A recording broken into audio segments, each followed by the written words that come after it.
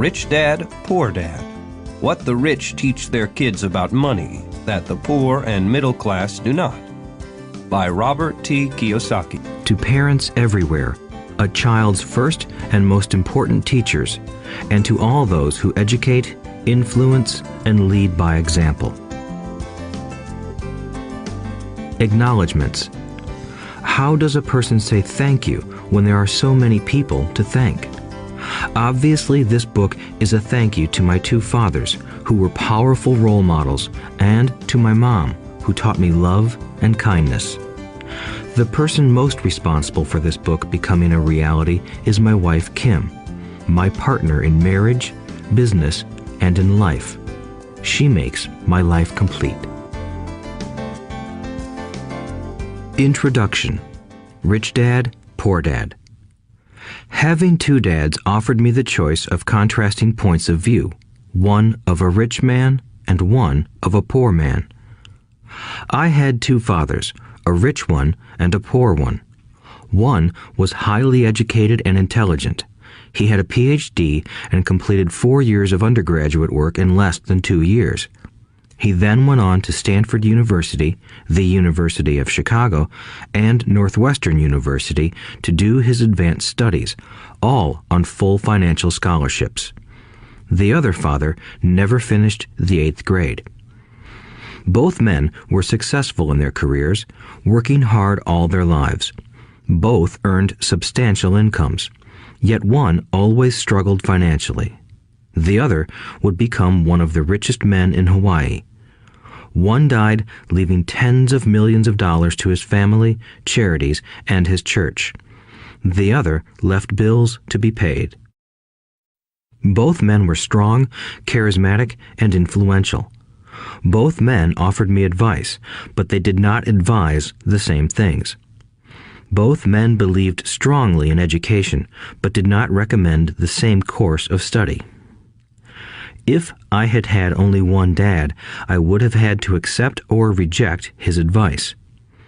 Having two dads offered me the choice of contrasting points of view, one of a rich man and one of a poor man. Instead of simply accepting or rejecting one or the other, I found myself thinking more, comparing, and then choosing for myself. The problem was that the rich man was not rich yet, and the poor man was not yet poor. Both were just starting out on their careers, and both were struggling with money and families. But they had very different points of view about money. For example, one dad would say, "The love of money is the root of all evil." The other said, "The lack of money is the root of all evil." As a young boy, having two strong fathers, both influencing me, was difficult. I wanted to be a good son and listen, but the two fathers did not say the same things. The contrast in their points of view, particularly about money, was so extreme that I grew curious and intrigued. I began to start thinking for long periods of time about what each was saying. Much of my private time was spent reflecting, asking myself questions such as, "Why does he say that?" and then asking the same question of the other dad's statement. It would have been much easier to simply say, "Yeah, he's right, I agree with that," or to simply reject the point of view by saying, "The old man doesn't know what he's talking about." Instead, having two dads whom I loved forced me to think and ultimately choose a way of thinking for myself. As a process, choosing for myself turned out to be much more valuable in the long run than simply accepting or rejecting a single point of view. One of the reasons the rich get richer, the poor get poorer, and the middle class struggles in debt is that the subject of money is taught at home, not in school. Most of us learn about money from our parents, so what can poor parents tell their child about money? They simply say, "Stay in school and study hard." The child may graduate with excellent grades, but with a poor person's financial programming and mindset. Sadly, money is not taught in schools. Schools focus on scholastic and professional skills, but not on financial skills. This explains how smart bankers, doctors, and accountants who earned excellent grades may struggle financially all of their lives. Our staggering national debt is due in large part to highly educated politicians and government officials making financial decisions with little or no training in the subject of money. Today, I often wonder what will soon happen when we have millions of people who need financial and medical assistance. They will be dependent upon their families or the government for financial support. What will happen when Medicare and Social Security run out of money? How will a nation survive if teaching children about money continues to be left to parents, most of whom will be, or already are, poor? Because I had two influential fathers, I learned from both of them. I had to think about each dad's advice, and in doing so, I gained valuable insight into the power and effect of one's thoughts on one's life. For example, one dad had a habit of saying, "I can't afford it." The other dad forbade those words to be used. He insisted I ask, "How can I afford it?" One is a statement, and the other is a question. One lets you off the hook, and the other forces you to think. My soon-to-be rich dad would explain that by automatically saying the words, "I can't afford it," your brain stops working. By asking the question, "How can I afford it?" your brain is put to work. He did not mean that you should buy everything you want. He was fanatical about exercising your mind, the most powerful computer in the world. He'd say, "My brain gets stronger every day because I exercise it. The stronger it gets, the more money I can make." He believed that automatically saying, "I can't afford it," was a sign of mental laziness. Although both dads worked hard, I noticed that one dad had a habit of putting his brain to sleep when it came to finances, and the other had a habit of exercising his brain. The long-term result was that one dad grew stronger financially, and the other grew weaker. It is not much different from a person who goes to the gym to exercise on a regular basis versus someone who sits on the couch watching television. Proper physical exercise increases your chances for health, and proper mental exercise increases your chances for wealth. My two dads had opposing attitudes, and that affected the way they thought. One dad thought that the rich should pay more in taxes to take care of those less fortunate. The other said, taxes punish those who produce and reward those who don't produce. One dad recommended, study hard so you can find a good company to work for. The other recommended, study hard so you can find a good company to buy. One dad said, the reason I'm not rich is because I have you kids. The other said, the reason I must be rich is because I have you kids. One encouraged talking about money and business at the dinner table, while the other forbade the subject of money to be discussed over a meal. One said, when it comes to money, play it safe. Don't take risks.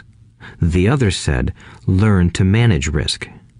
One believed, our home is our largest investment and our greatest asset. The other believed, my house is a liability, and if your house is your largest investment, you're in trouble. Both dads paid their bills on time, yet one paid his bills first while the other paid his bills last. One dad believed in a company or the government taking care of you and your needs. He was always concerned about pay raises, retirement plans, medical benefits, sick leave, vacation days, and other perks. He was impressed with two of his uncles who joined the military and earned a retirement and entitlement package for life after 20 years of active service. He loved the idea of medical benefits and PX privileges the military provided its retirees. He also loved the tenure system available through the university.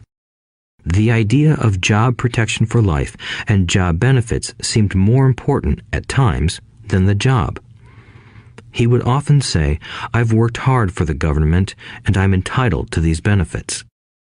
The other believed in total financial self-reliance.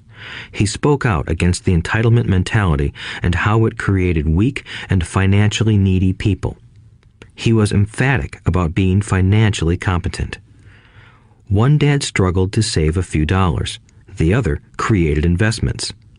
One dad taught me how to write an impressive resume so I could find a good job.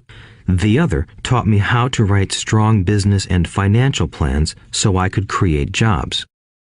Being a product of two strong dads allowed me the luxury of observing the effects different thoughts have on one's life. I noticed that people really do shape their lives through their thoughts. For example, my poor dad always said, "I'll never be rich," and that prophecy became reality. My rich dad, on the other hand, always referred to himself as rich. He would say things like, "I'm a rich man and rich people don't do this." Even when he was flat broke after a major financial setback, he continued to refer to himself as a rich man. He would cover himself by saying, "There is a difference between being poor and being broke. Broke is temporary. Poor is eternal." My poor dad would say, "I'm not interested in money," or "money doesn't matter." My rich dad always said, "Money is power." The power of our thoughts may never be measured or appreciated, but it became obvious to me as a young boy that it was important to be aware of my thoughts and how I expressed myself. I noticed that my poor dad was poor, not because of the amount of money he earned, which was significant, but because of his thoughts and actions. As a young boy having two fathers, I became acutely aware of being careful about which thoughts I chose to adopt as my own. Should I listen to my rich dad or to my poor dad? Although both men had tremendous respect for education and learning, they disagreed about what they thought was important to learn.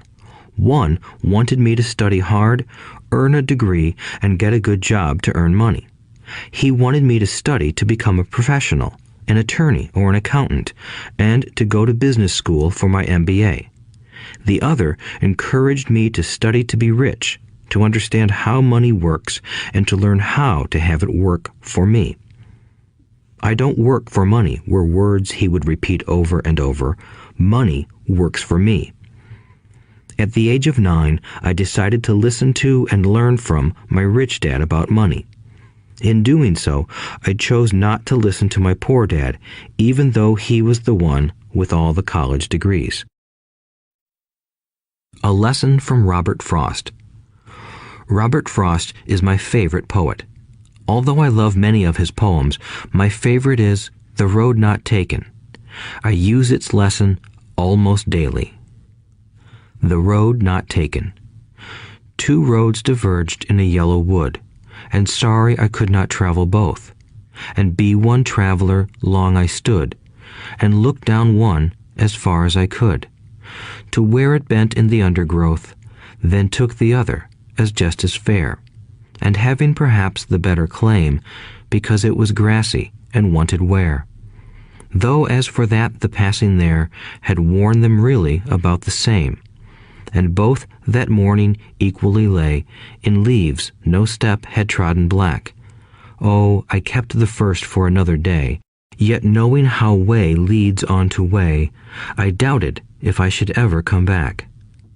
I shall be telling this with a sigh, somewhere ages and ages hence. Two roads diverged in a wood, and I took the one less traveled by, and that has made all the difference. And that has made all the difference. Over the years, I have often reflected upon Robert Frost's poem.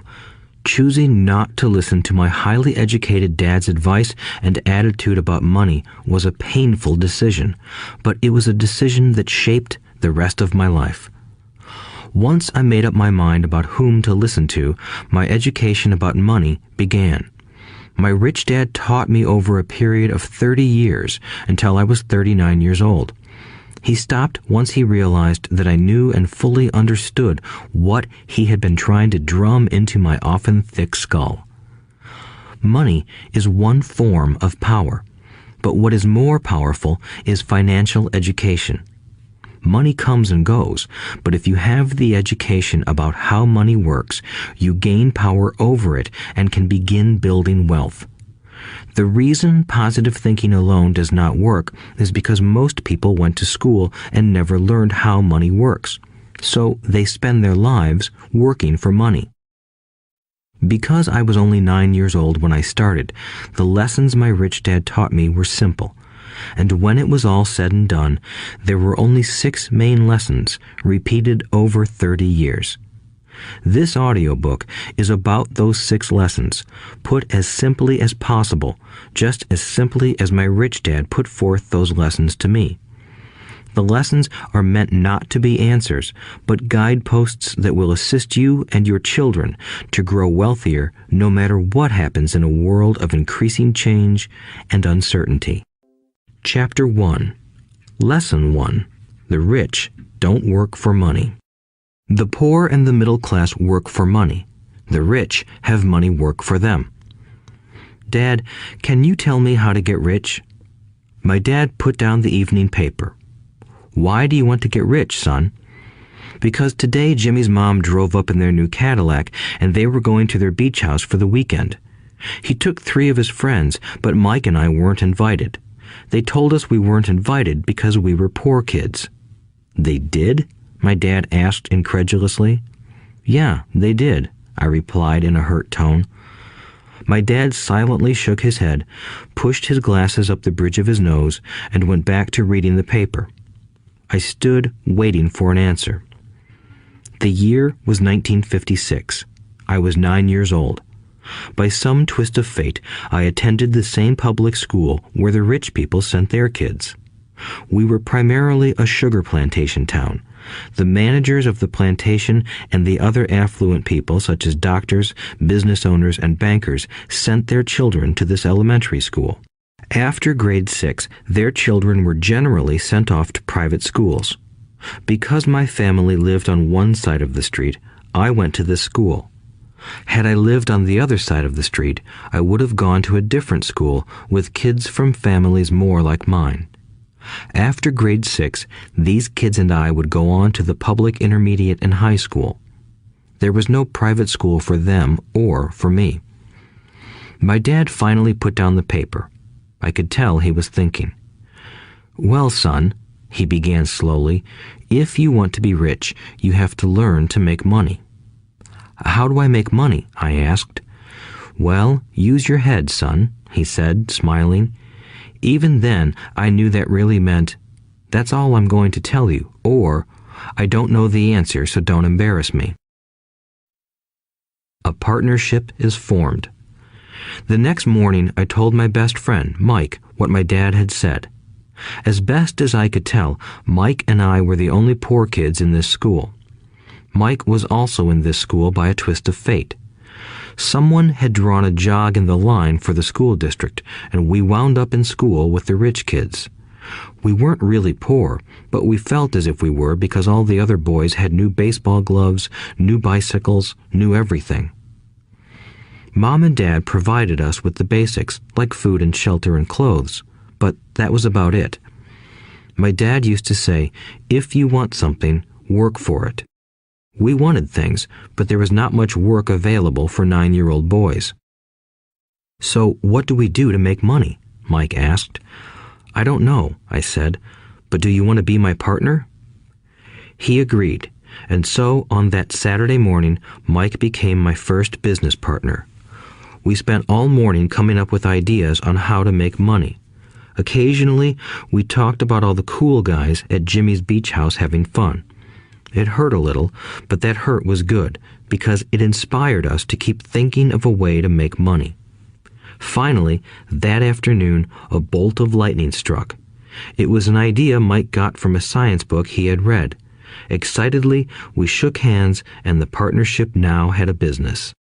For the next several weeks, Mike and I ran around our neighborhood, knocking on doors and asking our neighbors if they would save their toothpaste tubes for us. With puzzled looks, most adults consented with a smile. Some asked us what we were doing, to which we replied, "We can't tell you. It's a business secret. My mom grew distressed as the weeks wore on. We had selected a site next to her washing machine as the place we would stockpile our raw materials. In a brown cardboard box that at one time held ketchup bottles, our little pile of used toothpaste tubes began to grow. Finally, my mom put her foot down. The sight of her neighbor's messy, crumpled used toothpaste tubes had gotten to her. "What are you boys doing?" she asked, "and I don't want to hear again that it's a business secret. Do something with this mess or I'm going to throw it out." Mike and I pleaded and begged, explaining that we would soon have enough and then we would begin production. We informed her that we were waiting on a couple of neighbors to finish their toothpaste so we could have their tubes. Mom granted us a 1-week extension. The date to begin production was moved up, and the pressure was on. My first partnership was already being threatened with an eviction notice by my own mom. It became Mike's job to tell the neighbors to quickly use up their toothpaste, saying their dentist wanted them to brush more often anyway. I began to put together the production line. One day, my dad drove up with a friend to see 2 9-year-old boys in the driveway with a production line operating at full speed. There was fine white powder everywhere. On a long table were small milk cartons from school, and our family's hibachi grill was glowing with red-hot coals at maximum heat. Dad walked up cautiously, having to park the car at the base of the driveway since the production line blocked the carport. As he and his friend got closer, they saw a steel pot sitting on top of the coals in which the toothpaste tubes were being melted down. In those days, toothpaste did not come in plastic tubes. The tubes were made of lead, so once the paint was burned off, the tubes were dropped in the small steel pot. They melted until they became liquid, and with my mom's pot holders, we poured the lead through a small hole in the top of the milk cartons. The milk cartons were filled with plaster of Paris. White powder was everywhere. In my haste, I had knocked the bag over, and the entire area looked like it had been hit by a snowstorm. The milk cartons were the outer containers for plaster of Paris molds. My dad and his friend watched as we carefully poured the molten lead through a small hole in the top of the plaster of Paris cube. "Careful," my dad said. I nodded without looking up. Finally, once the pouring was through, I put the steel pot down and smiled at my dad. "What are you boys doing?" he asked with a cautious smile. "We're doing what you told me to do. We're going to be rich," I said. "Yup," said Mike, grinning and nodding his head. "We're partners." "And what is in those plaster molds?" my dad asked. "Watch," I said. "This should be a good batch." With a small hammer, I tapped at the seal that divided the cube in half. Cautiously, I pulled up the top half of the plaster mold, and a lead nickel fell out. "Oh my God," my dad said, "you're casting nickels out of lead." "That's right," Mike said. "We're doing as you told us to do. We're making money." My dad's friend turned and burst into laughter. My dad smiled and shook his head. Along with a fire and a box of spent toothpaste tubes, in front of him were 2 little boys covered with white dust, smiling from ear to ear. He asked us to put everything down and sit with him on the front step of our house. With a smile, he gently explained what the word counterfeiting meant. Our dreams were dashed. "You mean this is illegal?" asked Mike in a quivering voice. "Let them go," my dad's friend said. "They might be developing a natural talent." My dad glared at him. "Yes, it is illegal," my dad said gently, "but you boys have shown great creativity and original thought. Keep going. I'm really proud of you." Disappointed, Mike and I sat in silence for about 20 minutes before we began cleaning up our mess. The business was over on opening day. Sweeping the powder up, I looked at Mike and said, "I guess Jimmy and his friends are right. We are poor." My father was just leaving as I said that. "Boys," he said. "You're only poor if you give up. The most important thing is that you did something. Most people only talk and dream of getting rich. You've done something. I'm very proud of the two of you. I will say it again. Keep going. Don't quit." Mike and I stood there in silence. They were nice words, but we still did not know what to do. "So how come you're not rich, Dad?" I asked. "Because I chose to be a school teacher. School teachers really don't think about being rich. We just like to teach. I wish I could help you, but I really don't know how to make money." Mike and I turned and continued our cleanup. "I know," said my dad. "If you boys want to learn how to be rich, don't ask me. Talk to your dad, Mike." "My dad?" asked Mike with a scrunched-up face. "Yeah, your dad," repeated my dad with a smile. "Your dad and I have the same banker, and he raves about your father. He's told me several times that your father is brilliant when it comes to making money." "My dad?" Mike asked again in disbelief. "Then how come we don't have a nice car and a nice house like the rich kids at school?" "A nice car and a nice house don't necessarily mean you're rich or you know how to make money," my dad replied. "Jimmy's dad works for the sugar plantation. He's not much different from me. He works for a company and I work for the government. The company buys the car for him. The sugar company is in financial trouble, and Jimmy's dad may soon have nothing. Your dad is different, Mike. He seems to be building an empire, and I suspect in a few years he will be a very rich man." With that, Mike and I got excited again. With new vigor, we began cleaning up the mess caused by our now defunct first business. As we were cleaning, we made plans for how and when to talk to Mike's dad. The problem was that Mike's dad worked long hours and often did not come home until late. His father owned warehouses, a construction company, a chain of stores, and 3 restaurants. It was the restaurants that kept him out late. Mike caught the bus home after we had finished cleaning up. He was going to talk to his dad when he got home that night and ask him if he would teach us how to become rich. Mike promised to call as soon as he had talked to his dad, even if it was late. The phone rang at 8:30 p.m. "Okay," I said, "next Saturday." I put the phone down. Mike's dad had agreed to meet with us. On Saturday, I caught the 7:30 a.m. bus to the poor side of town. The lessons begin. Mike and I met with his dad that morning at 8 o'clock.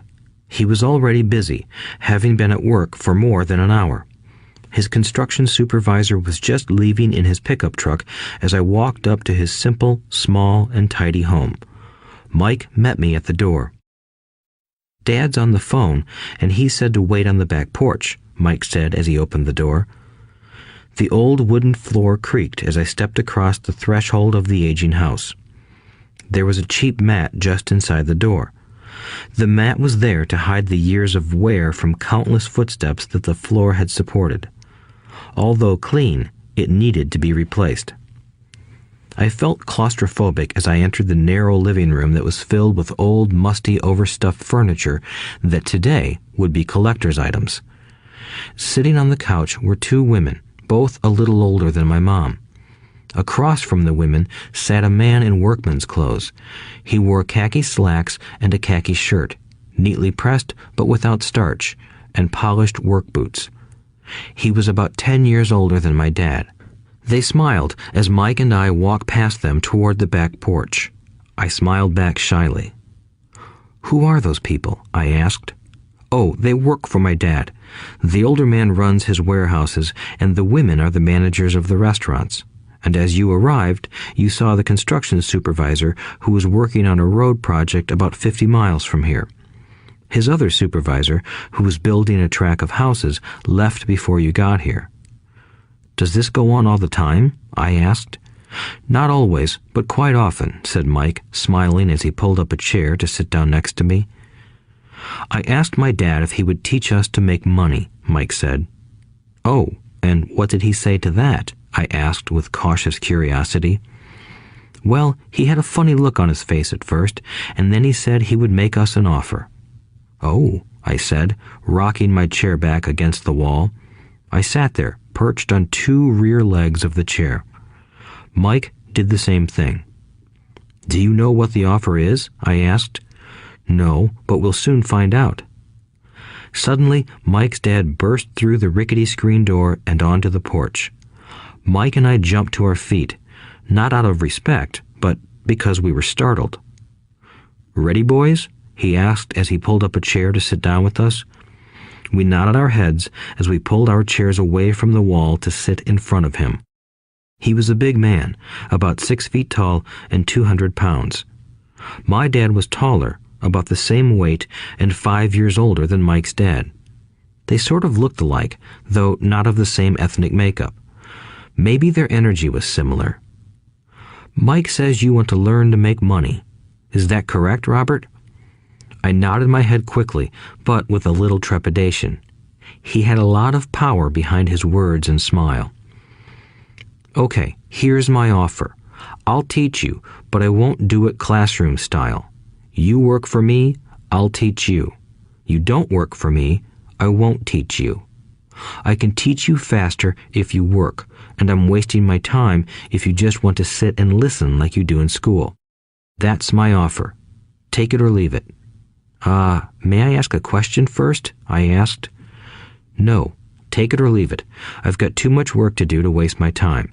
If you can't make up your mind decisively, then you'll never learn to make money anyway. Opportunities come and go. Being able to know when to make quick decisions is an important skill. You have the opportunity that you asked for. School is beginning, or it's over in 10 seconds, Mike's dad said with a teasing smile. Take it, I said. Take it, said Mike. Good, said Mike's dad. Mrs. Martin will be by in 10 minutes. After I'm through with her, you'll ride with her to my superette and you can begin working. I'll pay you 10 cents an hour and you'll work 3 hours every Saturday. But I have a softball game today, I said. Mike's dad lowered his voice to a stern tone. Take it or leave it, he said. I'll take it, I replied, choosing to work and learn instead of playing. 30 cents later. By 9 a.m. that day, Mike and I were working for Mrs. Martin. She was a kind and patient woman. She always said that Mike and I reminded her of her 2 grown sons. Although kind, she believed in hard work and kept us moving. We spent 3 hours taking canned goods off the shelves, brushing each can with a feather duster to get the dust off, and then restacking them neatly. It was excruciatingly boring work. Mike's dad, whom I called my rich dad, owned 9 of these little superettes, each with a large parking lot. They were the early version of the 7-Eleven convenience stores, little neighborhood grocery stores where people bought items such as milk, bread, butter, and cigarettes. The problem was that this was Hawaii before air conditioning was widely used, and the stores could not close their doors because of the heat. On 2 sides of the store, the doors had to be wide open to the road and parking lot. Every time a car drove by or pulled into the parking lot, dust would swirl and settle in the store. We knew we had a job as long as there was no air conditioning. For 3 weeks, Mike and I reported to Mrs. Martin and worked our 3 hours. By noon, our work was over, and she dropped 3 little dimes in each of our hands. Now, even at the age of 9 in the mid-1950s, 30 cents was not too exciting. Comic books cost 10 cents back then, so I usually spent my money on comic books and went home. By Wednesday of the 4th week, I was ready to quit. I had agreed to work only because I wanted to learn to make money from Mike's dad, and now I was a slave for 10 cents an hour. On top of that, I had not seen Mike's dad since that first Saturday.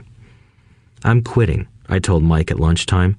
School was boring, and now I did not even have my Saturdays to look forward to. But it was the 30 cents that really got to me. This time, Mike smiled.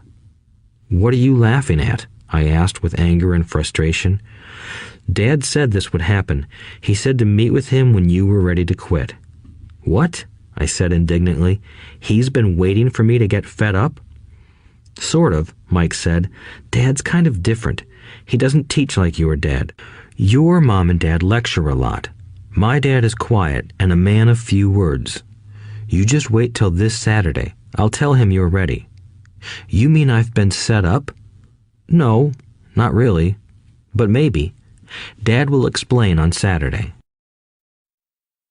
Waiting in line on Saturday. I was ready to face Mike's dad. Even my real dad was angry with him. My real dad, the one I called the poor one, thought that my rich dad was violating child labor laws and should be investigated. My educated poor dad told me to demand what I deserve, at least 25 cents an hour. My poor dad told me that if I did not get a raise, I was to quit immediately. You don't need that damn job anyway, said my poor dad with indignation. At 8 o'clock Saturday morning, I walked through the door of Mike's house when Mike's dad opened it. Take a seat and wait in line, he said as I entered. He turned and disappeared into his little office next to a bedroom. I looked around the room and didn't see Mike anywhere. Feeling awkward, I cautiously sat down next to the same two women who were there 4 weeks earlier. They smiled and slid down the couch to make room for me. 45 minutes went by, and I was steaming. The two women had met with him and left 30 minutes earlier. An older gentleman was in there for 20 minutes and was also gone. The house was empty, and here I sat in a musty, dark living room on a beautiful, sunny Hawaiian day, waiting to talk to a cheapskate who exploited children. I could hear him rustling around the office, talking on the phone, and ignoring me. I was ready to walk out, but for some reason, I stayed. Finally, 15 minutes later, at exactly 9 o'clock, Rich Dad walked out of his office, said nothing, and signaled with his hand for me to enter. I understand you want a raise or you're going to quit, Rich Dad said as he swiveled in his office chair. Well, you're not keeping your end of the bargain, I blurted out, nearly in tears. It was really frightening for me to confront a grown-up. You said that you would teach me if I worked for you. Well, I've worked for you. I've worked hard. I've given up my baseball games to work for you, but you haven't kept your word and you haven't taught me anything. You are a crook like everyone in town thinks you are. You're greedy. You want all the money and don't take care of your employees. You made me wait and don't show me any respect. I'm only a little boy, but I deserve to be treated better. Rich Dad rocked back in his swivel chair, hands up to his chin, and stared at me. Not bad, he said. In less than a month, you sound like most of my employees. What? I asked. Not understanding what he was saying, I continued with my grievance. I thought you were going to keep your end of the bargain and teach me. Instead, you want to torture me? That's cruel. That's really cruel. I am teaching you, Rich Dad said quietly. What have you taught me? Nothing, I said angrily. You haven't even talked to me once since I agreed to work for peanuts. 10 cents an hour. Ha! I should notify the government about you. We have child labor laws, you know. My dad works for the government, you know. Wow, said Rich Dad. Now you sound just like most of the people who used to work for me. People I've either fired or who have quit. So, what do you have to say? I demanded, feeling pretty brave for a little kid. You lied to me. I've worked for you, and you have not kept your word. You haven't taught me anything. How do you know that I've not taught you anything? Asked Rich Dad calmly. Well, you've never talked to me. I've worked for 3 weeks, and you have not taught me anything, I said with a pout. Does teaching mean talking or a lecture? Rich Dad asked. Well, yes, I replied. That's how they teach you in school, he said, smiling. But that is not how life teaches you, and I would say that life is the best teacher of all. Most of the time, life does not talk to you. It just sort of pushes you around. Each push is life saying, wake up, there's something I want you to learn. What is this man talking about? I asked myself silently. Life pushing me around was life talking to me? Now I knew I had to quit my job. I was talking to someone who needed to be locked up. If you learn life's lessons, you will do well. If not, life will just continue to push you around. People do two things. Some just let life push them around. Others get angry and push back. But they push back against their boss, or their job, or their husband or wife. They do not know it's life that's pushing. I had no idea what he was talking about. Life pushes all of us around. Some people give up and others fight. A few learn the lesson and move on. They welcome life pushing them around. To these few people, it means they need and want to learn something. They learn and move on. Most quit, and a few, like you, fight. Rich Dad stood and shut the creaky old wooden window that needed repair. If you learn this lesson, you will grow into a wise, wealthy, and happy young man. If you don't, you will spend your life blaming a job, low pay, or your boss for your problems. You'll live life always hoping for that big break that will solve all your money problems. Rich Dad looked over at me to see if I was still listening. His eyes met mine. We stared at each other, communicating through our eyes. Finally, I looked away once I had absorbed his message. I knew he was right. I was blaming him, and I did ask to learn. I was fighting. Rich Dad continued, "Or, if you are the kind of person who has no guts, you just give up every time life pushes you. If you are that kind of person, you'll live all your life playing it safe, doing the right things, saving yourself for some event that never happens. Then you die a boring old man. You'll have lots of friends who really like you because you were such a nice, hard-working guy. But the truth is that you let life push you into submission. Deep down, you were terrified of taking risks. You really wanted to win, but the fear of losing was greater than the excitement of winning. Deep inside, you and only you will know you didn't go for it. You chose to play it safe." Our eyes met again. "You've been pushing me around?" I asked. "Some people might say that," smiled Rich Dad. "I would say that I just gave you a taste of life." "What taste of life?" I asked, still angry, but now curious and ready to learn. "You boys are the first people that have ever asked me to teach them how to make money. I have more than 150 employees, and not one of them has asked me what I know about money. They ask me for a job and a paycheck, but never to teach them about money. So most will spend the best years of their lives working for money, not really understanding what it is they are working for." I sat there listening intently. "So when Mike told me you wanted to learn how to make money, I decided to design a course that mirrored real life. I could talk until I was blue in the face, but you wouldn't hear a thing. So I decided to let life push you around a bit so you could hear me. That's why I only paid you 10 cents. "So what is the lesson I learned from working for only 10 cents an hour?" I asked. "That you're cheap and exploit your workers?" Rich Dad rocked back and laughed heartily. Finally, he said, "You'd best change your point of view. Stop blaming me and thinking I'm the problem.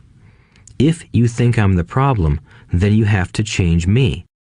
If you realize that you're the problem, then you can change yourself, learn something, and grow wiser. Most people want everyone else in the world to change but themselves. Let me tell you, it's easier to change yourself than everyone else." "I don't understand," I said. "Don't blame me for your problems," Rich Dad said, growing impatient. "But you only pay me 10 cents. "So what are you learning?" Rich Dad asked, smiling. "That you're cheap," I said with a sly grin. "See, you think I'm the problem," said Rich Dad. "But you are. Well, keep that attitude and you'll learn nothing. Keep the attitude that I'm the problem, and what choices do you have?" "Well, if you don't pay me more or show me more respect and teach me, I'll quit." "Well put," Rich Dad said, "and that's exactly what most people do. They quit and go looking for another job, a better opportunity and higher pay, actually thinking that this will solve the problem. In most cases, it won't." "So what should I do?" I asked. "Just take this measly 10 cents an hour and smile?" Rich Dad smiled. "That's what the other people do. But that's all they do, waiting for a raise, thinking that more money will solve their problems. Most just accept it, and some take a second job working harder, but again, accepting a small paycheck."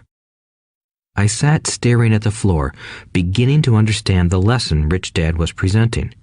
I could sense it was a taste of life. Finally, I looked up and asked, "So what will solve the problem?" "This," he said, leaning forward in his chair and tapping me gently on the head. "This stuff between your ears." It was at that moment that Rich Dad shared the pivotal point of view that separated him from his employees and my poor dad, and led him to eventually become one of the richest men in Hawaii, while my highly educated but poor dad struggled financially all his life. It was a singular point of view that made all the difference over a lifetime. Rich Dad said this point of view over and over, which I call lesson number 1. The poor and the middle class work for money. The rich have money work for them. On that bright Saturday morning, I learned a completely different point of view from what I had been taught by my poor dad. At the age of 9, I understood that both dads wanted me to learn. Both dads encouraged me to study, but not the same things. My highly educated dad recommended that I do what he did. "Son, I want you to study hard, get good grades so you can find a safe, secure job with a big company, and make sure it has excellent benefits." My rich dad wanted me to learn how money works so I could make it work for me. These lessons I would learn through life with his guidance, not because of a classroom. My rich dad continued my first lesson. "I'm glad you got angry about working for 10 cents an hour. If you hadn't got angry and had simply accepted it, I would have to tell you that I could not teach you. You see, true learning takes energy, passion, and a burning desire. Anger is a big part of that formula, for passion is anger and love combined. When it comes to money, most people want to play it safe and feel secure, so passion does not direct them. Fear does." "So is that why they'll take jobs with low pay?" I asked. "Yes," said Rich Dad. "Some people say I exploit people because I don't pay as much as the sugar plantation or the government. I say the people exploit themselves. It's their fear, not mine." "But don't you feel you should pay them more?" I asked. "I don't have to. And besides, more money will not solve their problems. Just look at your dad. He makes a lot of money, and he still can't pay his bills. Most people, given more money, only get into more debt." "So that's why the 10 cents an hour," I said, smiling. "It's part of the lesson." "That's right," smiled Rich Dad. "You see, your dad went to school and got an excellent education so he could get a high-paying job. But he still has money problems because he never learned anything about money in school. On top of that, he believes in working for money." "And you don't?" I asked. "No, not really," said Rich Dad. "If you want to learn to work for money, then stay in school. That is a great place to learn to do that. But if you want to learn how to have money work for you, then I will teach you that. But only if you want to learn." "Wouldn't everyone want to learn that?" I asked. "No," said Rich Dad, "simply because it's easier to learn to work for money, especially if fear is your primary emotion when the subject of money is discussed." "I don't understand," I said with a frown. "Don't worry about that for now. Just know that it's fear that keeps most people working at a job. the fear of not paying their bills, the fear of being fired, the fear of not having enough money, and the fear of starting over. That's the price of studying to learn a profession or trade and then working for money. Most people become a slave to money and then get angry at their boss.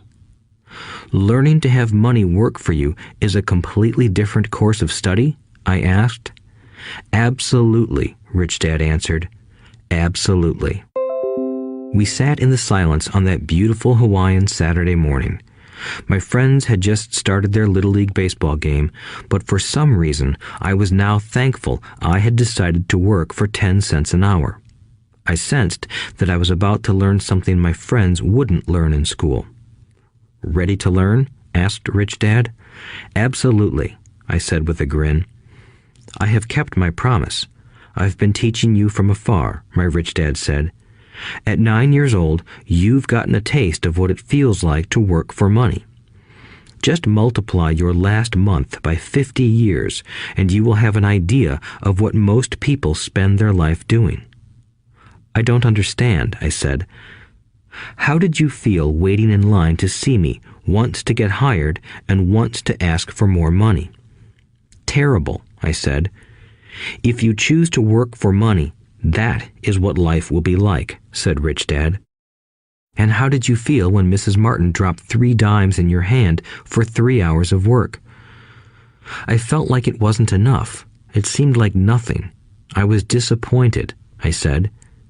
And that is how most employees feel when they look at their paychecks, especially after all the tax and other deductions are taken out. At least you got 100%. You mean most workers don't get paid everything? I asked with amazement. Heavens no, said Rich Dad. The government always takes its share first. How do they do that? I asked. Taxes, said Rich Dad. You're taxed when you earn. You're taxed when you spend. You're taxed when you save. You're taxed when you die. Why do people let the government do that to them? The rich don't, said Rich Dad with a smile. The poor and the middle class do. I'll bet you that I earn more than your dad, yet he pays more in taxes. How can that be? I asked. At my age, that made no sense to me. Why would someone let the government do that to them? Rich Dad rocked slowly and silently in his chair, just looking at me. Ready to learn? He asked. I nodded my head slowly. As I said, there is a lot to learn. Learning how to have money work for you is a lifetime study. Most people go to college for 4 years and their education ends. I already know that my study of money will continue over my lifetime, simply because the more I find out I need to know. Most people never study the subject.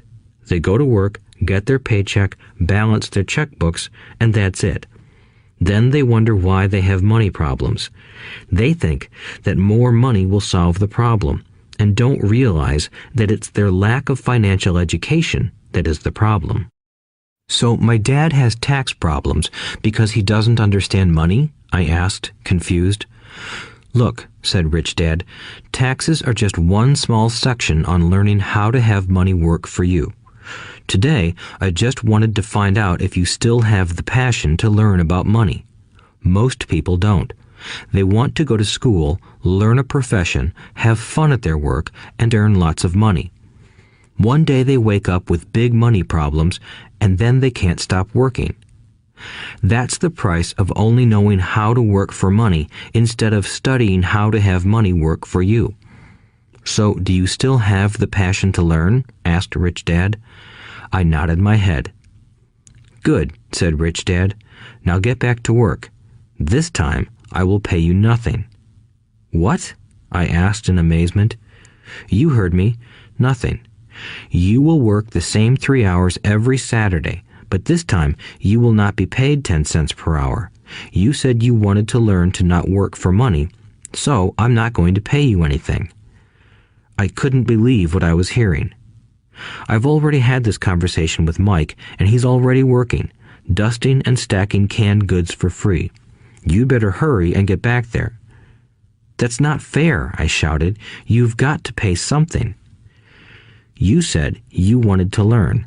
If you don't learn this now, you'll grow up to be like the two women and the older man sitting in my living room, working for money and hoping I don't fire them.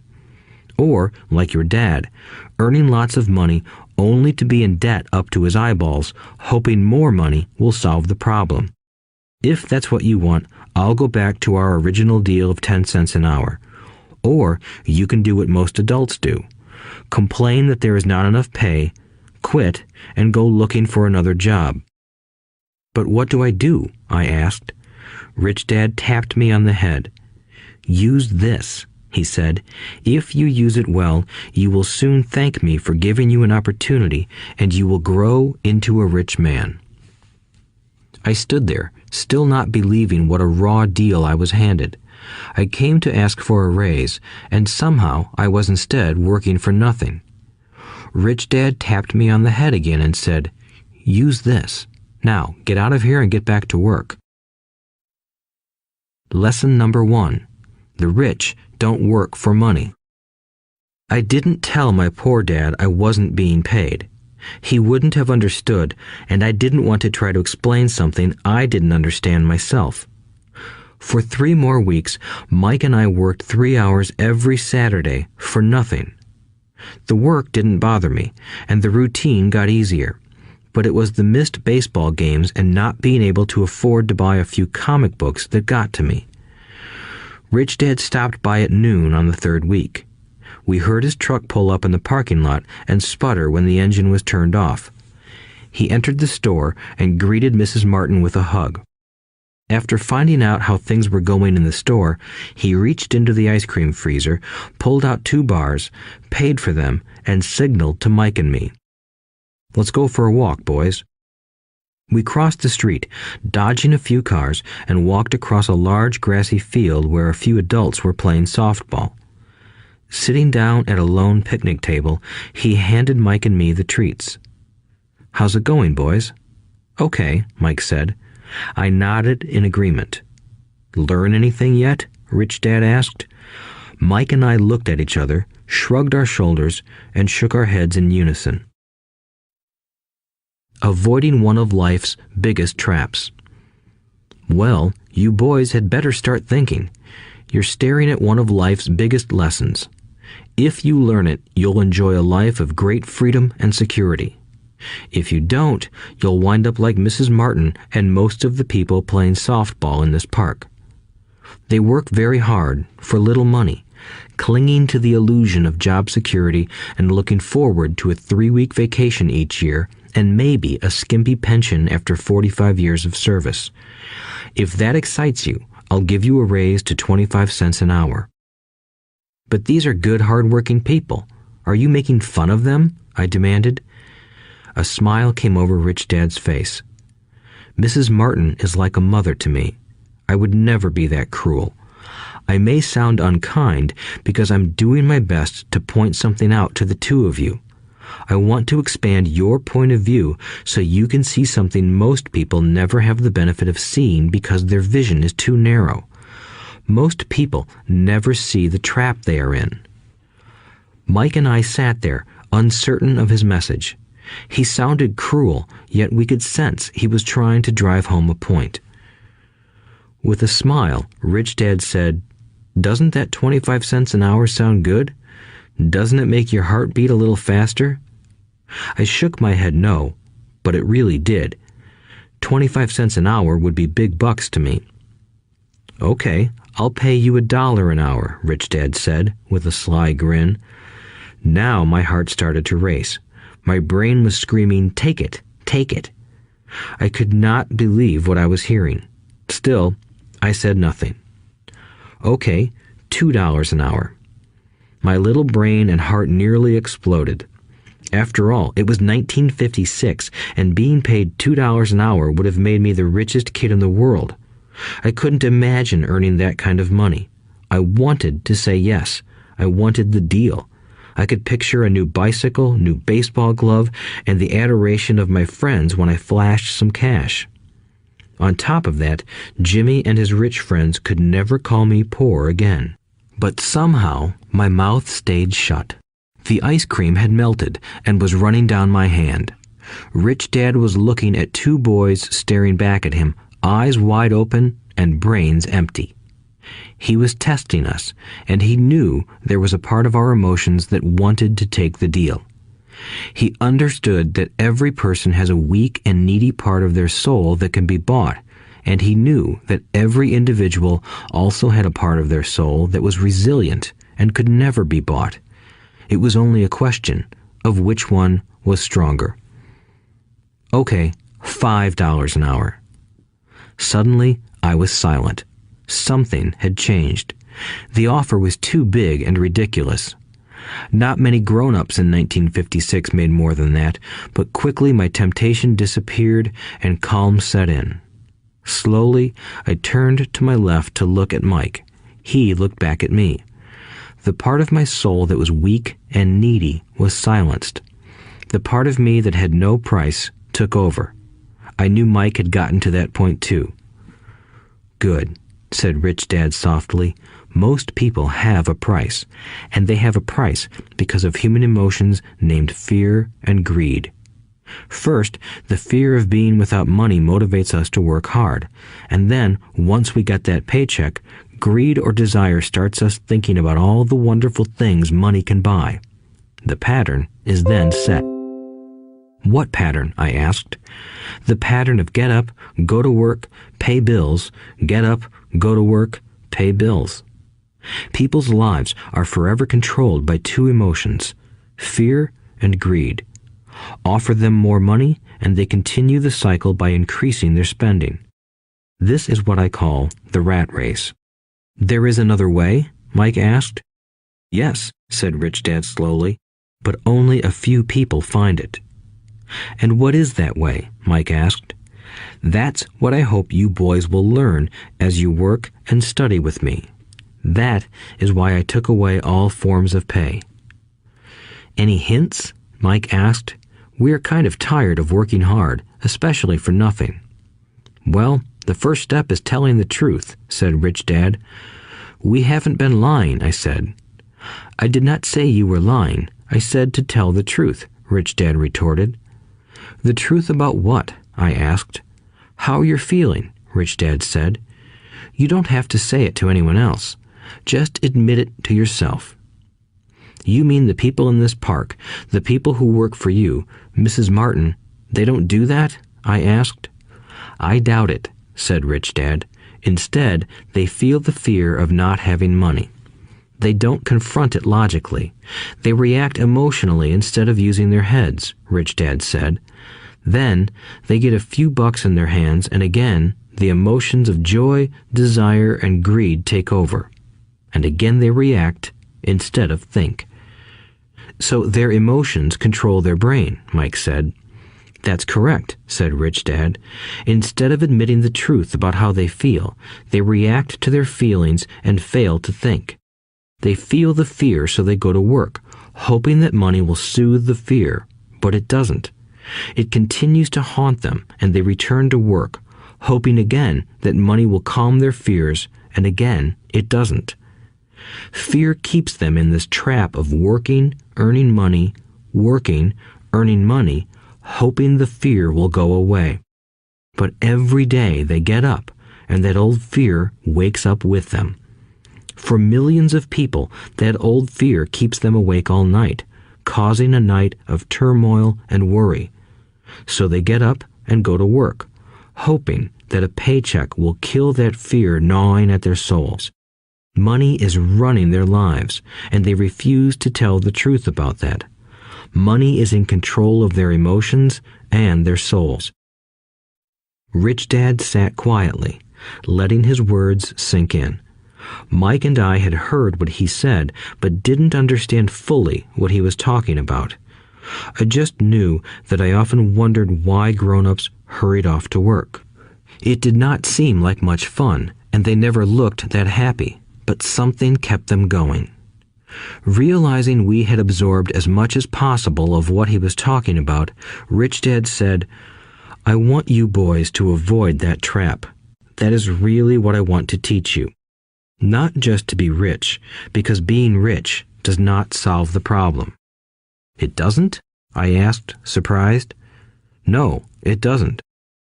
Let me explain the other emotion, desire. Some call it greed, but I prefer desire. It's perfectly normal to desire something better, prettier, more fun, or exciting. So people also work for money because of desire. They desire money for the joy they think it can buy. But the joy that money brings is often short-lived, and they soon need more money for more joy, more pleasure, more comfort, and more security. So they keep working, thinking money will soothe their souls that are troubled by fear and desire. But money can't do that. Even rich people do this? Mike asked. Rich people included, said Rich Dad. In fact, the reason many rich people are rich isn't because of desire, but because of fear. They believe that money can eliminate the fear of being poor, so they amass tons of it, only to find the fear gets worse. Now they fear losing the money. I have friends who keep working even though they have plenty. I know people who have millions who are more afraid now than when they were poor. They're terrified of losing it all. The fears that drove them to get rich got worse. That weak and needy part of their soul is actually screaming louder. They don't want to lose the big houses, the cars, and the high life money has bought them. They worry about what their friends would say if they lost all their money. Many are emotionally desperate and neurotic, although they look rich and have more money. So, is a poor man happier? I asked. No, I don't think so, replied Rich Dad. The avoidance of money is just as psychotic as being attached to money. As if on cue, the town derelict went past our table, stopping by the large rubbish can and rummaging around in it. The three of us watched him with great interest, when before we probably would have just ignored him. Rich Dad pulled $1 out of his wallet and gestured to the older man. Seeing the money, the derelict came over immediately, took the bill, thanked Rich Dad profusely, and hurried off, ecstatic with his good fortune. He's not much different from most of my employees, said Rich Dad. I've met so many people who say, "Oh, I'm not interested in money," yet they'll work at a job for 8 hours a day. That's a denial of truth. If they weren't interested in money, then why are they working? That kind of thinking is probably more psychotic than a person who hoards money.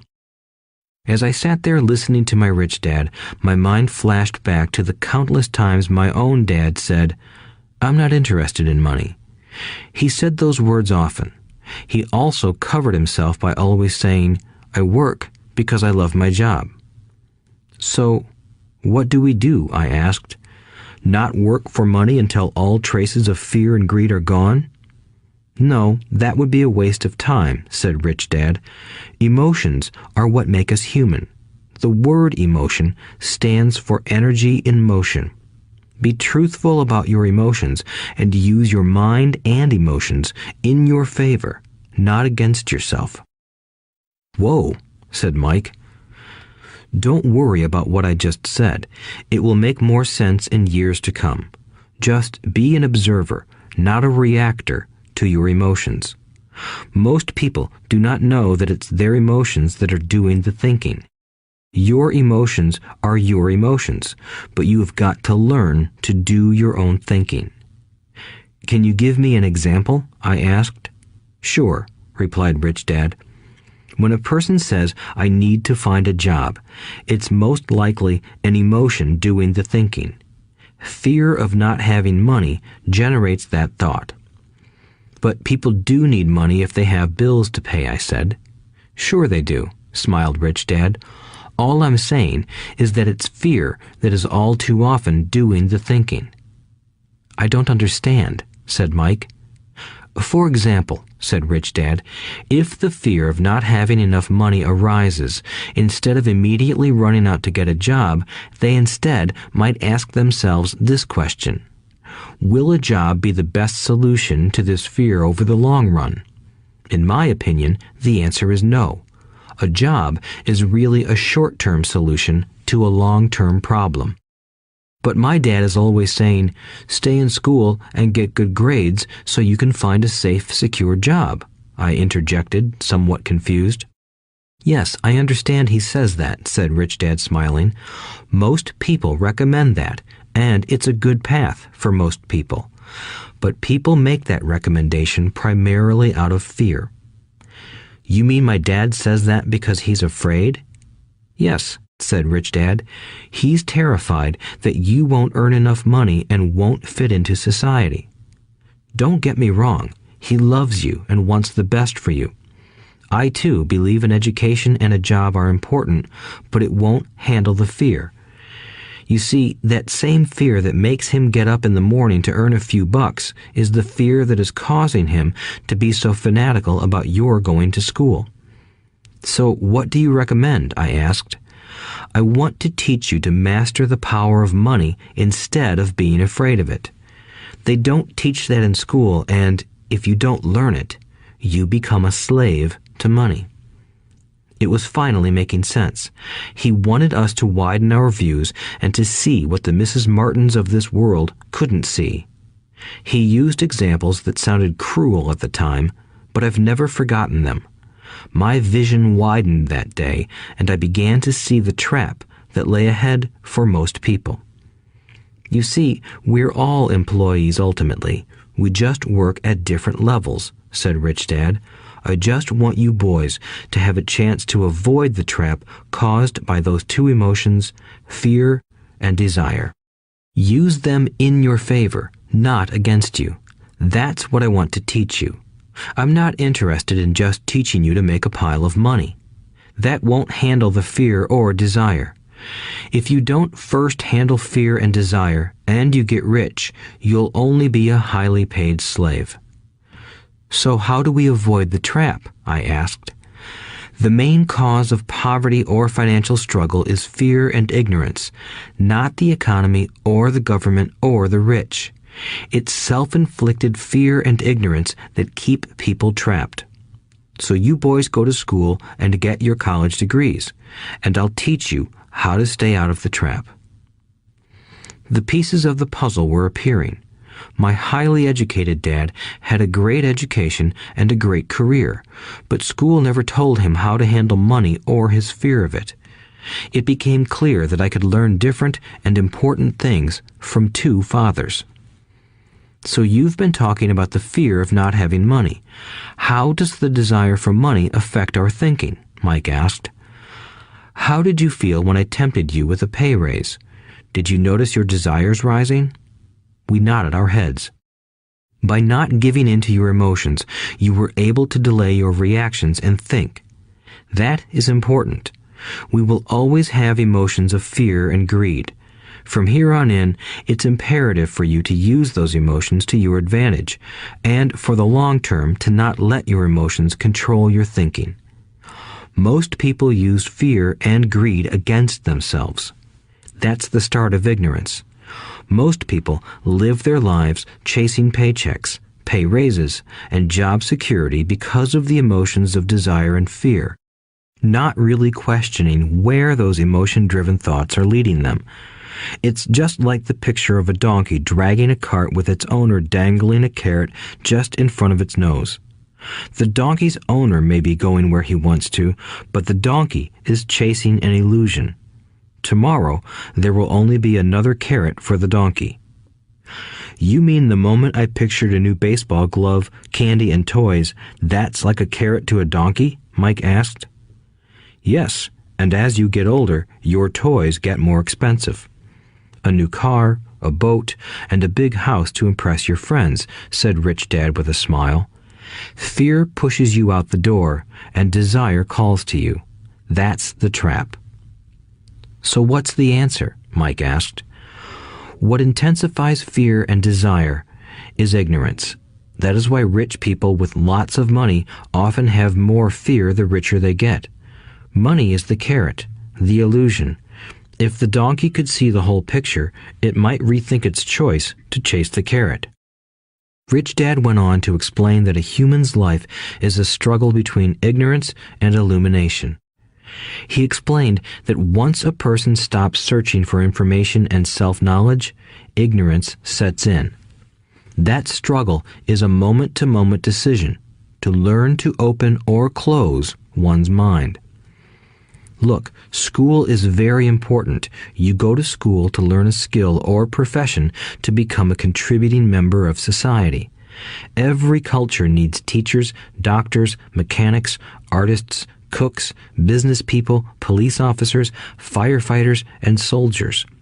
Schools train them so society can thrive and flourish, said Rich Dad. Unfortunately, for many people, school is the end, not the beginning. There was a long silence. Rich Dad was smiling. I didn't comprehend everything he said that day, but as with most great teachers, his words continued to teach for years. I've been a little cruel today, said Rich Dad, but I want you to always remember this talk. I want you to always think of Mrs. Martin, and I want you always to remember that donkey.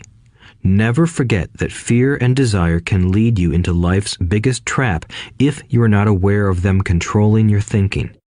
To spend your life living in fear, never exploring your dreams, is cruel.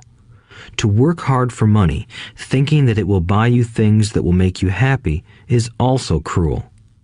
To wake up in the middle of the night terrified about paying bills is a horrible way to live. To live a life dictated by the size of a paycheck is not really living a life. Thinking that a job makes you secure is lying to yourself. That's cruel, and that's the trap I want you to avoid. I've seen how money runs people's lives. Don't let that happen to you. Please, don't let money run your life. A softball rolled under our table. Rich Dad picked it up and threw it back. So what does ignorance have to do with greed and fear? I asked. Because it is ignorance about money that causes so much greed and fear, said Rich Dad. Let me give you some examples. A doctor, wanting more money to better provide for his family, raises his fees. By raising his fees, it makes healthcare more expensive for everyone. It hurts the poor people the most, so they have worse health than those with money. Because the doctors raise their fees, the attorneys raise their fees. Because the attorneys' fees have gone up, school teachers want a raise, which raises our taxes, and on and on and on. Soon, there will be such a horrifying gap between the rich and the poor that chaos will break out and another great civilization will collapse. History proves that great civilizations collapse when the gap between the haves and have-nots is too great. Sadly, America is on that same course because we haven't learned from history. We only memorize historical dates and names, not the lesson. Aren't prices supposed to go up? I asked. In an educated society with a well-run government, prices should actually come down. Of course, that is often only true in theory. Prices go up because of greed and fear caused by ignorance. If schools taught people about money, there would be more money and lower prices. But schools focus only on teaching people to work for money, not how to harness money's power. But don't we have business schools? Mike asked. And haven't you encouraged me to go for my MBA? Yes, said Rich Dad, but all too often business schools train employees to become sophisticated bean counters. Heaven forbid a bean counter takes over a business. All they do is look at the numbers, fire people, and kill the business. I know this because I hire bean counters. All they think about is cutting costs and raising prices, which cause more problems. Bean counting is important. I wish more people knew it, but it, too, is not the whole picture, added Rich Dad angrily. So, is there an answer? Asked Mike. Yes, said Rich Dad. Learn to use your emotions to think, not think with your emotions. When you boys mastered your emotions by agreeing to work for free, I knew there was hope. When you again resisted your emotions when I tempted you with more money, you were again learning to think in spite of being emotionally charged. That's the first step. Why is that step so important? I asked. Well, that's up to you to find out. If you want to learn, I'll take you boys into the briar patch, a place almost everyone else avoids. If you go with me, you'll let go of the idea of working for money and instead learn to have money work for you. And what will we get if we go with you? What if we agree to learn from you? What will we get? I asked. The same thing Brer Rabbit got, said Rich Dad, referring to the classic children's story. Is there a briar patch? I asked. Yes, said Rich Dad. The briar patch is our fear and greed. Confronting fear, weaknesses, and neediness by choosing our own thoughts is the way out. Choosing our thoughts? Mike asked, puzzled. Yes, choosing what we think rather than reacting to our emotions. Instead of just getting up and going to work because not having the money to pay your bills is scaring you, ask yourself, is working harder at this the best solution to this problem? Most people are too afraid to rationally think things through and instead run out the door to a job they hate. The tar baby is in control. That's what I mean by choosing your thoughts.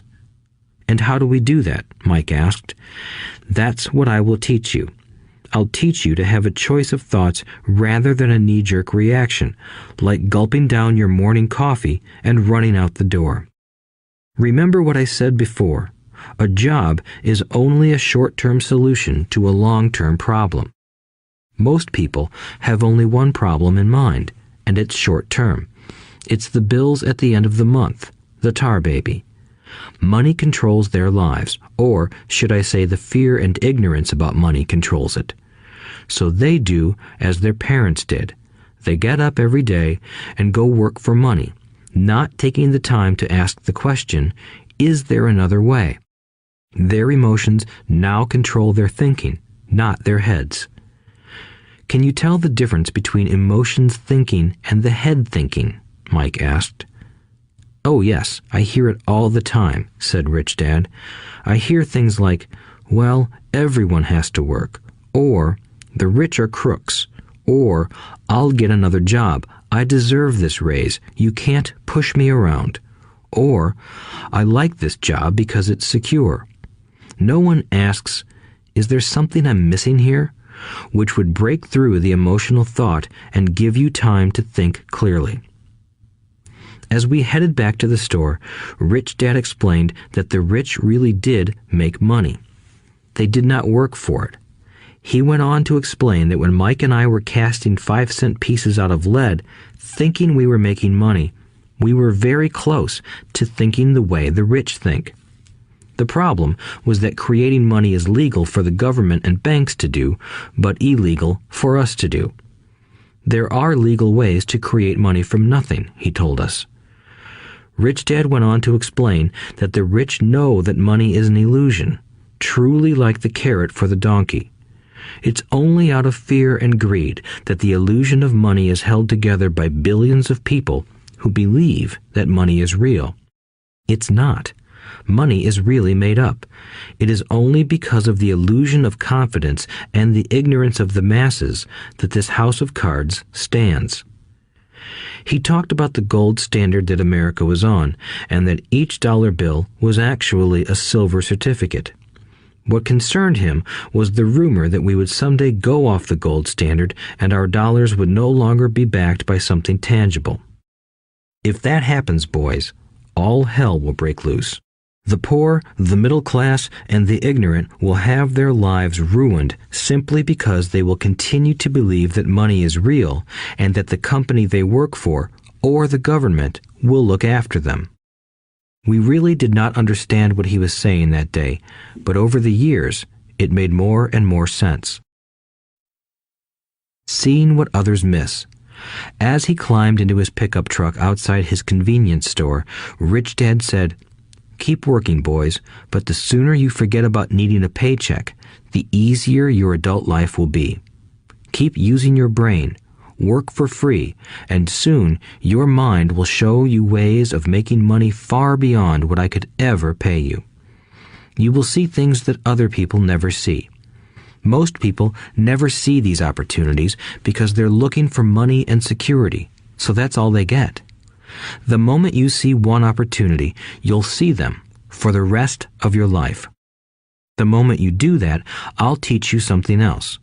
Learn this, and you'll avoid one of life's biggest traps.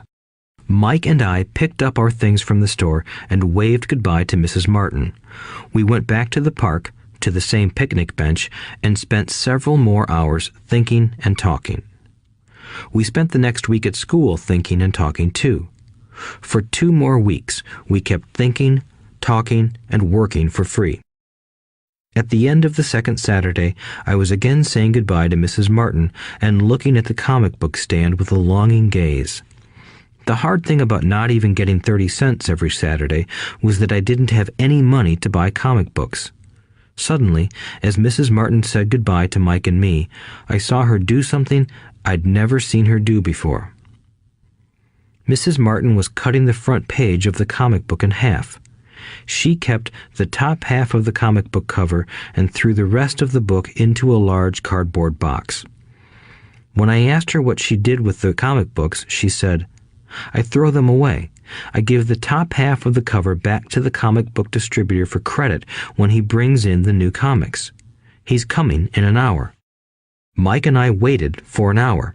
Soon the distributor arrived, and I asked him if we could have the comic books.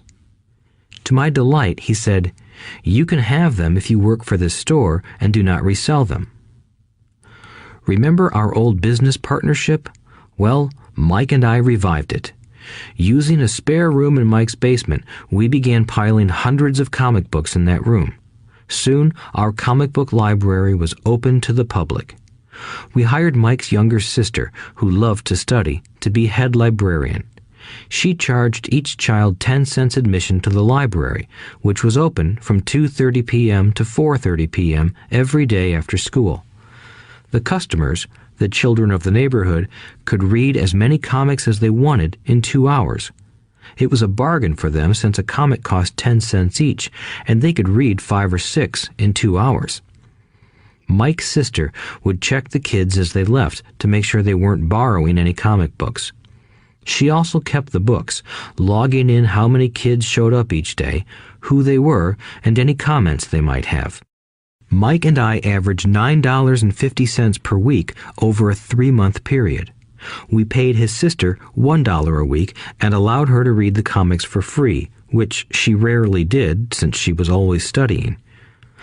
Mike and I kept our agreement by working in the store every Saturday and collecting all the comic books from the different stores. We kept our agreement to the distributor by not selling any comic books. We burned them once they got too tattered. We tried opening a branch office, but we could never quite find someone as trustworthy and dedicated as Mike's sister. At an early age, we found out how hard it was to find good staff. 3 months after the library first opened, a fight broke out in the room.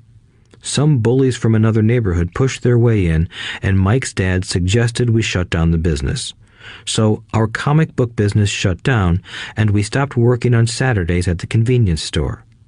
But Rich Dad was excited because he had new things he wanted to teach us. He was happy because we had learned our first lessons so well. We learned to make money work for us. By not getting paid for our work at the store, we were forced to use our imaginations to identify an opportunity to make money. By starting our own business, the comic book library, we were in control of our own finances, not dependent on an employer. The best part was that our business generated money for us even when we weren't physically there. Our money worked for us. Instead of paying us money, Rich Dad had given us so much more. Chapter 2. Lesson 2. Why teach financial literacy? It's not how much money you make, it's how much money you keep. In 1990, Mike took over his father's empire and is, in fact, doing a better job than his dad did. We see each other once or twice a year on the golf course. He and his wife are wealthier than you can imagine. Rich Dad's empire is in great hands, and Mike is now grooming his son to take his place, as his dad had groomed us. In 1994, I retired at the age of 47, and my wife Kim was 37. Retirement does not mean not working. For us, it means that, barring unforeseen cataclysmic changes, we can work or not work, and our wealth grows automatically, staying ahead of inflation. Our assets are large enough to grow by themselves. It's like planting a tree. You water it for years, and then one day it doesn't need you anymore. Its roots are implanted deep enough. Then the tree provides shade for your enjoyment. Mike chose to run the empire, and I chose to retire. Whenever I speak to groups of people, they often ask what I would recommend that they do. How do I get started? Is there a book you would recommend? What should I do to prepare my children? What is your secret to success? How do I make millions? Whenever I hear one of these questions, I'm reminded of the following story. The Richest Businessmen. In 1923, a group of our greatest leaders and richest businessmen held a meeting at the Edgewater Beach Hotel in Chicago. Among them were Charles Schwab, head of the largest independent steel company; Samuel Insull, president of the world's largest utility; Howard Hobson, head of the largest gas company; Ivar Kruger, president of International Match Company, one of the world's largest companies at that time; Leon Fraser, president of the Bank of International Settlements; Richard Whitney, president of the New York Stock Exchange; Arthur Cotton and Jesse Livermore, two of the biggest stock speculators; and Albert Fall, a member of President Harding's cabinet. 25 years later, 9 of these titans ended their lives as follows. Schwab died penniless after living for 5 years on borrowed money. Insull died broke in a foreign land, and Kruger and Cotton also died broke. Hobson went insane.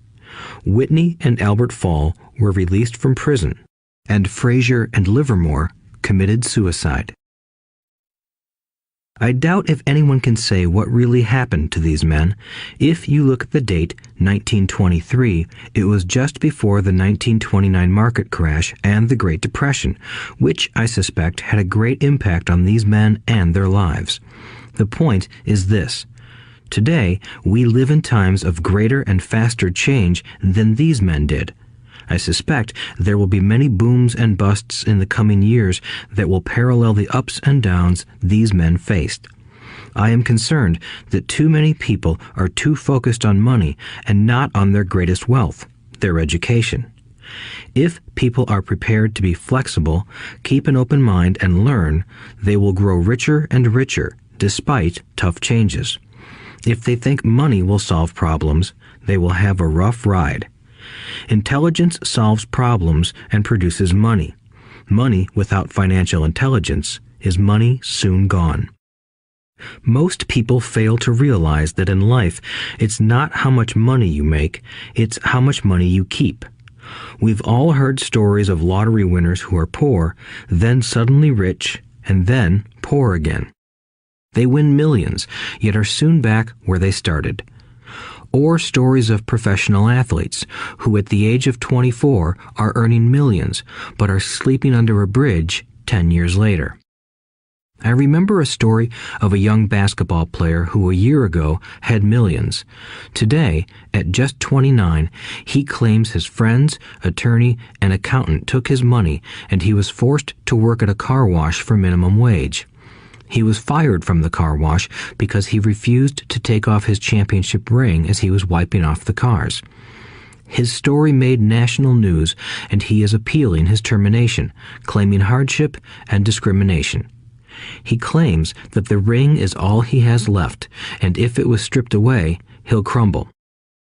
I know so many people who became instant millionaires, and while I am glad some people have become richer and richer, I caution them that in the long run, it's not how much money you make, it's how much you keep and how many generations you keep it. So when people ask, "Where do I get started?" or "Tell me how to get rich quick," they often are greatly disappointed with my answer. I simply say to them what my rich dad said to me when I was a little kid. If you want to be rich, you need to be financially literate. That idea was drummed into my head every time we were together. As I said, my educated dad stressed the importance of reading books, while my rich dad stressed the need to master financial literacy. If you are going to build the Empire State Building, the first thing you need to do is dig a deep hole and pour a strong foundation. If you are going to build a home in the suburbs, all you need to do is pour a 6-inch slab of concrete. Most people, in their drive to get rich, are trying to build an Empire State Building on a 6-inch slab. Our school system, created in the agrarian age, still believes in homes with no foundation. Dirt floors are still the rage, so kids graduate from school with virtually no financial foundation. One day, sleepless and deep in debt in suburbia, living the American dream, they decide that the answer to their financial problems is to find a way to get rich quick. Construction on the skyscraper begins. It goes up quickly, and soon, instead of the Empire State Building, we have the Leaning Tower of suburbia. The sleepless nights return.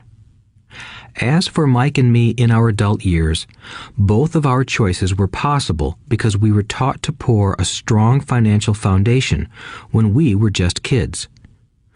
Accounting is possibly the most confusing, boring subject in the world, but if you want to be rich long term, it could be the most important subject.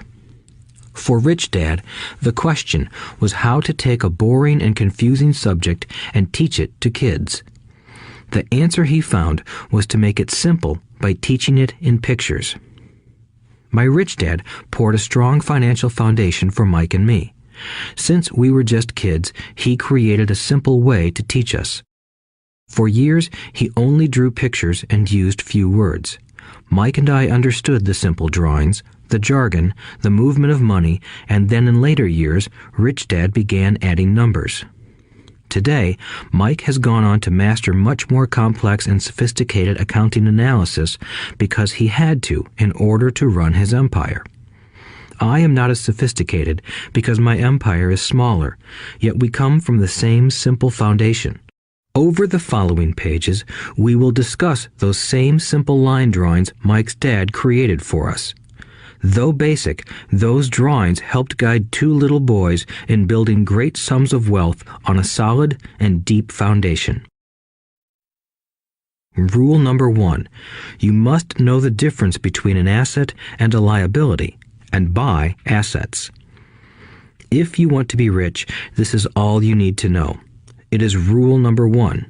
It is the only rule.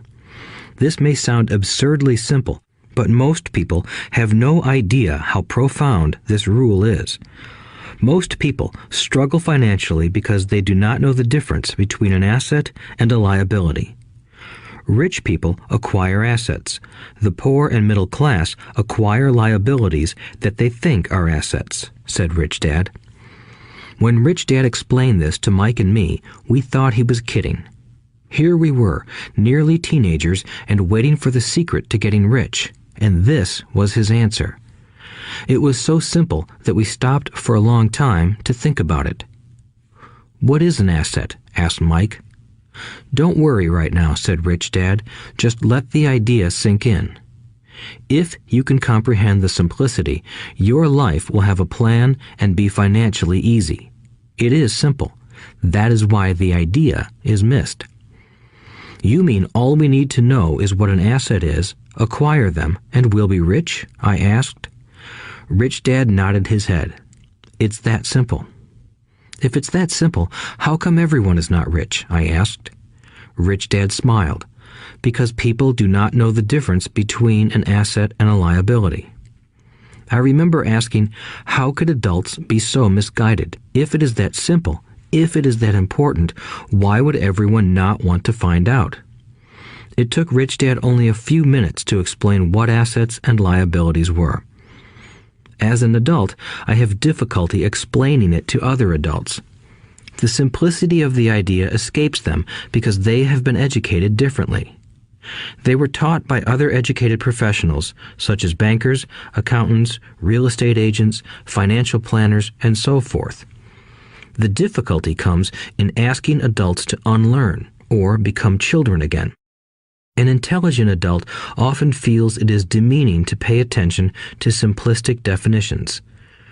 Rich Dad believed in the KISS principle. Keep it simple, stupid, or keep it super simple. So he kept it simple for us, and that made our financial foundation strong. So what causes the confusion?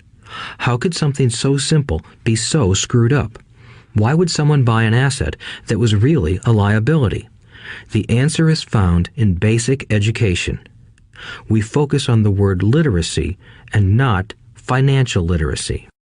What defines something to be an asset or a liability are not words. In fact, if you really want to be confused, look up the words asset and liability in the dictionary. I know the definition may sound good to a trained accountant, but for the average person, it makes no sense. But we adults are often too proud to admit that something does not make sense. To us young boys, Rich Dad said, "What defines an asset are not words, but numbers. And if you can't read the numbers, you can't tell an asset from a hole in the ground."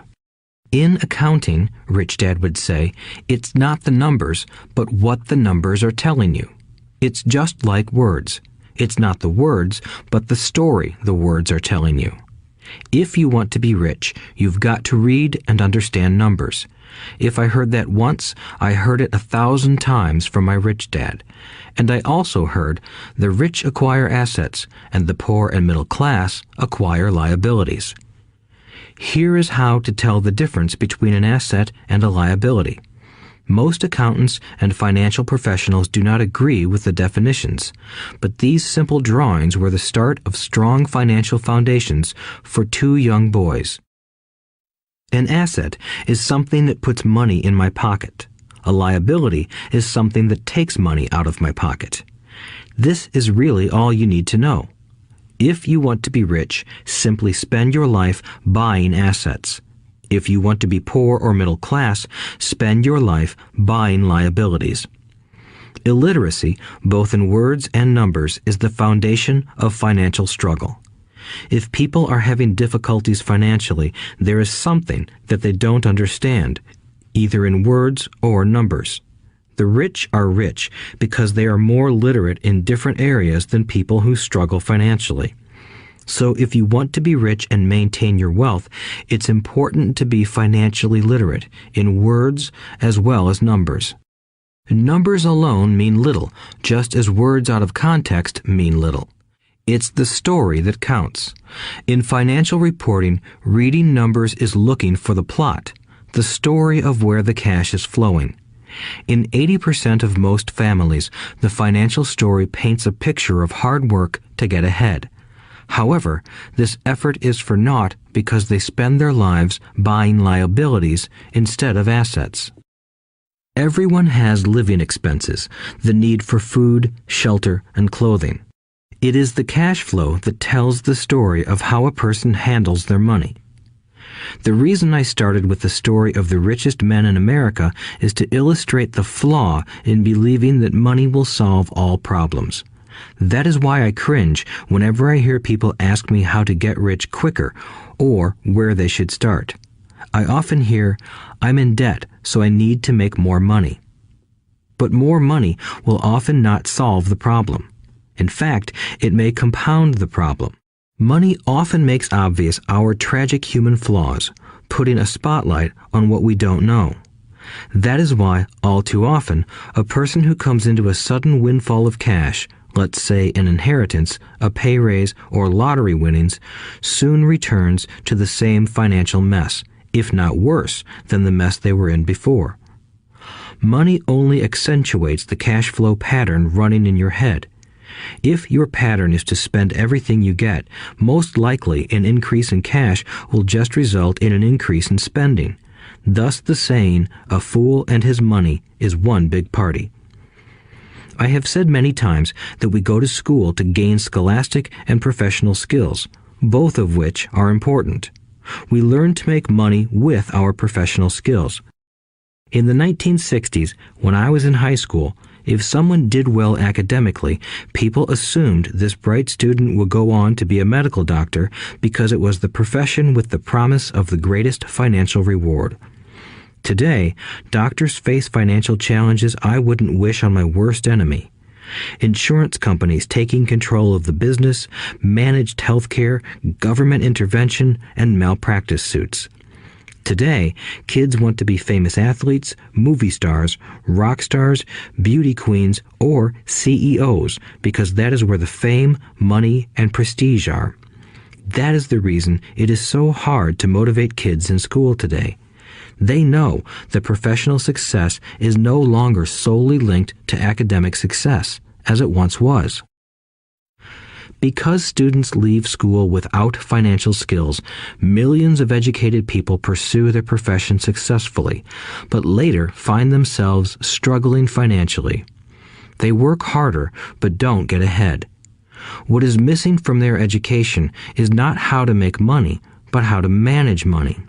It's called financial aptitude, what you do with the money once you make it, how to keep people from taking it from you, how to keep it longer, and how to make that money work hard for you. Most people don't understand why they struggle financially because they don't understand cash flow. A person can be highly educated, professionally successful, and financially illiterate. These people often work harder than they need to because they learned how to work hard, but not how to have their money work hard for them. The story of how the quest for a financial dream turns into a financial nightmare. The classic story of hardworking people has set a pattern. Recently married, the happy, highly educated young couple moves into one of their cramped, rented apartments. Immediately, they realize that they are saving money because two can live as cheaply as one. The problem is the apartment is cramped. They decide to save money to buy their dream home so they can have kids.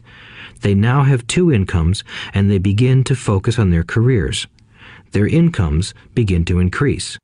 As their incomes go up, their expenses go up as well. The number one expense for most people is taxes. Many people think it's income tax, but for most Americans, their highest tax is Social Security. As an employee, it appears as if the Social Security tax combined with the Medicare tax rate is roughly 7.5%, but it's really 15% since the employer must match the Social Security amount. In essence, it is money the employer can't pay you. On top of that, you still have to pay income tax on the amount deducted from your wages for Social Security tax. Income you never received because it went directly to Social Security through withholding. Going back to the young couple, as a result of their incomes increasing, they decide to buy the house of their dreams. Once in their house, they have a new tax called property tax. Then they buy a new car, new furniture, and new appliances to match their new house. All of a sudden, they wake up and their liabilities column is full of mortgage and credit card debt. Their liabilities go up. They're now trapped in the rat race. Pretty soon, a baby comes along and they work harder. The process repeats itself. Higher incomes cause higher taxes, also called bracket creep. A credit card comes in the mail. They use it. It maxes out. A loan company calls and says their greatest asset, their home, has appreciated in value. Because their credit is so good, the company offers a bill consolidation loan and tells them the intelligent thing to do is clear off the high-interest consumer debt by paying off their credit card. And besides, interest on their home is a tax deduction. They go for it and pay off those high-interest credit cards. They breathe a sigh of relief. Their credit cards are paid off. They've now folded their consumer debt into their home mortgage. Their payments go down because they extend their debt over 30 years. It is the smart thing to do. Their neighbor calls to invite them to go shopping. The Memorial Day sale is on. They promise themselves they'll just window shop, but they take a credit card, just in case. I run into this young couple all the time. Their names change, but their financial dilemma is the same. They come to one of my talks to hear what I have to say. They ask me, "Can you tell us how to make more money?" They don't understand that their trouble is really how they choose to spend the money they do have. It is caused by financial illiteracy and not understanding the difference between an asset and a liability. More money seldom solves someone's money problems. Intelligence solves problems. There is a saying a friend of mine says over and over to people in debt. If you find you have dug yourself into a hole, stop digging. As a child, my dad often told us that the Japanese were aware of 3 powers: the power of the sword, the jewel, and the mirror. The sword symbolizes the power of weapons. America has spent trillions of dollars on weapons, and because of this is a powerful military presence in the world. The jewel symbolizes the power of money. There is some degree of truth to the saying, "Remember the golden rule. He who has the gold makes the rules." The mirror symbolizes the power of self-knowledge. This self-knowledge, according to Japanese legend, was the most treasured of the 3. All too often, the poor and middle class allow the power of money to control them. By simply getting up and working harder, failing to ask themselves if what they do makes sense, they shoot themselves in the foot as they leave for work every morning. By not fully understanding money, the vast majority of people allow its awesome power to control them. If they used the power of the mirror, they would have asked themselves, "Does this make sense?" All too often, instead of trusting their inner wisdom, that genius inside, most people follow the crowd. They do things because everybody else does them. They conform rather than question. Often, they mindlessly repeat what they have been told. Diversify. Your home is an asset. Your home is your biggest investment. You get a tax break for going into greater debt. Get a safe job. Don't make mistakes. Don't take risks. It is said that the fear of public speaking is a fear greater than death for most people. According to psychiatrists, the fear of public speaking is caused by the fear of ostracism, the fear of standing out, the fear of criticism, the fear of ridicule, and the fear of being an outcast. The fear of being different prevents most people from seeking new ways to solve their problems. That is why my educated dad said the Japanese valued the power of the mirror the most, for it is only when we look into it that we find truth. Fear is the main reason that people say, "Play it safe." That goes for anything, be it sports, relationships, careers, or money. It is that same fear, the fear of ostracism, that causes people to conform to, and not question, commonly accepted opinions or popular trends. Your home is an asset. Get a bill consolidation loan and get out of debt. Work harder. It's a promotion.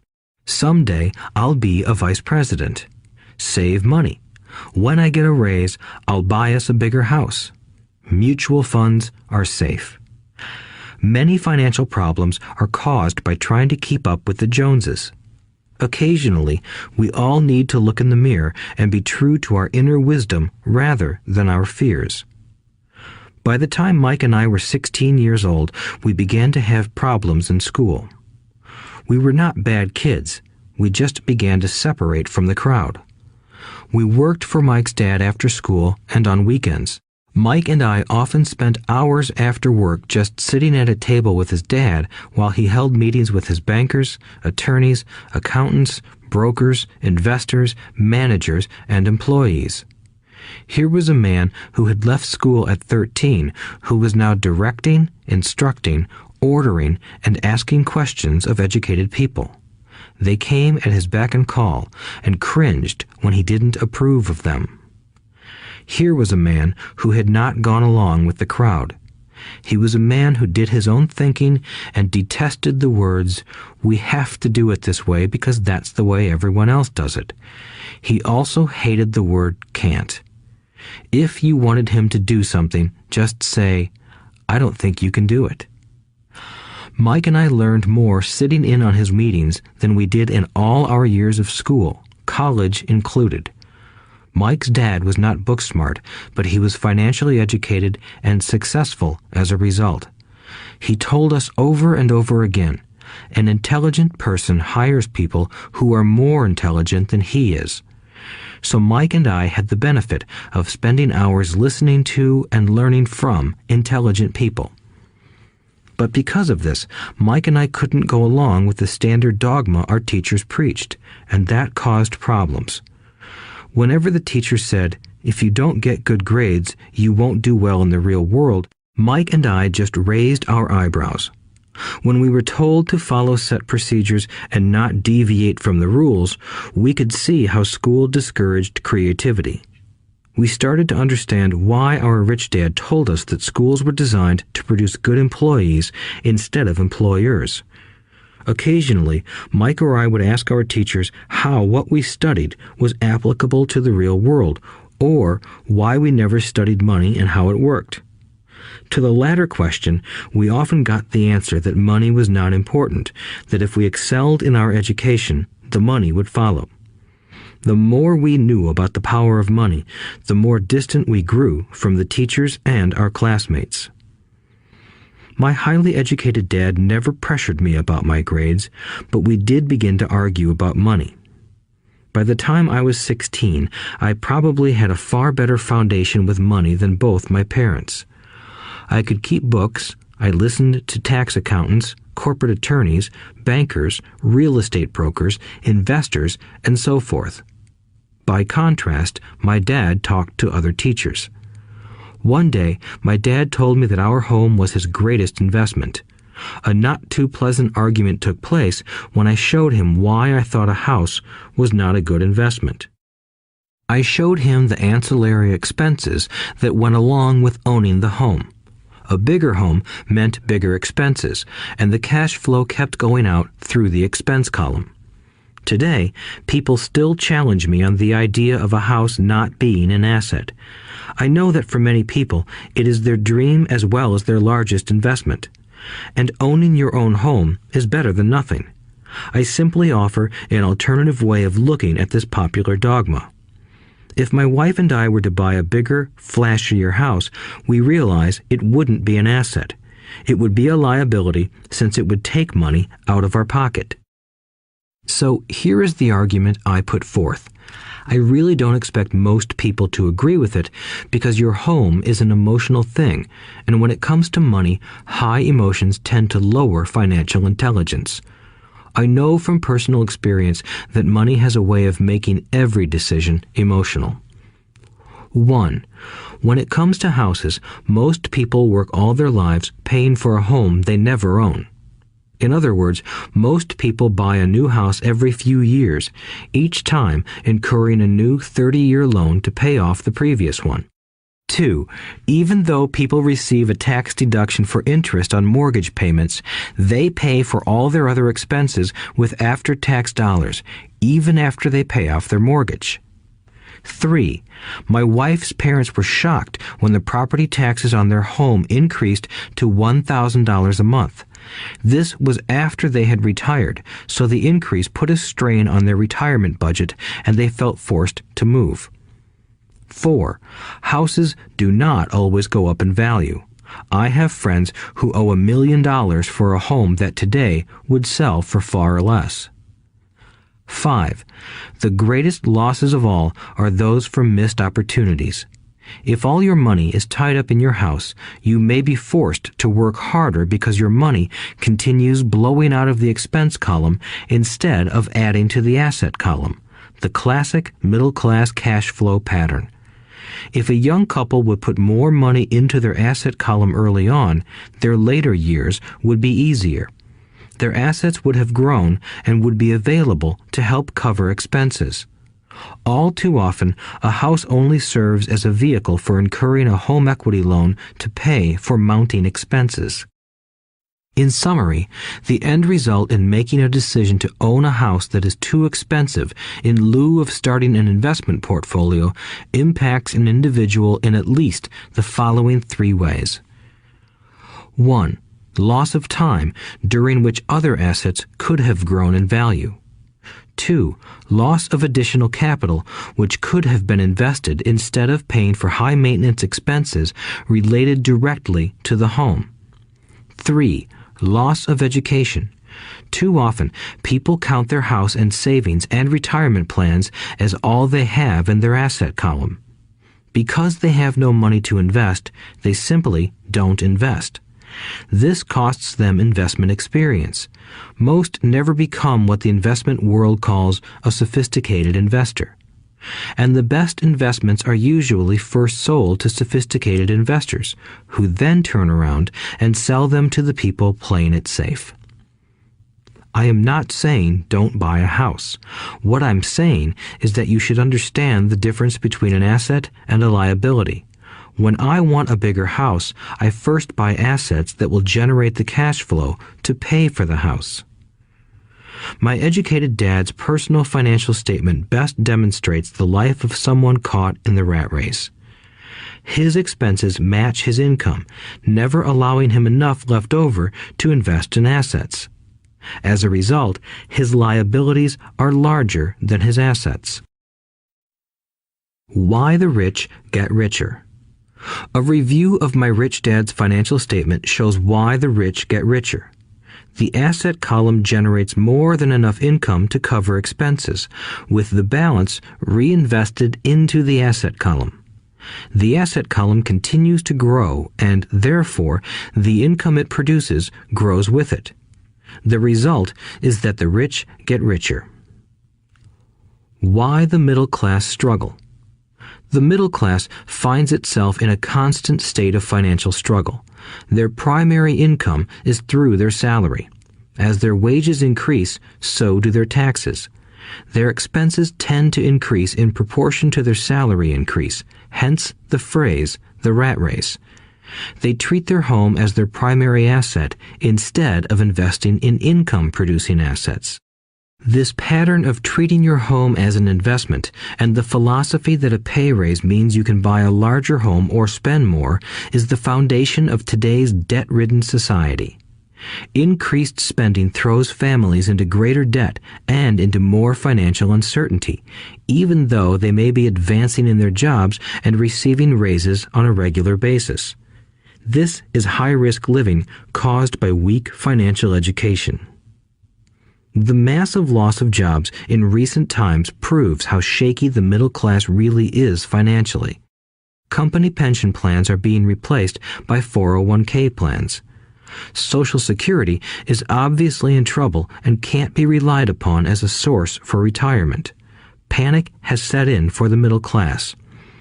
Today, mutual funds are popular because they supposedly represent safety. Average mutual fund buyers are too busy working to pay taxes and mortgages, save for their children's college, and pay off credit cards. They do not have time to study investing, so they rely on the expertise of the manager of a mutual fund. Also, because the mutual fund includes many different types of investments, they feel their money is safer because it is diversified. This educated middle class subscribes to the dogma put out by mutual fund brokers and financial planners. Play it safe, avoid risk. The real tragedy is that the lack of early financial education is what creates the risk faced by average middle class people. The reason they have to play it safe is because their financial positions are tenuous at best. Their balance sheets are not balanced. Instead, they are loaded with liabilities and have no real assets that generate income. Typically, their only source of income is their paycheck. Their livelihood becomes entirely dependent on their employer. So when genuine deals of a lifetime come along, these people can't take advantage of them because they are working so hard, are taxed to the max, and are loaded with debt. As I said at the start of this section, the most important rule is to know the difference between an asset and a liability. Once you understand the difference, concentrate your efforts on buying income-generating assets. That's the best way to get started on a path to becoming rich. Keep doing that and your asset column will grow. Keep liabilities and expenses down so more money is available to continue pouring into the asset column. Soon, the asset base will be so deep that you can afford to look at more speculative investments. Investments that may have returns of 100% to infinity. $5,000 investments that are soon turned into $1 million or more. Investments that the middle class calls too risky. The investment is not risky for the financially literate. As an employee who is also a homeowner, your working efforts are generally as follows. 1. You work for the company. Employees make their business owner or the shareholders rich, not themselves. Your efforts and success will help provide for the owner's success and retirement. 2. You work for the government. The government takes its share from your paycheck before you even see it. By working harder, you simply increase the amount of taxes taken by the government. Most people work from January to May just for the government. 3. You work for the bank. After taxes, your next largest expense is usually your mortgage and credit card debt. The problem with simply working harder is that each of these 3 levels takes a greater share of your increased efforts. You need to learn how to have your increased efforts benefit you and your family directly. Once you have decided to concentrate on minding your own business, focusing your efforts on acquiring assets instead of a bigger paycheck, how do you set your goals? Most people must keep their job and rely on their wages to fund their acquisition of assets. As their assets grow, how do they measure the extent of their success? When does someone know that they are rich, that they have wealth? As well as having my own definitions for assets and liabilities, I also have my own definition for wealth. Actually, I borrowed it from a man named R. Buckminster Fuller. Some call him a quack, and others call him a genius. Years ago, he got architects buzzing because he applied for a patent for something he called a geodesic dome. But in the application, Fuller also said something about wealth. It was pretty confusing at first, but after reading it, it began to make some sense. Wealth is a person's ability to survive so many number of days forward, or, if I stopped working today, how long could I survive? Unlike net worth, the difference between your assets and liabilities, which is often filled with a person's expensive junk and opinions of what things are worth, this definition creates the possibility for developing a truly accurate measurement. I could now measure and know where I was in terms of my goal to become financially independent. Although net worth often includes non-cash producing assets, like stuff you bought that now sits in your garage, wealth measures how much money your money is making and, therefore, your financial survivability. Wealth is the measure of the cash flow from the asset column compared with the expense column. Let's use an example. Let's say I have cash flow from my asset column of $1,000 a month, and I have monthly expenses of $2,000 a month. What is my wealth? Let's go back to Buckminster Fuller's definition. Using his definition, how many days forward can I survive? Assuming a 30-day month, I have enough cash flow for half a month. When I achieve $2,000 a month cash flow from my assets, then I will be wealthy. So, while I'm not yet rich, I am wealthy. I now have income generated from assets each month that fully cover my monthly expenses. If I want to increase my expenses, I first must increase my cash flow to maintain this level of wealth. Also note that it is at this point that I'm no longer dependent on my wages. I have focused on and been successful in building an asset column that has made me financially independent. If I quit my job today, I would be able to cover my monthly expenses with the cash flow from my assets. My next goal would be to have the excess cash flow from my assets reinvested into the asset column. The more money that goes into my asset column, the more my asset column grows. The more my assets grow, the more my cash flow grows. And as long as I keep my expenses less than the cash flow from these assets, I grow richer with more and more income from sources other than my physical labor. As this reinvestment process continues, I am well on my way to becoming rich. Just remember this simple observation. The rich buy assets. The poor only have expenses. The middle class buy liabilities they think are assets. So how do I start minding my own business? What is the answer? Listen to the founder of McDonald's in the next chapter. Chapter 3. Lesson 3. Mind your own business. The rich focus on their asset columns while everyone else focuses on their income statements. In 1974, Ray Kroc, the founder of McDonald's, was asked to speak to the MBA class at the University of Texas at Austin. A friend of mine was a student in that MBA class. After a powerful and inspiring talk, the class adjourned and the students asked Ray if he would join them at their favorite hangout to have a few beers. Ray graciously accepted. "What business am I in?" Ray asked once the group had all their beers in hand. Everyone laughed, my friend said. Most of the MBA students thought Ray was just fooling around. No one answered, so Ray asked again. "What business do you think I'm in?" The students laughed again, and finally one brave soul yelled out, "Ray, who in the world doesn't know that you're in the hamburger business?" Ray chuckled. "That's what I thought you would say." He paused and then quickly added, "Ladies and gentlemen, I'm not in the hamburger business. My business is real estate." As my friend tells the story, Ray spent a good amount of time explaining his viewpoint. In his business plan, Ray knew that the primary business focus was to sell hamburger franchises, but what he never lost sight of was the location of each franchise. He knew that the land and its location were the most significant factors in the success of each franchise. Basically, the person who bought the franchise was also buying the real estate under the franchise for Ray Kroc's organization.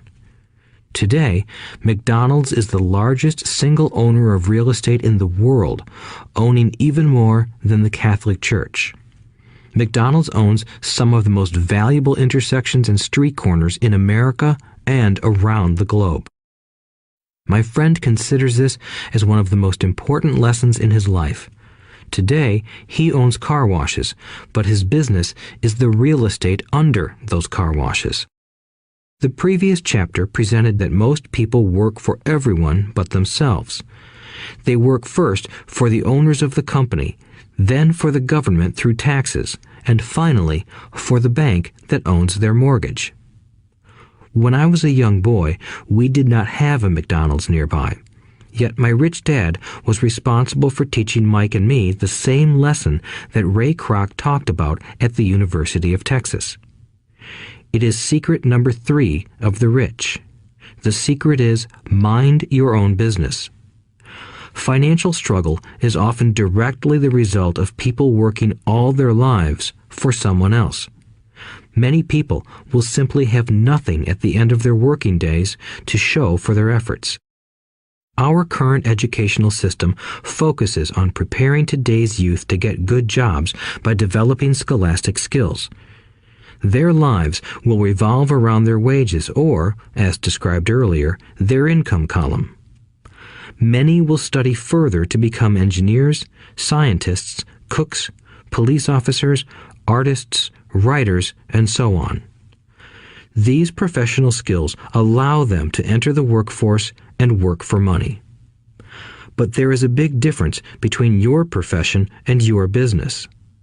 Often I ask people, "What is your business?" And they will say, "Oh, I'm a banker." Then I ask them if they own the bank, and they usually respond, "No, I work there." In that instance, they have confused their profession with their business. Their profession may be a banker, but they still need their own business. A problem with school is that you often become what you study. So if you study cooking, you become a chef. If you study the law, you become an attorney. And a study of auto mechanics makes you a mechanic. The mistake in becoming what you study is that too many people forget to mind their own business. They spend their lives minding someone else's business and making that person rich. To become financially secure, a person needs to mind their own business. Your business revolves around your asset column, not your income column. As stated earlier, the number one rule is to know the difference between an asset and a liability and to buy assets. The rich focus on their asset columns, while everyone else focuses on their income statements. That is why we hear so often, "I need a raise. If only I had a promotion. I am going back to school to get more training so I can get a better job. I am going to work overtime. Maybe I can get a second job."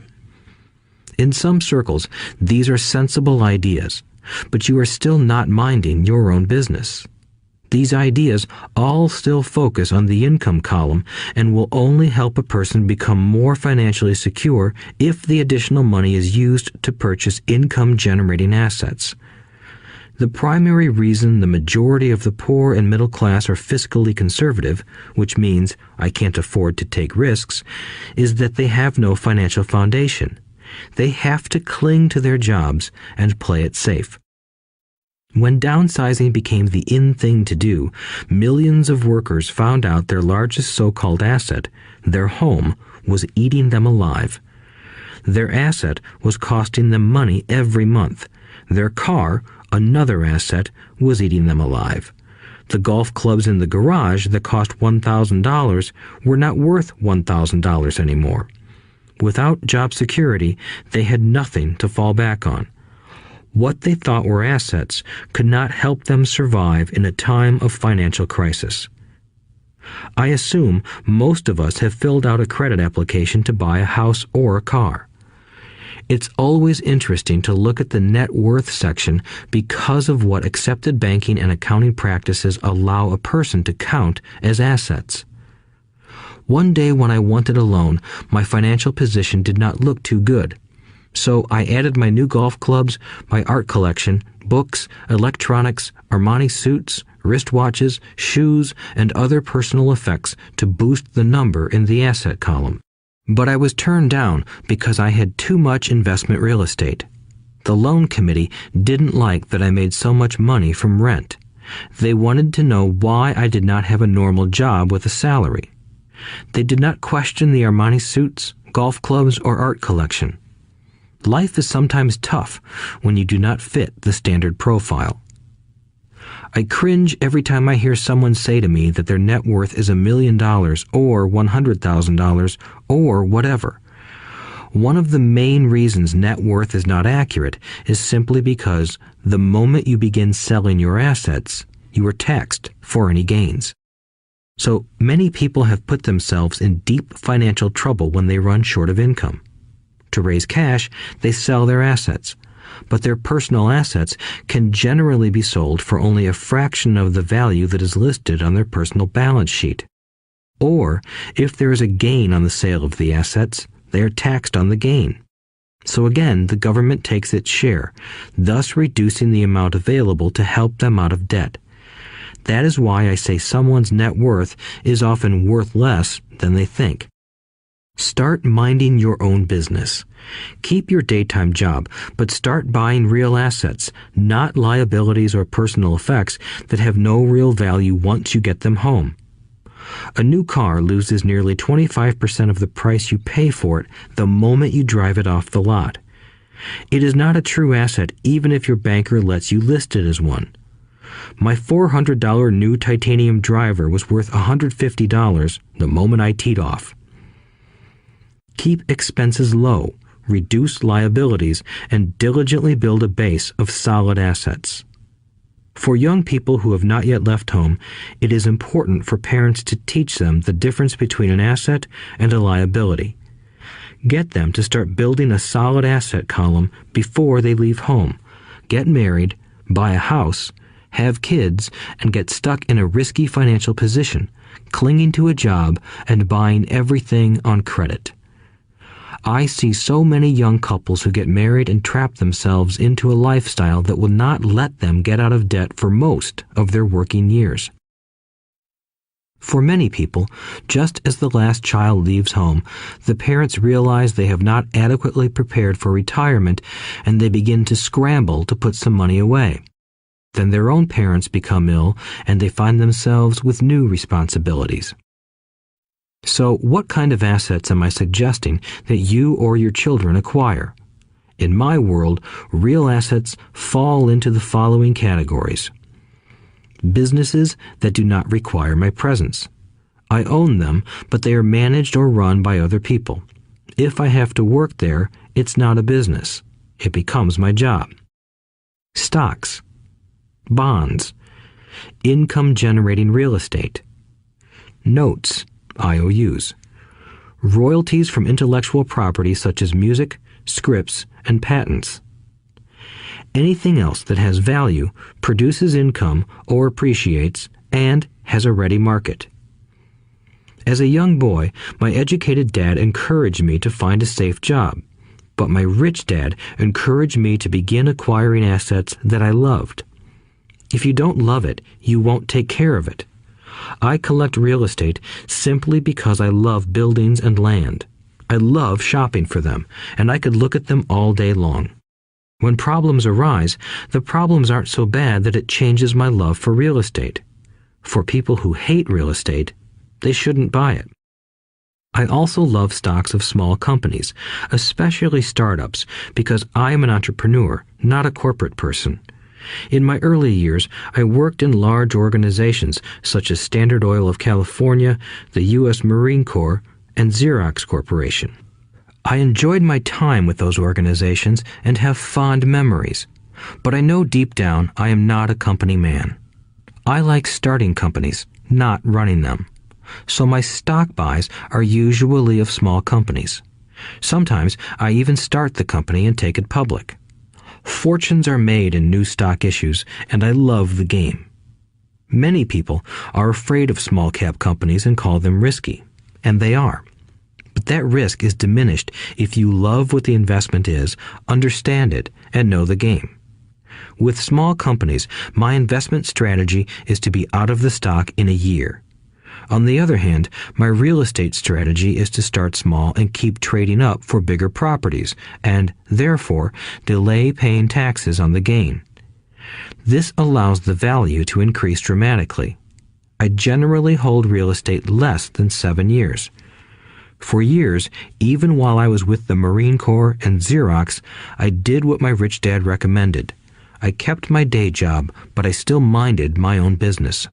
I was active in my asset column trading real estate and small stocks. Rich Dad always stressed the importance of financial literacy. The better I was at understanding the accounting and cash management, the better I would be at analyzing investments and eventually starting and building my own company. I don't encourage anyone to start a company unless they really want to. Knowing what I know about running a company, I wouldn't wish that task on anyone. There are times when people can't find employment and starting a company seems like the best solution. But the odds are against success. 9 out of 10 companies fail in 5 years. Of those that survive the first 5 years, 9 out of every 10 of those eventually fail as well. So only if you really have the desire to own your own company do I recommend it. Otherwise, keep your day job and mind your own business. When I say mind your own business, I mean to build and keep your asset column strong. Once a dollar goes into it, never let it come out. Think of it this way. Once a dollar goes into your asset column, it becomes your employee. The best thing about money is that it works 24 hours a day and can work for generations. Keep your day job, Be a great hard-working employee, but keep building that asset column. As your cash flow grows, you can indulge in some luxuries. An important distinction is that rich people buy luxuries last, while the poor and middle class tend to buy luxuries first. The poor and the middle class often buy luxury items like big houses, diamonds, furs, jewelry, or boats because they want to look rich. They look rich, but in reality they just get deeper in debt on credit. The old money people, the long-term rich, build their asset column first. Then the income generated from the asset column buys their luxuries. The poor and middle class buy luxuries with their own sweat, blood, and children's inheritance. A true luxury is a reward for investing in and developing a real asset. For example, when my wife Kim and I had extra money coming from our apartment houses, she went out and bought her Mercedes. It didn't take any extra work or risk on her part because the apartment house bought the car. She did, however, have to wait 4 years while the real estate investment portfolio grew and began generating enough extra cash flow to pay for the car. But the luxury, the Mercedes, was a true reward because she proved she knew how to grow her asset column. That car now means a lot more to her than simply another pretty car. It means she used her financial intelligence to afford it. Instead, most people impulsively go out and buy a new car or some other luxury on credit. They may feel bored and just want a new toy.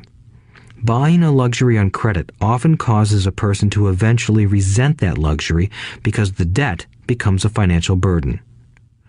After you've taken the time and invested in and built your own business, you are now ready to learn the biggest secret of the rich, the secret that puts the rich way ahead of the pack.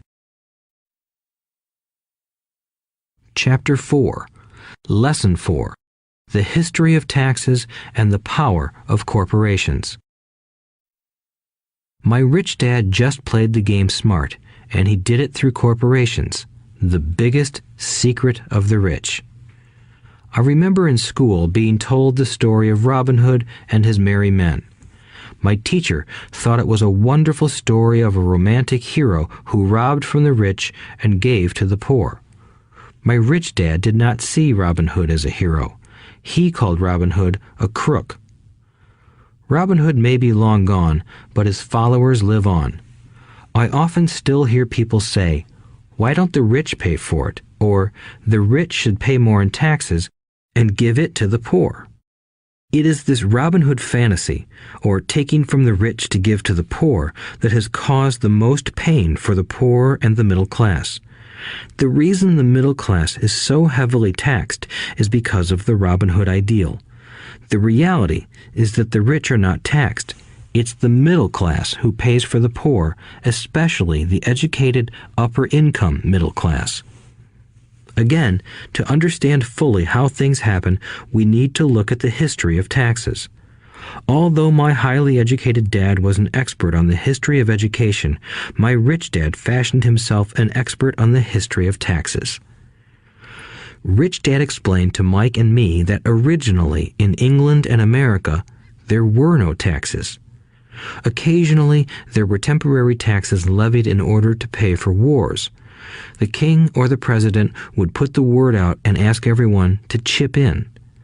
Taxes were levied in Britain for the fight against Napoleon from 1799 to 1816, and in America to pay for the Civil War from 1861 to 1865.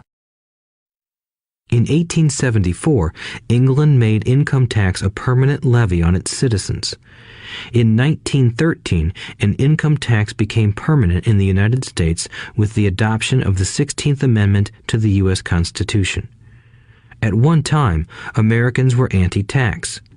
It had been the tax on tea that led to the famous Tea Party in Boston Harbor, an incident that helped ignite the Revolutionary War. It took approximately 50 years in both England and the United States to sell the idea of a regular income tax. What these historical dates fail to reveal is that both of these taxes were initially levied against only the rich. It was this point that Rich Dad wanted Mike and me to understand.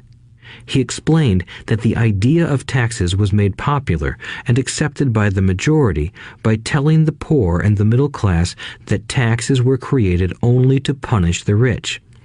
This is how the masses voted for the law, and it became constitutionally legal. Although it was intended to punish the rich, in reality it wound up punishing the very people who voted for it, the poor and middle class. Once government got a taste of money, its appetite grew, said Rich Dad. Your dad and I are exactly opposite. He's a government bureaucrat, and I am a capitalist. We get paid, and our success is measured on opposite behaviors. He gets paid to spend money and hire people. The more he spends and the more people he hires, the larger his organization becomes. In the government, a large organization is a respected organization. On the other hand, within my organization, the fewer people I hire and the less money I spend, the more I am respected by my investors. That's why I don't like government people. They have different objectives than most business people. As the government grows, more and more tax dollars are needed to support it. My educated dad sincerely believed that government should help people. He loved John F. Kennedy and especially the idea of the Peace Corps. He loved the idea so much that both he and my mom worked for the Peace Corps, training volunteers to go to Malaysia, Thailand, and the Philippines. He always strived for additional grants and budget increases so he could hire more people, both in his job with the Education Department and in the Peace Corps. From the time I was about 10 years old, I would hear from my rich dad that government workers were a pack of lazy thieves, and from my poor dad, I would hear how the rich were greedy crooks who should be made to pay more taxes. Both sides had valid points. It was difficult to go to work for one of the biggest capitalists in town and come home to a father who was a prominent government leader. It was not easy to know which dad to believe. Yet, when you study the history of taxes, an interesting perspective emerges. As I said, the passage of taxes was only possible because the masses believed in the Robin Hood theory of economics. Take from the rich and give to everyone else. The problem was that the government's appetite for money was so great that taxes soon needed to be levied on the middle class, and from there it kept trickling down. However, the rich saw an opportunity because they don't play by the same set of rules. The rich knew about corporations, which became popular in the days of sailing ships. The rich created the corporation as a vehicle to limit their risk to the assets of each voyage. The rich put their money into a corporation to finance the voyage. The corporation would then hire a crew to sail to the New World to look for treasure. If the ship was lost, the crew lost their lives, but the loss to the rich would be limited only to the money they invested for that particular voyage. It is the knowledge of the legal corporate structure that really gives the rich a vast advantage over the poor and middle class. Having two fathers teaching me, one a socialist and the other a capitalist, I quickly began to realize that the philosophy of the capitalist made more financial sense to me. It seemed to me that the socialists ultimately penalized themselves due to their lack of financial education. No matter what the take from the rich crowd came up with, the rich always found a way to outsmart them. That is how taxes were eventually levied on the middle class.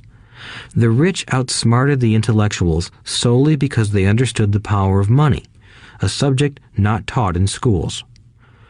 How did the rich outsmart the intellectuals? Once the take from the rich tax was passed, cash started flowing into government coffers. Initially, people were happy. Money was handed out to government workers and the rich. It went to government workers in the form of jobs and pensions, and it went to the rich via their factories receiving government contracts.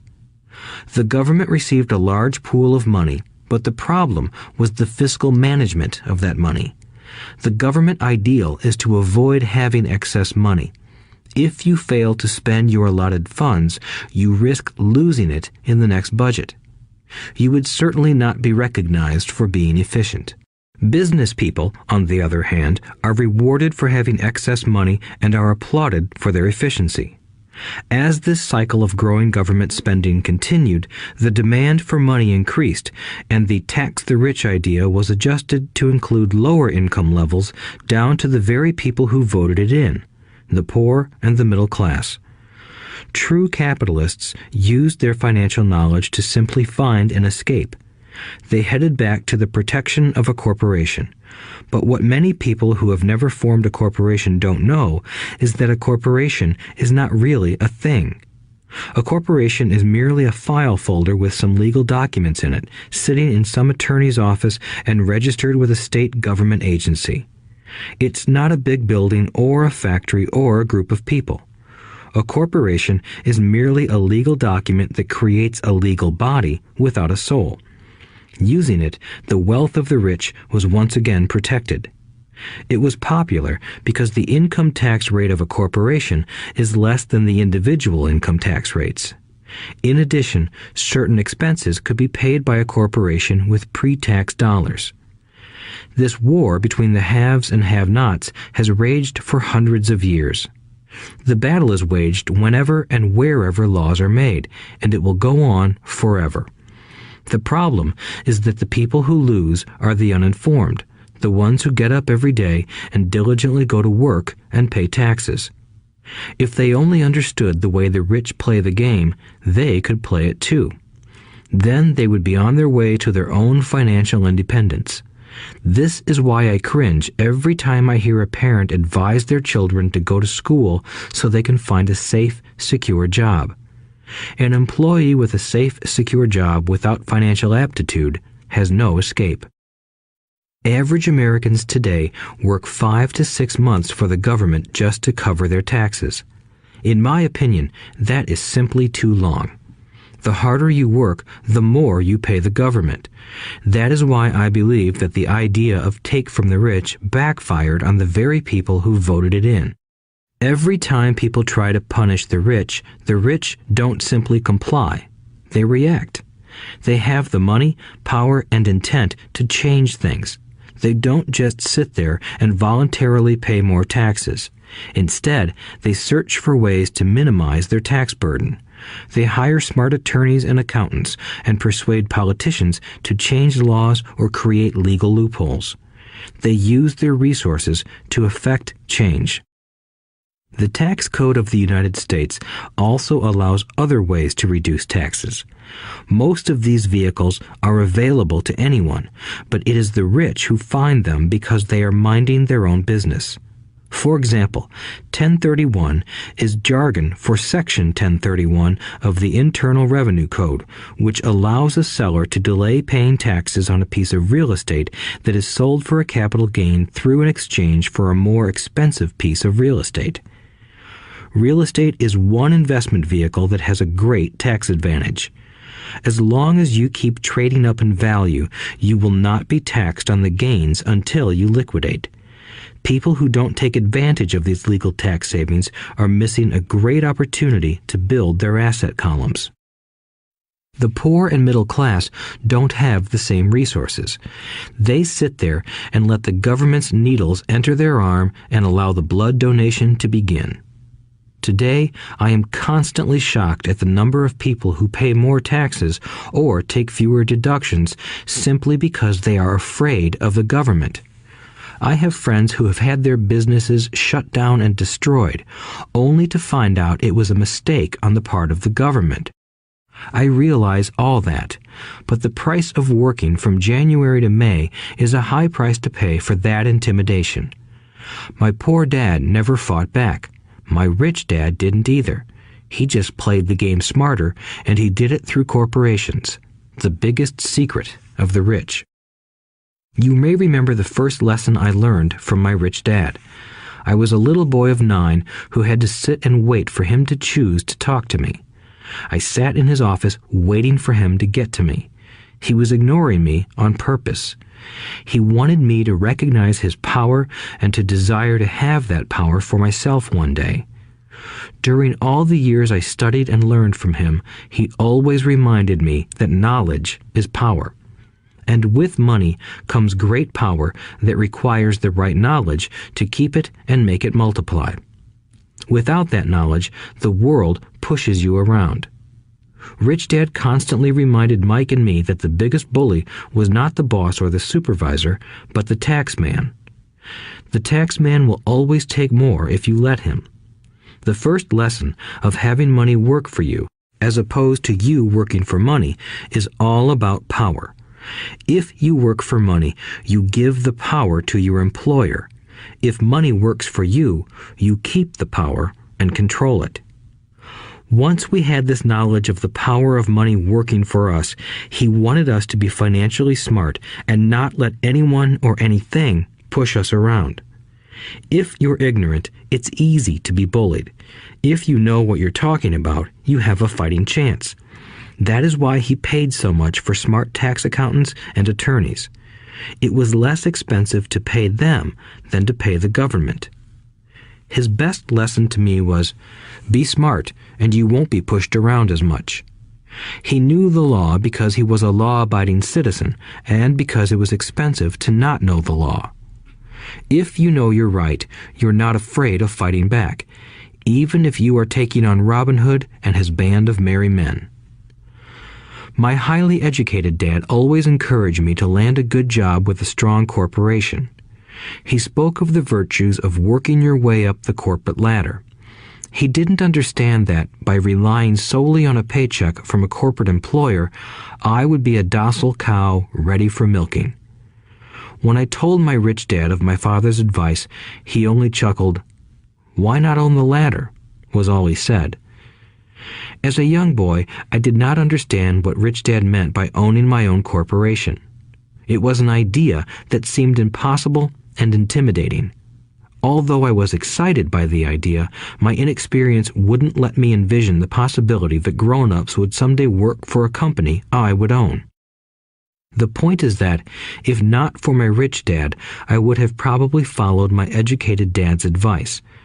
It was merely the occasional reminder of my rich dad that kept the idea of owning my own corporation alive and kept me on a different path. By the time I was 15 or 16, I knew I wasn't going to continue down the path my educated dad recommended. I didn't know how I was going to do it, but I was determined not to head in the direction most of my classmates were heading. That decision changed my life. It was not until my mid-20s that my rich dad's advice began to make more sense to me. I was just out of the Marine Corps and working for Xerox. I was making a lot of money, but every time I looked at my paycheck, I was disappointed. The deductions were so large, and the more I worked, the greater they became. As I became more successful, my bosses talked about promotions and raises. It was flattering, but I could hear my rich dad asking in my ear, "Who are you working for? Who are you making rich?" In 1974, while still an employee for Xerox, I formed my first corporation and began minding my own business. There were already a few assets in my asset column, but now I was determined to focus on making it bigger. Those paychecks, with all the deductions, made all the years of my rich dad's advice make total sense. I could see the future if I followed my educated dad's advice. Many employers feel that advising their workers to mind their own business is bad for business. But for me, focusing on my own business and developing assets made me a better employee because I now had a purpose. I came in early and worked diligently, amassing as much money as possible so I could invest in real estate. Hawaii was just set to boom, and there were fortunes to be made. The more I realized that we were in the beginning stages of a boom, the more Xerox machines I sold. The more I sold, the more money I made, and, of course, the more deductions came out of my paycheck. It was inspiring. I wanted out of the employee trap so badly that I worked even harder so I could invest more. By 1978, I was consistently one of the top 5 salespeople at the company. I badly wanted out of the rat race. In less than 3 years, I was making more in my real estate holding corporation than I was making at Xerox, and the money I was making in my asset column in my own corporation was money working for me, not me pounding on doors selling copiers. My rich dad's advice made much more sense. Soon, the cash flow from my properties were so strong that my company bought me my first Porsche. My fellow Xerox salespeople thought I was spending my commissions. I wasn't. I was investing my commissions in assets. My money was working hard to make more money. Each dollar in my asset column was a great employee, working hard to make more employees and buy the boss a new Porsche with before-tax dollars. I began to work harder for Xerox. The plan was working, and my Porsche was the proof. By using the lessons I learned from my rich dad, I was able to get out of the proverbial rat race at an early age. It was made possible because of the strong financial knowledge I had acquired through Rich Dad's lessons. Without this financial knowledge, which I call financial intelligence or financial IQ, my road to financial independence would have been much more difficult. I now teach others in the hope that I may share my knowledge with them. I remind people that financial IQ is made up of knowledge from 4 broad areas of expertise. 1. Accounting. Accounting is financial literacy or the ability to read numbers. This is a vital skill if you want to build an empire. The more money you are responsible for, the more accuracy is required, or the house comes tumbling down. This is the left brain side, or the details. Financial literacy is the ability to read and understand financial statements, which allows you to identify the strengths and weaknesses of any business. 2. Investing. Investing is the science of money making money. This involves strategies and formulas which use the creative right brain side. 3. Understanding markets. Understanding markets is the science of supply and demand. You need to know the technical aspects of the market, which are emotion-driven, in addition to the fundamental or economic aspects of an investment.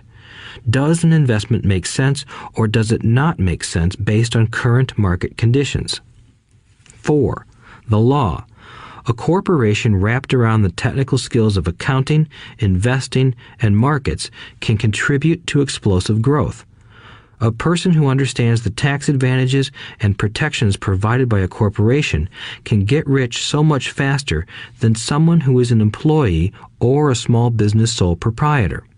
It's like the difference between someone walking and someone flying. The difference is profound when it comes to long-term wealth. Tax advantages. A corporation can do many things that an employee cannot, like pay expenses before paying taxes. That is a whole area of expertise that is very exciting. Employees earn and get taxed and then try to live on what is left. A corporation earns, spends everything it can, and is taxed on anything that is left. It's one of the biggest legal tax loopholes that the rich use. They're easy to set up and are not expensive if you own investments that are producing good cash flow. For example, by owning your own corporation, your vacations can be board meetings in Hawaii. Car payments, insurance, repairs, and health club memberships are company expenses. Most restaurant meals are partial expenses and on. But it's done legally with pre-tax dollars. Protection from lawsuits. We live in a litigious society. Everybody wants a piece of your action. The rich hide much of their wealth using vehicles such as corporations and trusts to protect their assets from creditors. When someone sues a wealthy individual, they are often met with layers of legal protection and often find that the wealthy person actually owns nothing. They control everything, but own nothing. The poor and middle class try to own everything and lose it to the government or to fellow citizens who like to sue the rich. They learned it from the Robin Hood story. Take from the rich and give it to the poor. It is not the purpose of this audiobook to go into the specifics of owning a corporation. But I will say that if you own any kind of legitimate assets, I would consider finding out more about the benefits and protection offered by a corporation as soon as possible. There are many books written on the subject that will detail the benefits and even walk you through the steps necessary to set up a corporation. Garrett Sutton's books on corporations provide wonderful insight into the power of personal corporations. Financial IQ is actually the synergy of many skills and talents. I would say it is the combination of the 4 technical skills listed above that make up basic financial intelligence. If you aspire to great wealth, it is the combination of these skills that will greatly amplify your financial intelligence. In summary, business owners with corporations 1. Earn, 2. Spend, 3. Pay taxes. Employees who work for corporations 1. Earn, 2. Pay taxes, 3. Spend. As part of your overall financial strategy, I recommend that you learn about the protection that legal entities can provide for businesses and assets. Chapter 5. Lesson 5. The rich invent money. Often in the real world, it's not the smart who get ahead, but the bold. Last night, I took a break from writing and watched a TV program on the history of a young man named Alexander Graham Bell. Bell had just patented his telephone and was having growing pains because the demand for his new invention was so strong.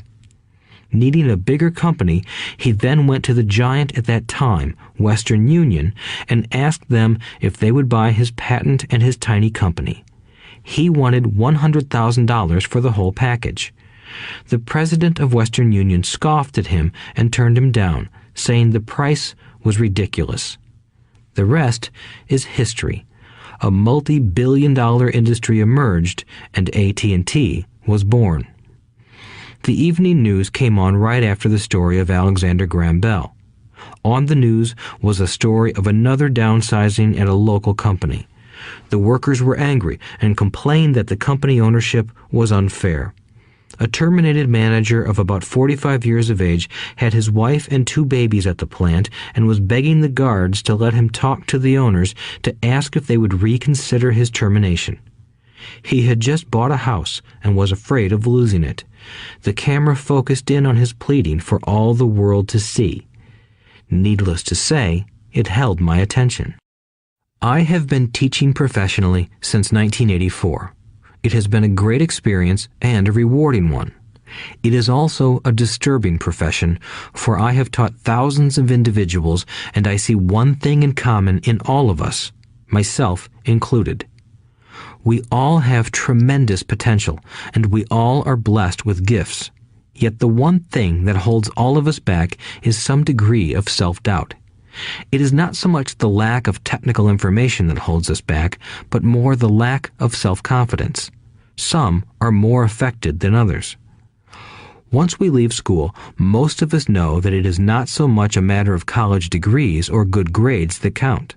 In the real world, outside of academics, something more than just grades is required. I have heard it called many things: guts, chutzpah, balls, audacity, bravado, cunning, daring, tenacity, and brilliance. This factor, whatever it is labeled, ultimately decides one's future much more than school grades do. Inside each of us is one of these brave, brilliant, and daring characters. There is also the flip side of that character, people who could get down on their knees and beg if necessary. After a year in Vietnam as a Marine Corps pilot, I got to know both of those characters inside of me intimately. One is not better than the other. Yet, as a teacher, I recognized that it was excessive fear and self-doubt that were the greatest detractors of personal genius. It broke my heart to see students know the answers, yet lack the courage to act on the answer. Often in the real world, it's not the smart who get ahead, but the bold. In my personal experience, your financial genius requires both technical knowledge as well as courage. If fear is too strong, the genius is suppressed. In my classes, I strongly urge students to learn to take risks, to be bold, and to let their genius convert that fear into power and brilliance. It works for some and just terrifies others. I have come to realize that for most people, when it comes to the subject of money, they would rather play it safe. I have had to field questions such as, why take risks? Why should I bother developing my financial IQ? Why should I become financially literate? And I answer, just to have more options. There are huge changes up ahead. In the coming years, there will be more people just like the young inventor Alexander Graham Bell. There will be 100 people like Bill Gates and hugely successful companies like Microsoft created every year all over the world. And there will also be many more bankruptcies, layoffs, and downsizings. So why bother developing your financial IQ? No one can answer that but you. Yet I can tell you why I myself do it. I do it because it is the most exciting time to be alive. I'd rather be welcoming change than dreading change. I'd rather be excited about making millions than worrying about not getting a raise. This period we are in now is a most exciting time, unprecedented in our world's history. Generations from now, people will look back at this period of time and remark at what an exciting era it must have been. It was the death of the old and birth of the new. It was full of turmoil, and it was exciting. So why bother developing your financial IQ? Because if you do, you will prosper greatly. And if you don't, this period of time will be a frightening one. It will be a time of watching some people move boldly forward while others cling to worn-out life preservers. Land was wealth 300 years ago, so the person who owned the land owned the wealth. Later, wealth was in factories and production, and America rose to dominance. The industrialist owned the wealth. Today, wealth is in information, and the person who has the most timely information owns the wealth.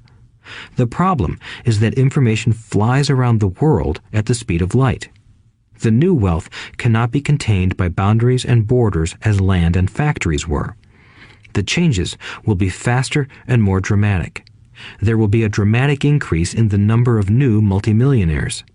There also will be those who are left behind. I find so many people struggling today, often working harder, simply because they cling to old ideas. They want things to be the way they were, and they resist change. I know people who are losing their jobs or their houses, and they blame technology or the economy or their boss. Sadly, they fail to realize that they might be the problem. Old ideas are their biggest liability. It is a liability simply because they fail to realize that while that idea or way of doing something was an asset yesterday, yesterday is gone. One afternoon, I was teaching how to invest using a board game I had invented, Cash Flow, as a teaching tool. A friend had brought someone along to attend the class. This friend of a friend was recently divorced, had been badly burned in the divorce settlement, and was now searching for some answers. Her friend thought the class might help. The game was designed to help people learn how money works. In playing the game, they learn about the interaction of the income statement with the balance sheet. They learn how cash flows between the two and how the road to wealth is through striving to increase your monthly cash flow from the asset column to the point that it exceeds your monthly expenses. Once you accomplish this, you are able to get out of the rat race and out onto the fast track. As I have said, some people hate the game, some love it, and others miss the point. This woman missed a valuable opportunity to learn something. In the opening round, she drew a doodad card with the boat on it. At first, she was happy. "Oh, I've got a boat." Then, as her friend tried to explain how the numbers worked on her income statement and balance sheet, she got frustrated because she had never liked math. The rest of her table waited while her friend continued explaining the relationship between the income statement, balance sheet, and monthly cash flow. Suddenly, when she realized how the numbers worked, it dawned on her that her boat was eating her alive. Later on in the game, she was also downsized and had a child. It was a horrible game for her. After the class, her friend came by and told me that she was upset. She had come to the class to learn about investing and did not like the idea that it took so long to play a silly game. Her friend attempted to tell her to look within herself to see if the game reflected her in any way. With that suggestion, the woman demanded her money back. She said that the very idea that a game could be a reflection of her was ridiculous. Her money was promptly refunded, and she left. Since 1984, I have made millions simply by doing what the school system does not do. In school, most teachers lecture. I hated lectures as a student. I was soon bored, and my mind would drift. In 1984, I began teaching via games and simulations, and I still rely on these tools today. I always encourage adult students to look at games as reflecting back to them what they know and what they need to learn. Most importantly, games reflect behavior. They are instant feedback systems. Instead of the teacher lecturing you, the game is giving you a personalized lecture, one that is custom-made just for you.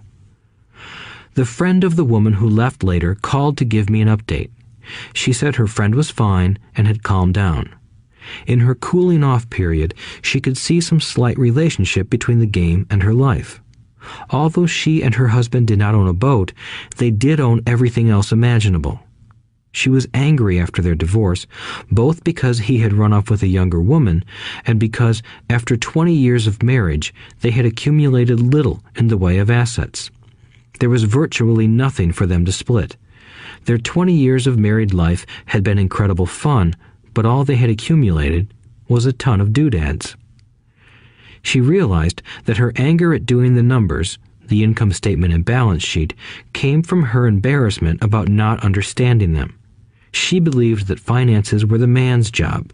She maintained the house and did the entertaining, and he handled the finances.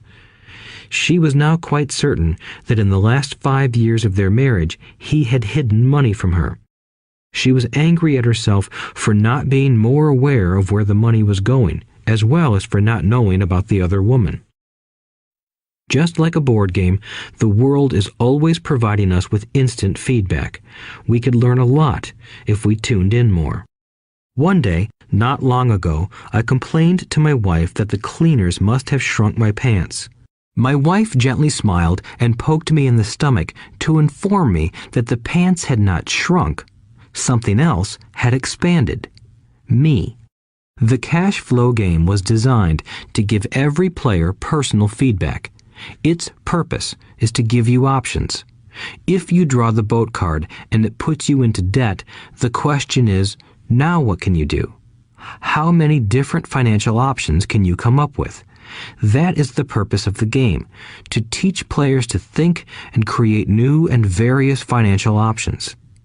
Thousands of people throughout the world have played this game. The players who get out of the rat race the quickest are the people who understand numbers and have creative financial minds. They recognize different financial options. Rich people are often creative and take calculated risks. People who take the longest are people who are not familiar with numbers and often do not understand the power of investing. Some people playing cash flow gain lots of money in the game, but they don't know what to do with it. Even though they have money, everyone else seems to be getting ahead of them. And that is true in real life. There are a lot of people who have a lot of money and do not get ahead financially. Limiting your options is the same as hanging on to old ideas. I have a friend from high school who now works at 3 jobs. Years ago, he was the richest of all my classmates. When the local sugar plantation closed, the company he worked for went down with the plantation. In his mind, he had but one option, and that was the old option: work hard. The problem was that he couldn't find an equivalent job that recognized his seniority from the old company. As a result, he is overqualified for the jobs he currently has. so his salary is lower. He now works 3 jobs to earn enough to survive. I have watched people playing cash flow complain that the right opportunity cards are not coming their way, so they sit there. I know people who do that in real life. They wait for the right opportunity. I have watched people get the right opportunity card and then not have enough money. Then they complain that they would have gotten out of the rat race if they had had more money. So they sit there. I know people in real life who do that also. They see all the great deals, but they have no money. And I have seen people pull a great opportunity card, read it out loud, and have no idea that it is a great opportunity. They have the money, the time is right, they have the card, but they can't see the opportunity staring them in the face. They fail to see how it fits into their financial plan for escaping the rat race. And I know more people like that than all the others combined. Most people have an opportunity of a lifetime flash right in front of them, and they fail to see it. A year later, they find out about it, after everyone else got rich. Financial intelligence is simply having more options. If the opportunities aren't coming your way, what else can you do to improve your financial position?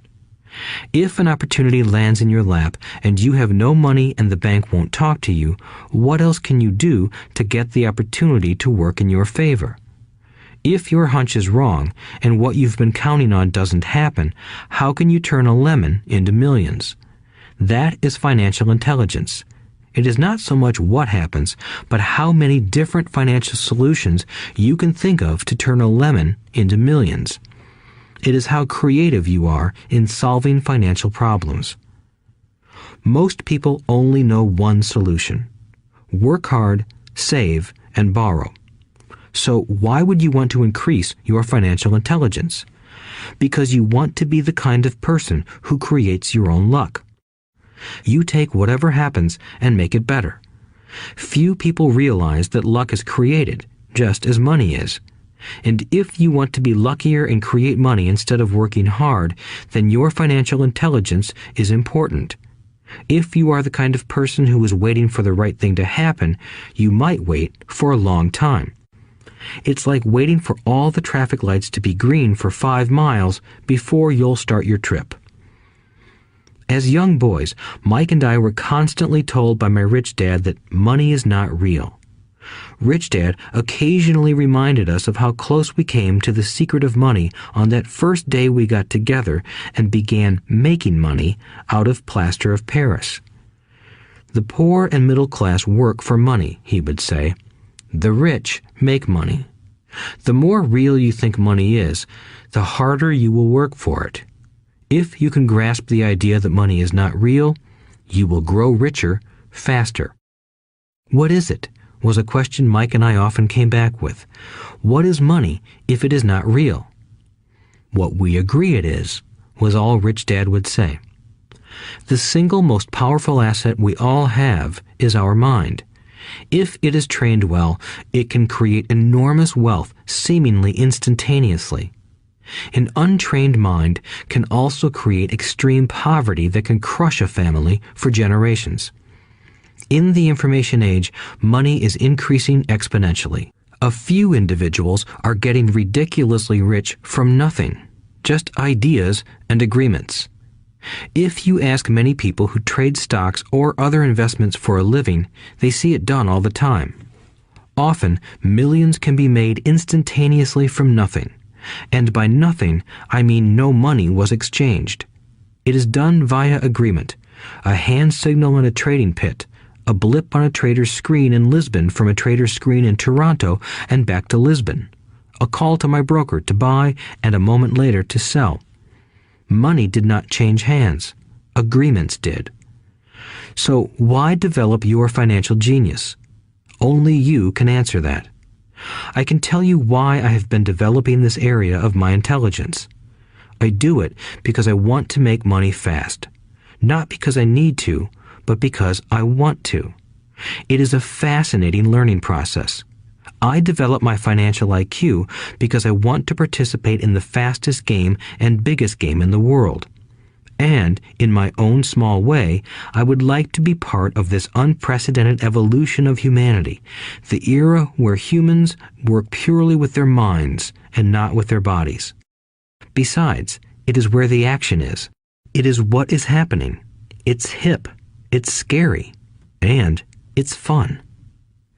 That is why I invest in my financial intelligence, developing the most powerful asset I have.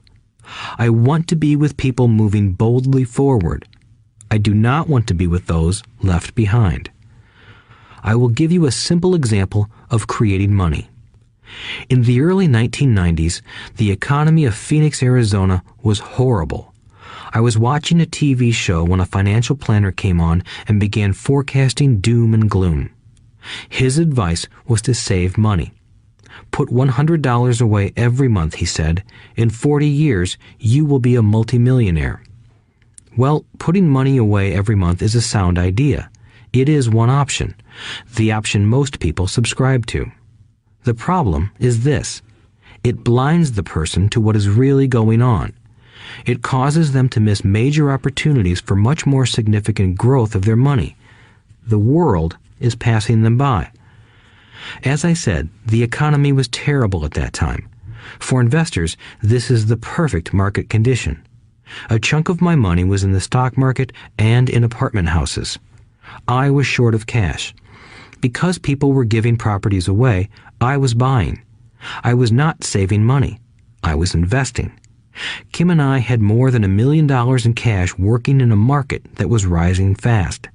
It was the best opportunity to invest. The economy was terrible.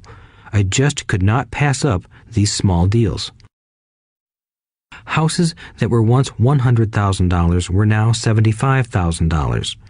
But instead of shopping with local real estate agents, I began shopping at the bankruptcy attorney's office or the courthouse steps. In these shopping places, a $75,000 house could sometimes be bought for $20,000 or less. For $2,000, which was loaned to me from a friend for 90 days for $200, I gave an attorney a cashier's check as a down payment. While the acquisition was being processed, I ran an ad advertising a $75,000 house for only $60,000 and no money down. The phone rang hard and heavy. Prospective buyers were screened, and once the property was legally mine, all the prospective buyers were allowed to look at the house. It was a feeding frenzy. The house sold in a few minutes. I asked for a $2,500 processing fee, which they gladly handed over, and the escrow and title company took over from there. I returned the $2,000 to my friend with an additional $200. He was happy, the home buyer was happy, the attorney was happy, and I was happy. I had sold a house for $60,000 that cost me $20,000. The $40,000 was created from money in my asset column in the form of a promissory note from the buyer. Total working time, 5 hours. So, now that you are on your way to becoming more financially literate and skilled at reading numbers, I will tell you why this is an example of money being invented. During this depressed market, Kim and I were able to do 6 of these simple transactions in our spare time. While the bulk of our money was in larger properties and the stock market, we were able to create more than $190,000 in assets, notes at 10% interest, in those 6 buy, create, and sell transactions. That comes to approximately $19,000 a year income, much of it sheltered through our private corporation. Much of that $19,000 a year goes to pay for our company cars, gas, trips, insurance, dinners with clients, and other things. By the time the government gets a chance to tax that income, it's been spent on legally allowed pre-tax expenses. This was a simple example of how money is invented, created, and protected using financial intelligence. Ask yourself, how long would it take to save $190,000? Would the bank pay you 10% interest on your money? And the promissory note is good for 30 years. I hope they never pay me the $190,000. I have to pay a tax if they pay me the principal, and besides, $19,000 paid over 30 years is a little over $500,000 in income. I have people ask what happens if the person doesn't pay. That does happen, and it's good news. That $60,000 home could be taken back and resold for $70,000 and another $2,500 collected as a loan processing fee. It would still be a zero-down transaction in the mind of the new buyer, and the process would go on. The first time I sold the house, I paid back the $2,000, so technically I have no money in the transaction. My return on investment, ROI, is infinity. It's an example of no money making a lot of money. In the second transaction, when resold, I would have put $2,000 in my pocket and re-extended the loan to 30 years. What would my ROI be if I got paid money to make money? I do not know, but it sure beats saving $100 a month, which actually starts out as $150 because it's after-tax income for 40 years earning low interest. And again, you're taxed on the interest. That is not too intelligent. It may be safe, but it's not smart. A few years later, as the Phoenix real estate market strengthened, those houses we sold for $60,000 became worth $110,000. Foreclosure opportunities were still available, but became rare. It cost a valuable asset, my time, to go out looking for them. Thousands of buyers were looking for the few available deals. The market had changed. It was time to move on and look for other opportunities to put in the asset column. You cannot do that here. That is against the law. You're lying. I hear those comments much more often than, "Can you show me how to do that?" The math is simple. You do not need algebra or calculus, and the escrow company handles the legal transaction and the servicing of the payments. I have no roofs to fix or toilets to unplug because the owners do that. It's their house. Occasionally, someone does not pay, and that is wonderful because there are late fees, or they move out and the property is sold again. The court system handles that. And it may not work in your area. The market conditions may be different, but the example illustrates how a simple financial process can create hundreds of thousands of dollars with little money and low risk. It is an example of money being only an agreement. Anyone with a high school education can do it. Yet most people won't. Most people listen to the standard advice of work hard and save money. For about 30 hours of work, approximately $190,000 was created in the asset column, and no taxes were paid. Which one sounds harder to you? 1. Work hard, pay 50% in taxes, save what is left, your savings, then earn 5%, which is also taxed. Or 2. Take the time to develop your financial intelligence, harness the power of your brain and the asset column. If you use option number 1, be sure to factor in how much time it takes you to save $190,000. Time is one of your greatest assets. Now, you may understand why I silently shake my head when I hear parents say, "My child is doing well in school and receiving a good education." It may be good, but is it adequate? I know the above investment strategy is a small one. It is used to illustrate how small can grow into big. Again, my success reflects the importance of a strong financial foundation, which starts with a strong financial education. I have said it before, but it's worth repeating.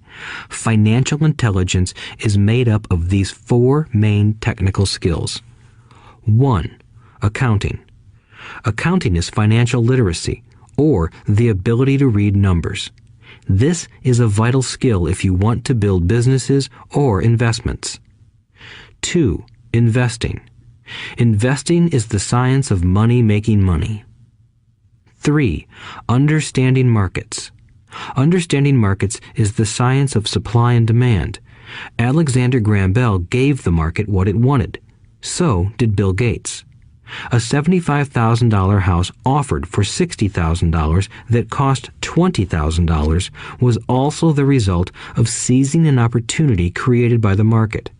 Somebody was buying, and someone was selling. 4. The law. The law is the awareness of accounting, corporate, state, and federal regulations. I recommend playing by the rules. It is this basic foundation, or the combination of these skills, that is needed to be successful in the pursuit of wealth, whether it be through the buying of small homes, apartment buildings, companies, stocks, bonds, precious metals, baseball cards, or the like. A few years later, the real estate market rebounded and everyone else was getting in. The stock market was booming and everyone was getting in. The U.S. economy was getting back on its feet. I began selling and was now traveling to Peru, Norway, Malaysia, and the Philippines. The investment landscape had changed. We were no longer buying real estate. Now I just watch the values climb inside the asset column and will probably begin selling. I suspect that some of those 6 little house deals will sell and the $40,000 note will be converted to cash. I need to call my accountant to be prepared for cash and seek ways to shelter it. The point I would like to make is that investments come and go. The market goes up and comes down. Economies improve and crash. The world is always handing you opportunities of a lifetime, every day of your life, but all too often we fail to see them. But they are there. And the more the world changes and the more technology changes, the more opportunities there will be to allow you and your family to be financially secure for generations to come.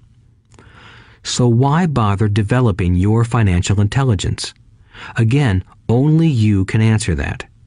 I know why I continue to learn and develop. I do it because I know there are changes coming. I'd rather welcome change than cling to the past. I know there will be market booms and market crashes. I want to continually develop my financial intelligence because at each market change, some people will be on their knees begging for their jobs. Others, meanwhile, will take the lemons that life hands them, and we are all handed lemons occasionally, and turn them into millions. That's financial intelligence. I am often asked about the lemons I have turned into millions. I hesitate using many more examples of personal investments because I am afraid it comes across as bragging or tooting my own horn. That is not my intention.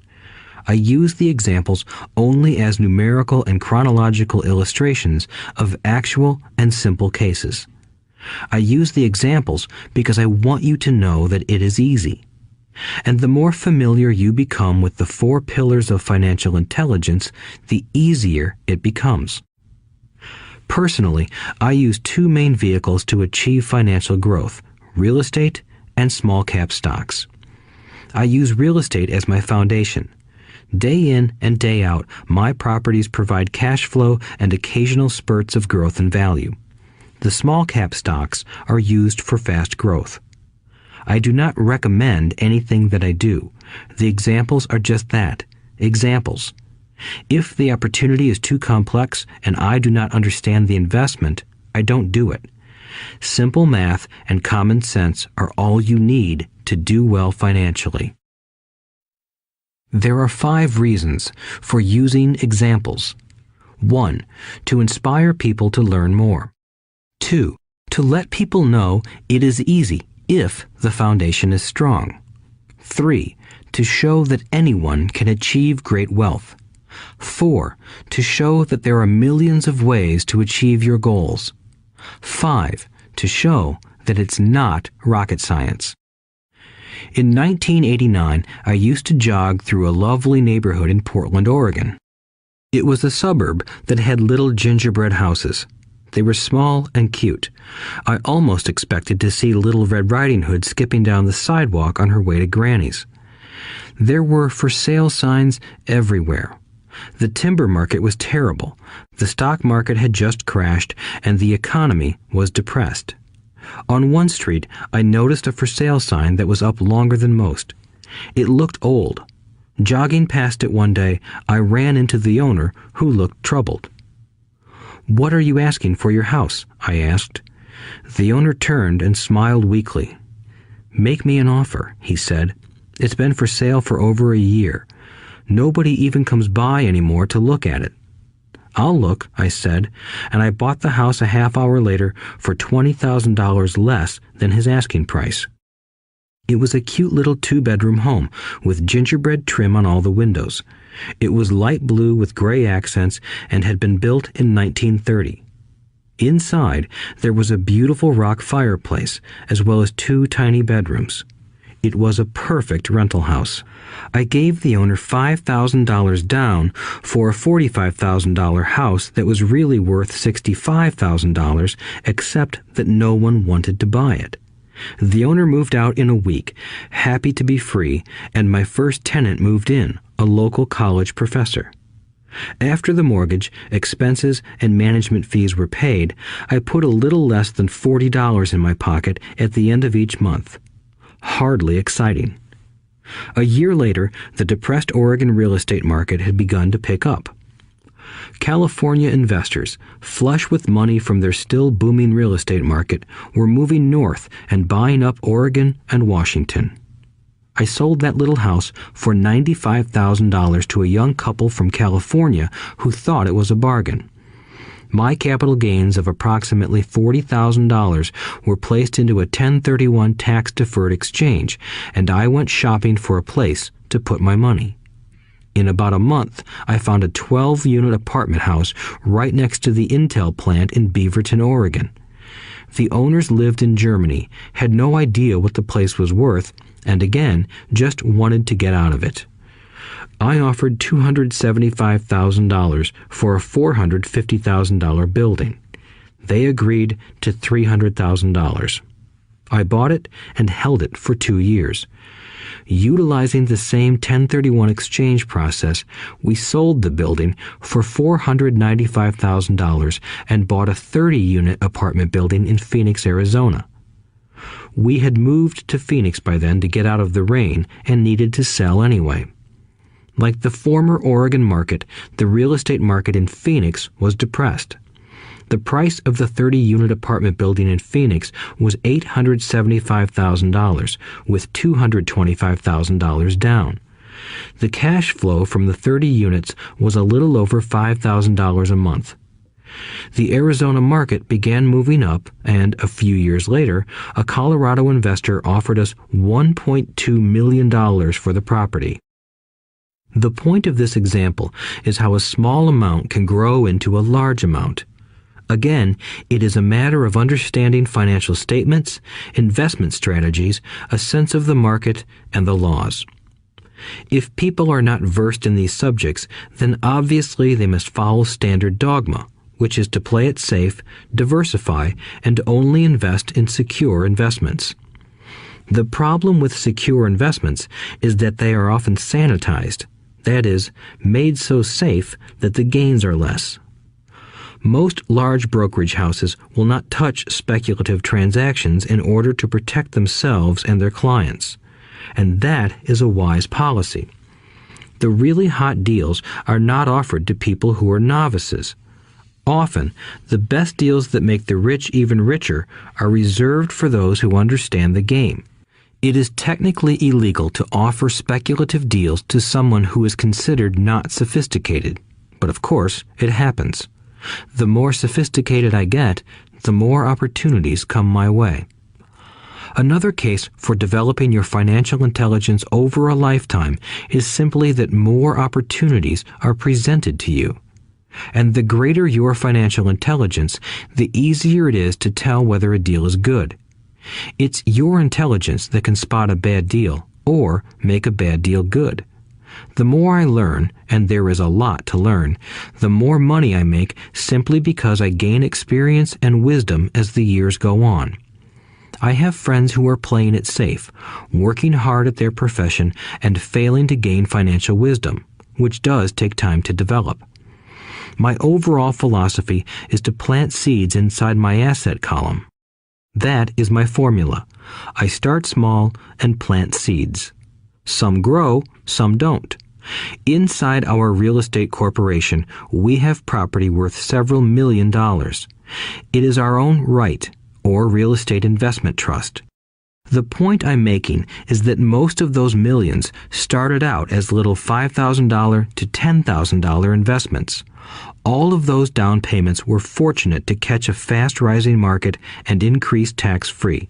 We traded in and out several times over a number of years.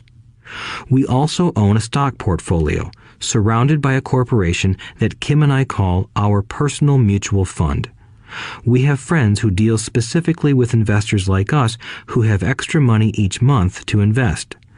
We buy high-risk, speculative private companies that are just about to go public on a stock exchange in the United States or Canada. An example of how fast gains can be made are 100,000 shares purchased for 25 cents each before the company goes public. 6 months later, the company is listed, and the 100,000 shares now are worth $2 each. If the company is well managed, the price keeps going up, and the stock may go to $20 or more per share. There are years when our $25,000 has gone to $1 million in less than a year. It is not gambling if you know what you're doing. It is gambling if you're just throwing money into a deal and praying. The idea in anything is to use your technical knowledge, wisdom, and love of the game to cut the odds down, to lower the risk. Of course, there is always risk. It is financial intelligence that improves the odds. Thus, what is risky for one person is less risky to someone else. That is the primary reason I constantly encourage people to invest more in their financial education than in stocks, real estate, or other markets. The smarter you are, the better chance you have of beating the odds. The stock plays I personally invested in were extremely high risk for most people and absolutely not recommended. I have been playing that game since 1979 and have paid more than my share in dues. But if you will review why investments such as these are high risk for most people, you may be able to set your life up differently, so that the ability to take $25,000 and turn it into $1 million in a year is low risk for you. As stated earlier, nothing I have written is a recommendation. It is only used as an example of what is simple and possible. What I do is small potatoes in the grand scheme of things. Yet, for the average individual, a passive income of more than $100,000 a year is nice and not hard to achieve. Depending on the market and how smart you are, it could be done in 5 to 10 years. If you keep your living expenses modest, $100,000 coming in as additional income is pleasant, regardless of whether you work. You can work if you like, or take time off if you choose, and use the government tax system in your favor rather than against you. My personal basis is real estate. I love real estate because it's stable and slow-moving. I keep the base solid. The cash flow is fairly steady and, if properly managed, has a good chance of increasing in value.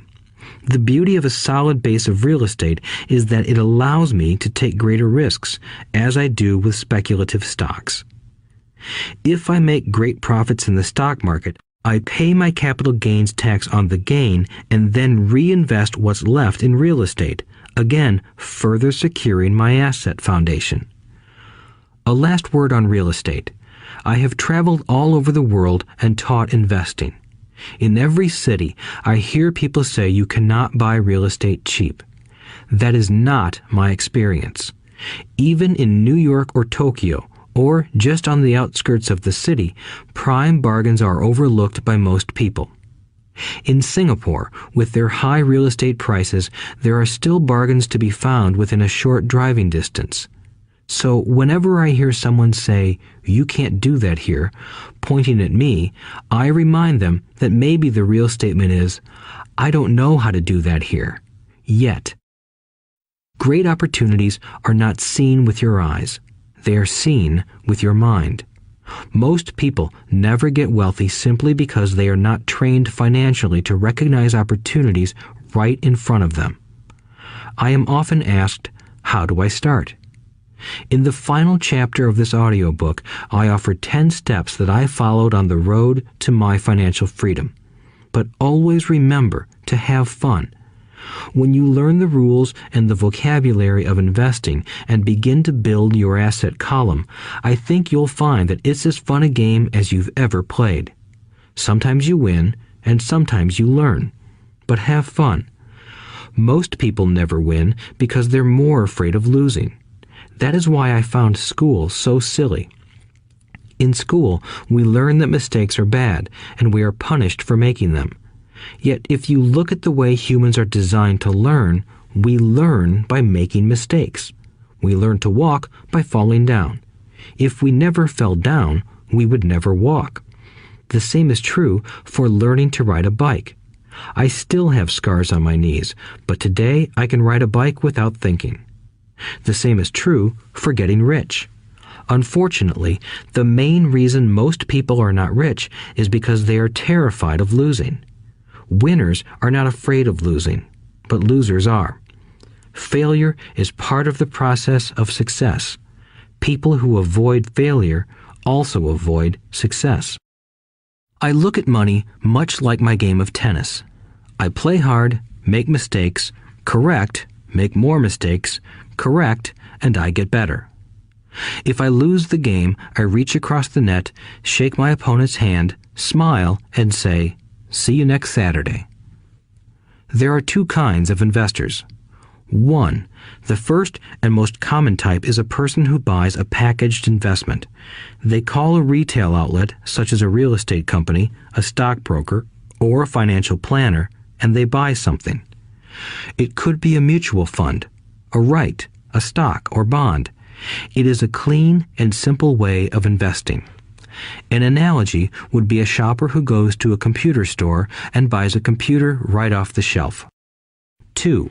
The second type is an investor who creates investments. This investor usually assembles a deal in the same way a person who buys components builds a computer. I do not know the first thing about putting components of a computer together, but I do know how to put pieces of opportunities together, or know people who know how. It is this second type of investor who is the more professional investor. Sometimes it may take years for all the pieces to come together, and sometimes they never do. It is this second type of investor that my rich dad encouraged me to be. It is important to learn how to put the pieces together, because that is where the huge wins reside, and sometimes some huge losses if the tide goes against you. If you want to be the second type of investor, you need to develop 3 main skills. These skills are in addition to those required to become financially intelligent. 1. Find an opportunity that everyone else missed. You see with your mind what others miss with their eyes. For example, a friend bought this run-down old house. It was spooky to look at. Everyone wondered why he bought it. What he saw that we did not was that the house came with 4 extra empty lots. He discovered that after going to the title company. After buying the house, he tore the house down and sold the 5 lots to a builder for 3 times what he paid for the entire package. He made $75,000 for 2 months of work. It's not a lot of money, but it sure beats minimum wage, and it's not technically difficult. 2. Raise money. The average person only goes to the bank. This second type of investor needs to know how to raise capital, and there are many ways that don't require a bank. To get started, I learned how to buy houses without a bank. It was the learned skill of raising money more than the houses themselves that was priceless. All too often, I hear people say, "The bank won't lend me money," or "I don't have the money to buy it." If you want to be a Type 2 investor, you need to learn how to do that which stops most people.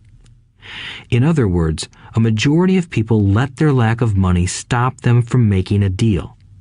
If you can avoid that obstacle, you will be millions ahead of those who don't learn those skills. There have been many times I have bought a house, a stock, or an apartment building without a penny in the bank.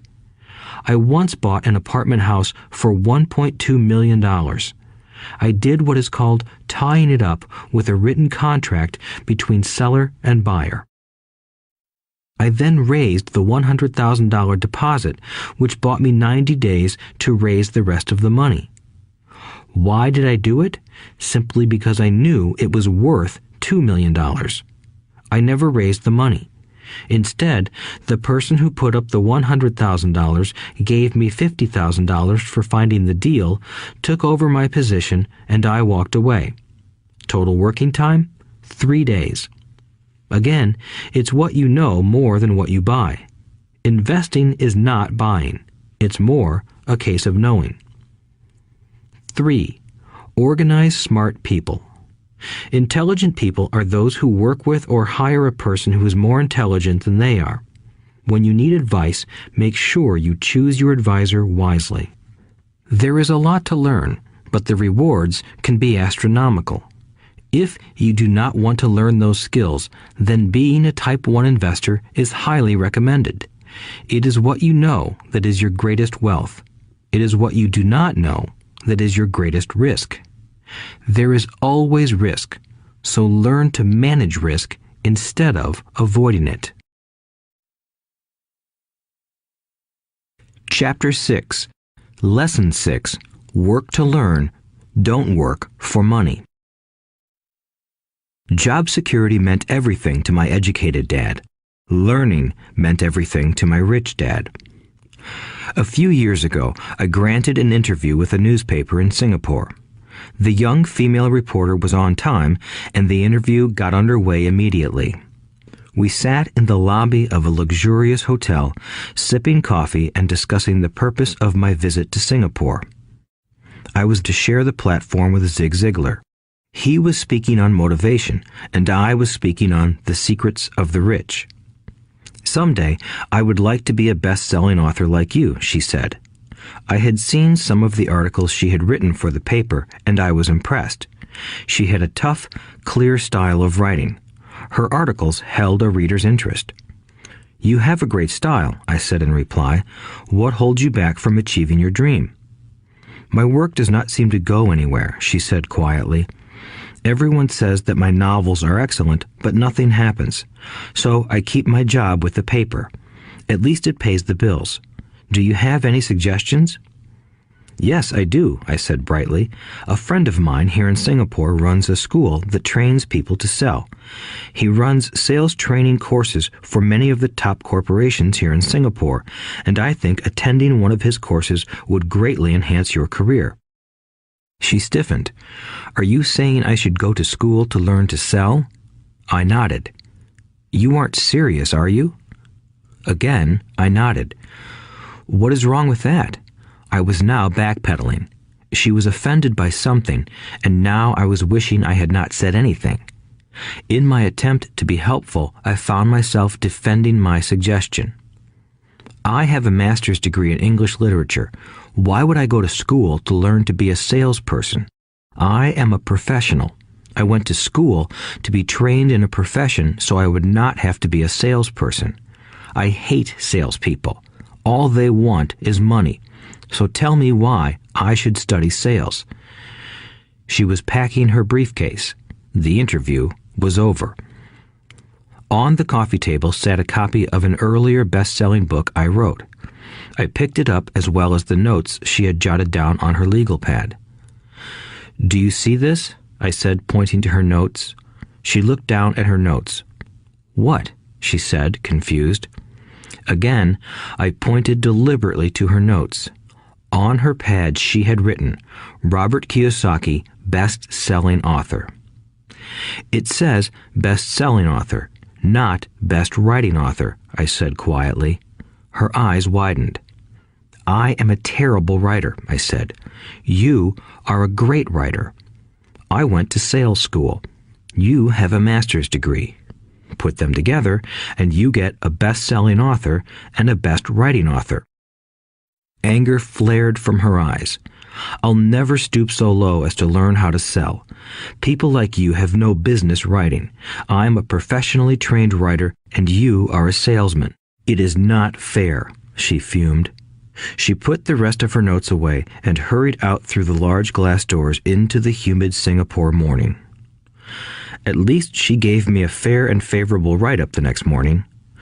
The world is filled with smart, talented, educated, and gifted people. We meet them every day. They are all around us. A few days ago, my car was not running well.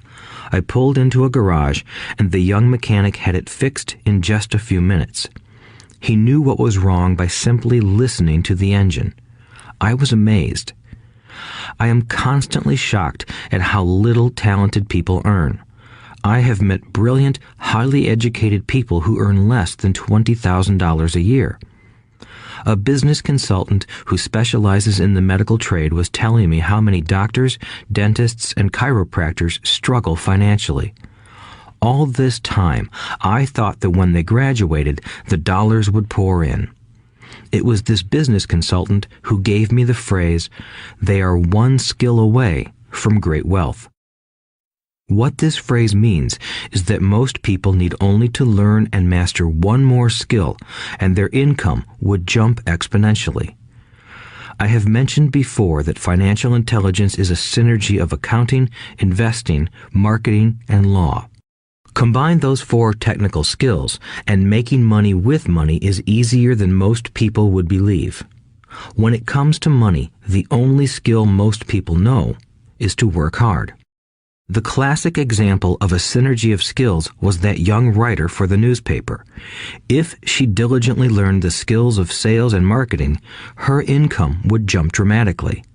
If I were her, I would take some courses in advertising copywriting as well as sales. Then, instead of working at the newspaper, I would seek a job at an advertising agency. Even if it were a cut in pay, she would learn how to communicate in shortcuts that are used in successful advertising. She also would spend time learning public relations, an important skill. She would learn how to get millions in free publicity. Then, at night and on weekends, she could be writing her great novel.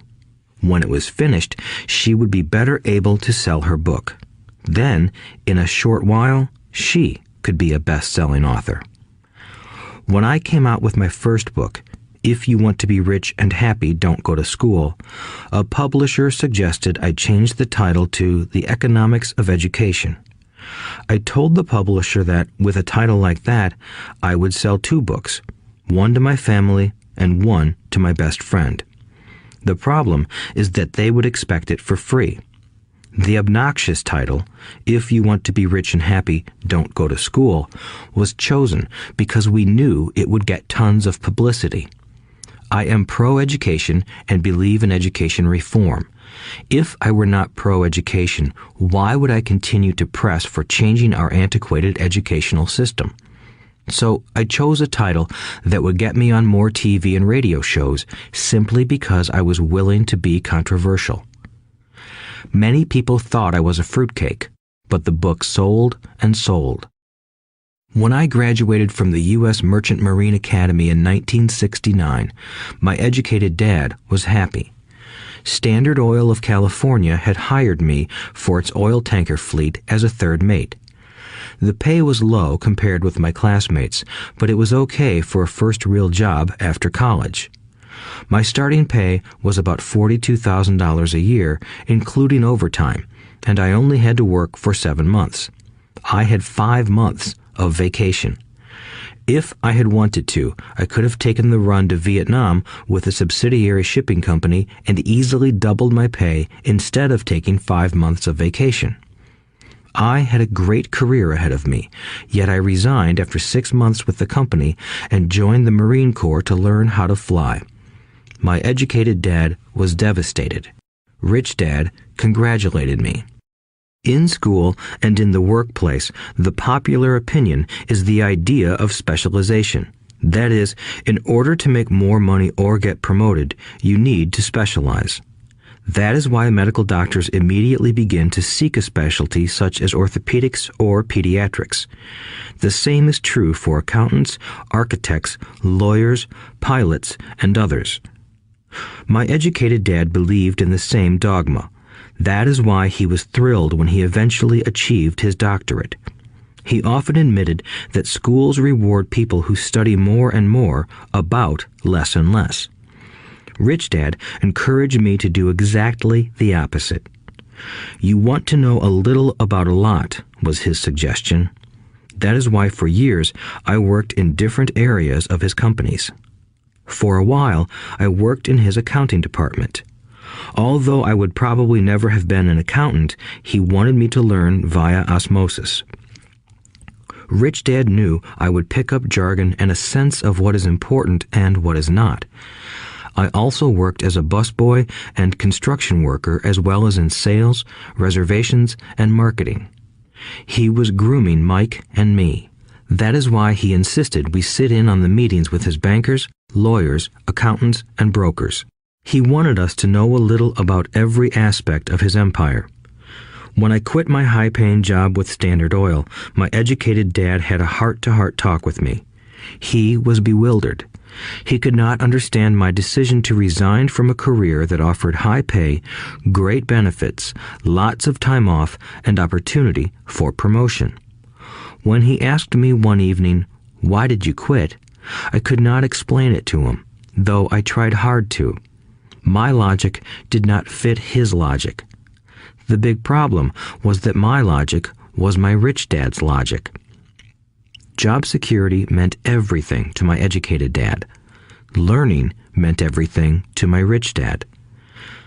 Educated dad thought I went to school to learn to be a ship's officer. Rich dad knew that I went to school to study international trade. So as a student, I made cargo runs, navigating large freighters, oil tankers, and passenger ships to the Far East and the South Pacific. Rich Dad emphasized that I should stay in the Pacific instead of taking ships to Europe because he knew that the emerging nations were in Asia, not Europe. While most of my classmates, including Mike, were partying at their fraternity houses, I was studying trade, people, business styles, and cultures in Japan, Taiwan, Thailand, Singapore, Hong Kong, Vietnam, Korea, Tahiti, Samoa, and the Philippines. I was partying also, but it was not in any frat house. I grew up rapidly. Educated Dad just could not understand why I decided to quit and join the Marine Corps. I told him I wanted to learn to fly, but really I wanted to learn to lead troops. Rich Dad explained to me that the hardest part of running a company is managing people. He had spent 3 years in the Army. My educated dad was draft exempt. Rich Dad valued learning to lead men into dangerous situations. Leadership is what you need to learn next, he said. If you are not a good leader, you'll get shot in the back, just like they do in business. Returning from Vietnam in 1973, I resigned my commission, even though I loved flying. I found a job with Xerox Corporation. I joined it for one reason, and it was not for the benefits. I was a shy person, and the thought of selling was the most frightening subject in the world. Xerox has one of the best sales trainings programs in America. Rich Dad was proud of me. My educated dad was ashamed. Being an intellectual, he thought that salespeople were below him. I worked with Xerox for 4 years until I overcame my fear of knocking on doors and being rejected. Once I could consistently be in the top 5 in sales, I again resigned and moved on, leaving behind another great career with an excellent company. In 1977, I formed my first company. Rich Dad had groomed Mike and me to take over companies, so I now had to learn to form them and put them together. My first product, the nylon and Velcro wallet, was manufactured in the Far East and shipped to a warehouse in New York, near where I had gone to school. My formal education was complete, and it was time to test my wings. If I failed, I would go broke. Rich Dad thought it best to go broke before 30. You still have time to recover, was his advice. On the eve of my 30th birthday, my first shipment left Korea for New York. Today, I still do business internationally, and as my rich dad encouraged me to do, I keep seeking the emerging nations. Today, my investment company invests in South American countries and Asian countries, as well as in Norway and Russia. There is an old cliche that goes, "Job is an acronym for just over broke." Unfortunately, I would say that applies to millions of people. Because school does not think financial intelligence is an intelligence, most workers live within their means. They work and they pay bills. There is another horrible management theory that goes, workers work hard enough to not be fired, and owners pay just enough so that workers won't quit. And if you look at the pay scales of most companies, again, I would say there is a degree of truth to that statement. The net result is that most workers never get ahead. They do what they've been taught to do, get a secure job. Most workers focus on working for pay and benefits that reward them in the short term, but are often disastrous in the long run. Instead, I recommend to young people to seek work for what they will learn more than what they will earn. Look down the road at what skills they want to acquire before choosing a specific profession and before getting trapped in the rat race. Once people are trapped in the lifelong process of bill paying, they become like those little hamsters running around in those metal wheels. Their little furry legs are spinning furiously, the wheel is turning furiously, but come tomorrow morning, they'll still be in the same cage. Great job. In the movie Jerry Maguire, starring Tom Cruise, there are many great one-liners. Probably the most memorable is, "Show me the money." But there is one line I thought most truthful.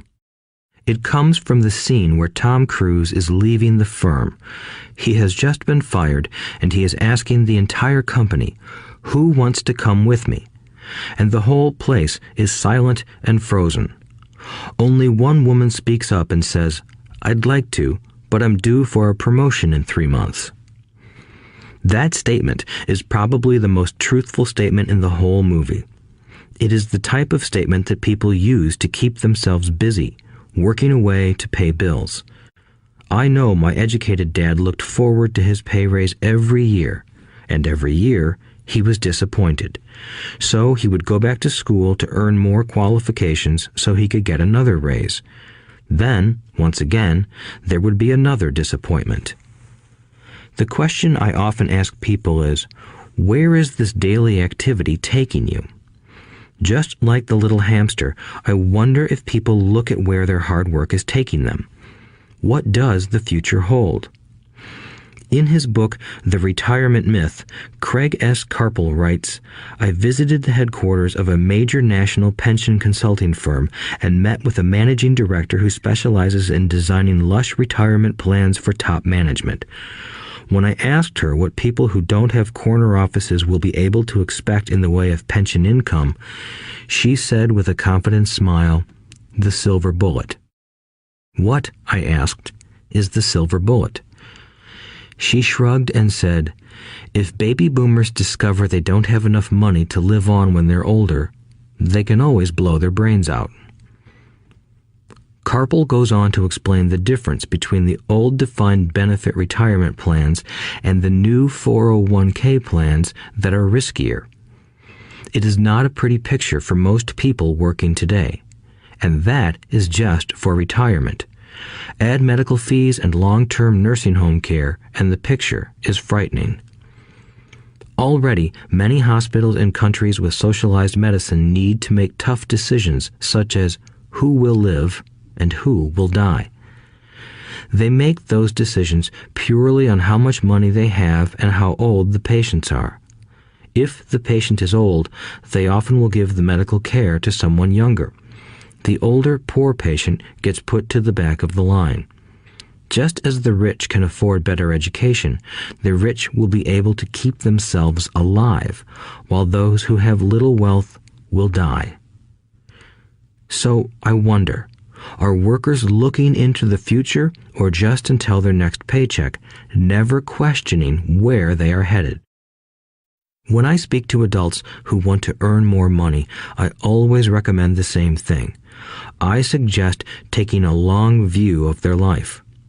Instead of simply working for the money and security, which I admit are important, I suggest they take a second job that will teach them a second skill. Often I recommend joining a network marketing company, also called multi-level marketing, if they want to learn sales skills. Some of these companies have excellent training programs that help people get over their fear of failure and rejection, which are the main reasons people are unsuccessful. Education is more valuable than money in the long run. When I offer this suggestion, I often hear in response, "Oh, that is too much hassle," or "I only want to do what I am interested in." If they say it's too much of a hassle, I ask, so you would rather work all your life giving 50% of what you earn to the government? If they tell me, I only do what I am interested in, I say, I'm not interested in going to the gym, but I go because I want to feel better and live longer. Unfortunately, there is some truth to the old statement, you can't teach an old dog new tricks. Unless a person is used to changing, it's hard to change. But for those of you who might be on the fence when it comes to the idea of working to learn something new, I offer this word of encouragement. Life is much like going to the gym. The most painful part is deciding to go. Once you get past that, it's easy. There have been many days I have dreaded going to the gym, but once I am there and in motion, it is a pleasure. After the workout is over, I am always glad I talked myself into going. If you are unwilling to work to learn something new and instead insist on becoming highly specialized within your field, make sure the company you work for is unionized. Labor unions are designed to protect specialists. My educated dad, after falling from grace with the governor, became the head of the teachers' union in Hawaii. He told me that it was the hardest job he ever held. My rich dad, on the other hand, spent his life doing his best to keep his companies from becoming unionized. He was successful. Although the unions came close, Rich Dad was always able to fight them off. Personally, I take no sides because I can see the need for and the benefits of both sides. If you do as school recommends, become highly specialized, then seek union protection. For example, had I continued with my flying career, I would have sought a company that had a strong pilots union. Why? Because my life would be dedicated to learning a skill that was valuable in only one industry. If I were pushed out of that industry, my life's skills would not be as valuable to another industry. A displaced senior pilot with 100,000 hours of heavy airline transport time, earning $150,000 a year, would have a hard time finding an equivalent high-paying job teaching in school. Skills do not necessarily transfer from industry to industry. Skills the pilots are paid for in the airline industry are not as important in, say, the school system. The same is true even for doctors today. With all the changes in medicine, many medical specialists are needing to conform to medical organizations such as HMOs. School teachers definitely need to be union members. Today in America, the teachers' union is the largest and the richest labor union of all. The NEA, the National Education Association, has tremendous political clout. Teachers need the protection of their union because their skills are also of limited value to an industry outside of education. So the rule of thumb is highly specialized, then unionize. It's the smart thing to do.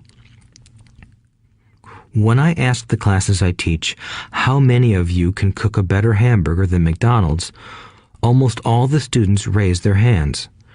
I then ask, so if most of you can cook a better hamburger, how come McDonald's makes more money than you? The answer is obvious. McDonald's is excellent at business systems. The reason so many talented people are poor is because they focus on building a better hamburger and know little to nothing about business systems. A friend of mine in Hawaii is a great artist. He makes a sizable amount of money. One day, his mother's attorney called to tell him that she had left him $35,000. That is what was left of her estate after the attorney and the government took their shares. Immediately, he saw an opportunity to increase his business by using some of this money to advertise. 2 months later, his first 4-color full-page ad appeared in an expensive magazine that targeted the very rich. The ad ran for 3 months. He received no replies from the ad, and all of his inheritance is now gone. He now wants to sue the magazine for misrepresentation. This is a common case of someone who can build a beautiful hamburger but knows little about business. When I asked him what he learned, his only reply was, "Advertising salespeople are crooks." I then asked him if he would be willing to take a course in sales and a course in direct marketing. His reply, "I don't have the time, and I don't want to waste my money." The world is filled with talented poor people. All too often, they're poor or struggle financially or earn less than they are capable of, not because of what they know, but because of what they do not know. They focus on perfecting their skills at building a better hamburger rather than the skills of selling and delivering the hamburger. Maybe McDonald's does not make the best hamburger, but they are the best at selling and delivering a basic average burger. Poor Dad wanted me to specialize. That was his view on how to be paid more. Even after being told by the governor of Hawaii that he could no longer work in state government, my educated dad continued to encourage me to get specialized. Educated Dad then took up the cause of the teachers' union, campaigning for further protection and benefits for these highly skilled and educated professionals. We argued often, but I know he never agreed that over-specialization is what caused the need for union protection. He never understood that the more specialized you become, the more you are trapped and dependent on that specialty. Rich Dad advised that Mike and I groom ourselves. Many corporations do the same thing. They find a young, bright student just out of business school and begin grooming that person to someday take over the company. So these bright young employees do not specialize in one department. They are moved from department to department to learn all the aspects of business systems. The rich often groom their children or the children of others. By doing so, their children gain an overall knowledge of the operations of the business and how the various departments interrelate. For the World War II generation, it was considered bad to skip from company to company. Today, it is considered smart. Since people will skip from company to company rather than seek greater specialization in skills, why not seek to learn more than to earn? In the short term, it may earn you less, but it will pay dividends in the long term. The main management skills needed for success are 1. Management of cash flow, 2. Management of systems, 3. Management of people. The most important specialized skills are sales and marketing. The ability to sell, to communicate to another human being, be it a customer, employee, boss, spouse, or child, is the base skill of personal success. Communication skills such as writing, speaking, and negotiating are crucial to a life of success. These are skills I work on constantly, attending courses or buying educational resources to expand my knowledge. As I have mentioned, my educated dad worked harder and harder the more competent he became. He also became more trapped the more specialized he got. Although his salary went up, his choices diminished. Soon after he was locked out of government work, he found out how vulnerable he really was professionally. It is like professional athletes who suddenly are injured or are too old to play. Their once high-paying position is gone, and they have limited skills to fall back on. I think that is why my educated dad sided so much with the unions after that. He realized how much a union would have benefited him. Rich Dad encouraged Mike and me to know a little about a lot. He encouraged us to work with people smarter than we were and to bring smart people together to work as a team. Today, it would be called a synergy of professional specialties. Today, I meet ex-school teachers earning hundreds of thousands of dollars a year. They earn that much because they have specialized skills in their field as well as other skills. They can teach as well as sell and market. I know of no other skills to be more important than selling and marketing. The skills of selling and marketing are difficult for most people, primarily due to their fear of rejection. The better you are at communicating, negotiating, and handling your fear of rejection, the easier life is. Just as I advise that newspaper writer who wanted to become a best-selling author, I advise anyone else today. Being technically specialized has its strengths as well as its weaknesses.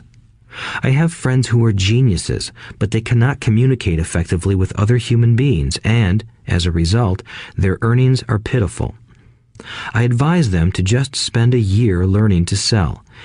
Even if they earn nothing, their communication skills will improve, and that is priceless. In addition to being good learners, sellers, and marketers, we need to be good teachers as well as good students.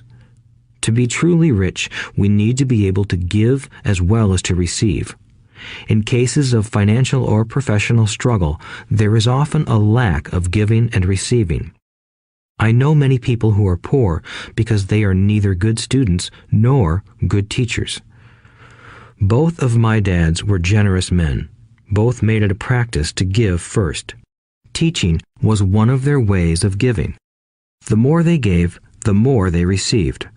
One glaring difference was in the giving of money. My rich dad gave lots of money away. He gave to his church, to charities, and to his foundation. He knew that to receive money, you had to give money. Giving money is the secret to most great wealthy families. That is why there are organizations like the Rockefeller Foundation and the Ford Foundation. These are organizations designed to take their wealth and increase it, as well as give it away in perpetuity. My educated dad always said, "When I have some extra money, I'll give it." The problem was that there was never any extra. So he worked harder to draw more money in rather than focus on the most important law of money. Give and you shall receive. Instead, he believed in receive and then you give. In conclusion, I became both dads. One part of me is a hardcore capitalist who loves the game of money making money. The other part is a socially responsible teacher who is deeply concerned with this ever-widening gap between the haves and have-nots. I personally hold the archaic educational system primarily responsible for this growing gap. Chapter 7. Overcoming Obstacles. The primary difference between a rich person and a poor person is how they manage fear. Once people have studied and become financially literate, they may still face roadblocks to becoming financially independent. There are 5 main reasons why financially literate people may still not develop abundant asset columns that could produce a large cash flow. The 5 reasons are: 1. Fear. 2. Cynicism. 3. Laziness. 4. Bad habits. 5. Arrogance. Overcoming fear. I have never met anyone who really likes losing money. And in all my years, I have never met a rich person who has never lost money. But I have met a lot of poor people who have never lost a dime. Investing, that is. The fear of losing money is real. Everyone has it, even the rich. But it's not having fear that is the problem. It's how you handle fear. It's how you handle losing. It's how you handle failure that makes the difference in one's life. The primary difference between a rich person and a poor person is how they manage that fear. It's okay to be fearful. It's okay to be a coward when it comes to money. You can still be rich. We're all heroes at something and cowards at something else. My friend's wife is an emergency room nurse. When she sees blood, she flies into action. When I mention investing, she runs away. When I see blood, I don't run. I pass out. My rich dad understood phobias about money. Some people are terrified of snakes. Some people are terrified about losing money. Both are phobias, he would say. So his solution to the phobia of losing money was this little rhyme. If you hate risk and worry, start early. If you start young, it's easier to be rich. I won't go into it here, but there is a staggering difference between a person who starts investing at age 20 versus age 30. The purchase of Manhattan Island is said to be one of the greatest bargains of all time. New York was purchased for $24 in trinkets and beads. Yet if that $24 had been invested at 8% annually, that $24 would have been worth more than $28 trillion by 1995. Manhattan could be repurchased with money left over to buy much of Los Angeles. But what if you don't have much time left or would like to retire early? How do you handle the fear of losing money? My poor dad did nothing. He simply avoided the issue, refusing to discuss the subject. My rich dad, on the other hand, recommended that I think like a Texan. I like Texas and Texans, he used to say. In Texas, everything is bigger. When Texans win, they win big. And when they lose, it's spectacular. They like losing? I asked. That's not what I'm saying. Nobody likes losing. Show me a happy loser, and I'll show you a loser, said Rich Dad. It's a Texan's attitude toward risk, reward, and failure I'm talking about. It's how they handle life. They live it big. Not like most of the people around here, living like roaches when it comes to money, terrified that someone will shine a light on them and whimpering when the grocery clerk shortchanges them a quarter. Rich Dad went on, "What I like best is the Texas attitude. They're proud when they win, and they brag when they lose. Texans have a saying, if you're going to go broke, go big. You don't want to admit you went broke over a duplex." He constantly told Mike and me that the greatest reason for lack of financial success was because most people played it too safe. People are so afraid of losing that they lose, were his words. Fran Tarkenton, a one-time great NFL quarterback, says it still another way. Winning means being unafraid to lose. In my own life, I've noticed that winning usually follows losing. Before I finally learned to ride a bike, I first fell down many times. I've never met a golfer who has never lost a golf ball. I've never met people who have fallen in love who have never had their heart broken. And I've never met someone rich who has never lost money. So for most people, the reason they don't win financially is because the pain of losing money is far greater than the joy of being rich. Another saying in Texas is, everyone wants to go to heaven, but no one wants to die. Most people dream of being rich, but are terrified of losing money, so they never get to heaven. Rich Dad used to tell Mike and me stories about his trips to Texas. If you really want to learn the attitude of how to handle risk, losing, and failure, go to San Antonio and visit the Alamo. The Alamo is a great story of brave people who chose to fight, knowing there was no hope of success. They chose to die instead of surrendering. It's an inspiring story worthy of study. Nonetheless, it's still a tragic military defeat. They got their butts kicked. So, how do Texans handle failure? They still shout, "Remember the Alamo." Mike and I heard this story a lot. He always told us this story when he was about to go into a big deal and he was nervous. After he had done all his due diligence and it was time to put up or shut up, he told us this story. Every time he was afraid of making a mistake or losing money, he told us this story. It gave him strength, for it reminded him that he could always turn a financial loss into a financial win. Rich Dad knew that failure would only make him stronger and smarter. It's not that he wanted to lose. He just knew who he was and how he would take a loss. He would take a loss and make it a win. That's what made him a winner and others losers. It gave him the courage to cross the line when others backed out. That's why I like Texans so much, he would say. They took a great failure and turned it into inspiration, as well as a tourist destination that makes them millions. But probably his words that mean the most to me today are these. Texans don't bury their failures. They get inspired by them. They take their failures and turn them into rallying cries. Failure inspires Texans to become winners. But that formula is not just the formula for Texans.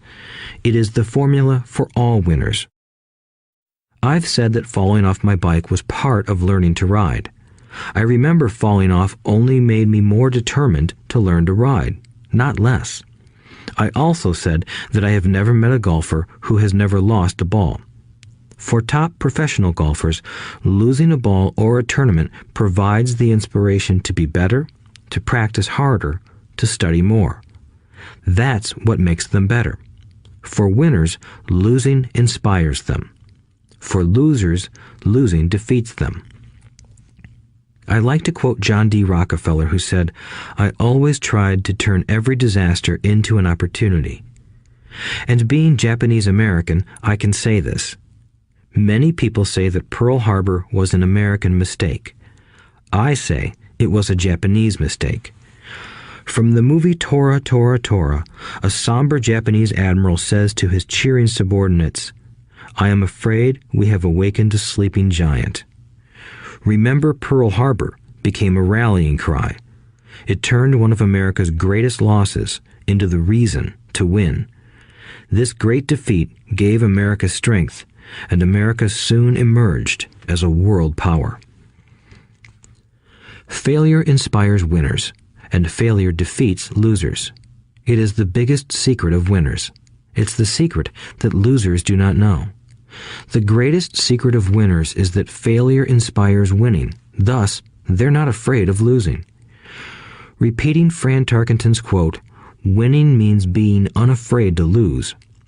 People like Fran Tarkenton are not afraid of losing because they know who they are. They hate losing, so they know that losing will only inspire them to become better. There is a big difference between hating losing and being afraid to lose. Most people are so afraid of losing money that they lose. They go broke over a duplex.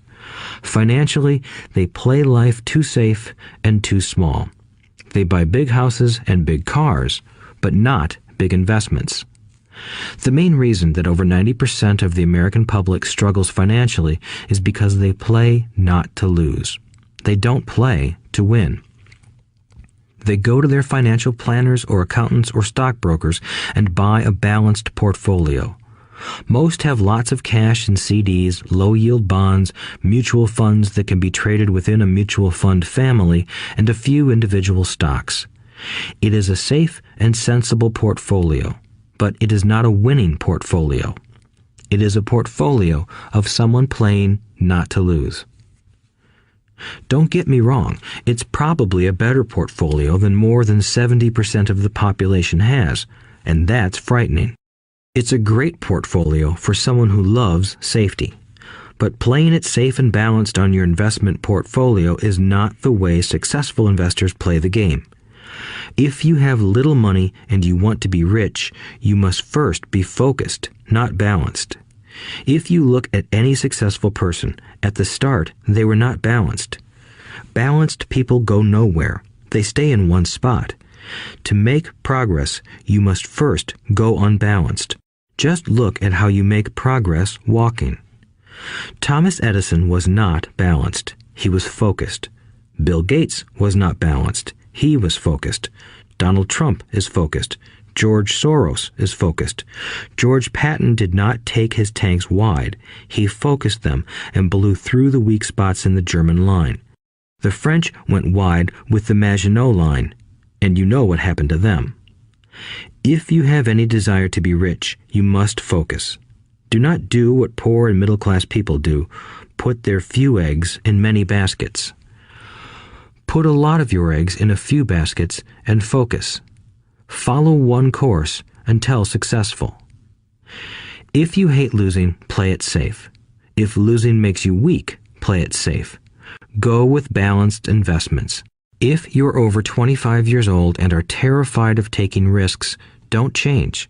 Play it safe, but start early. Start accumulating your nest egg early because it will take time.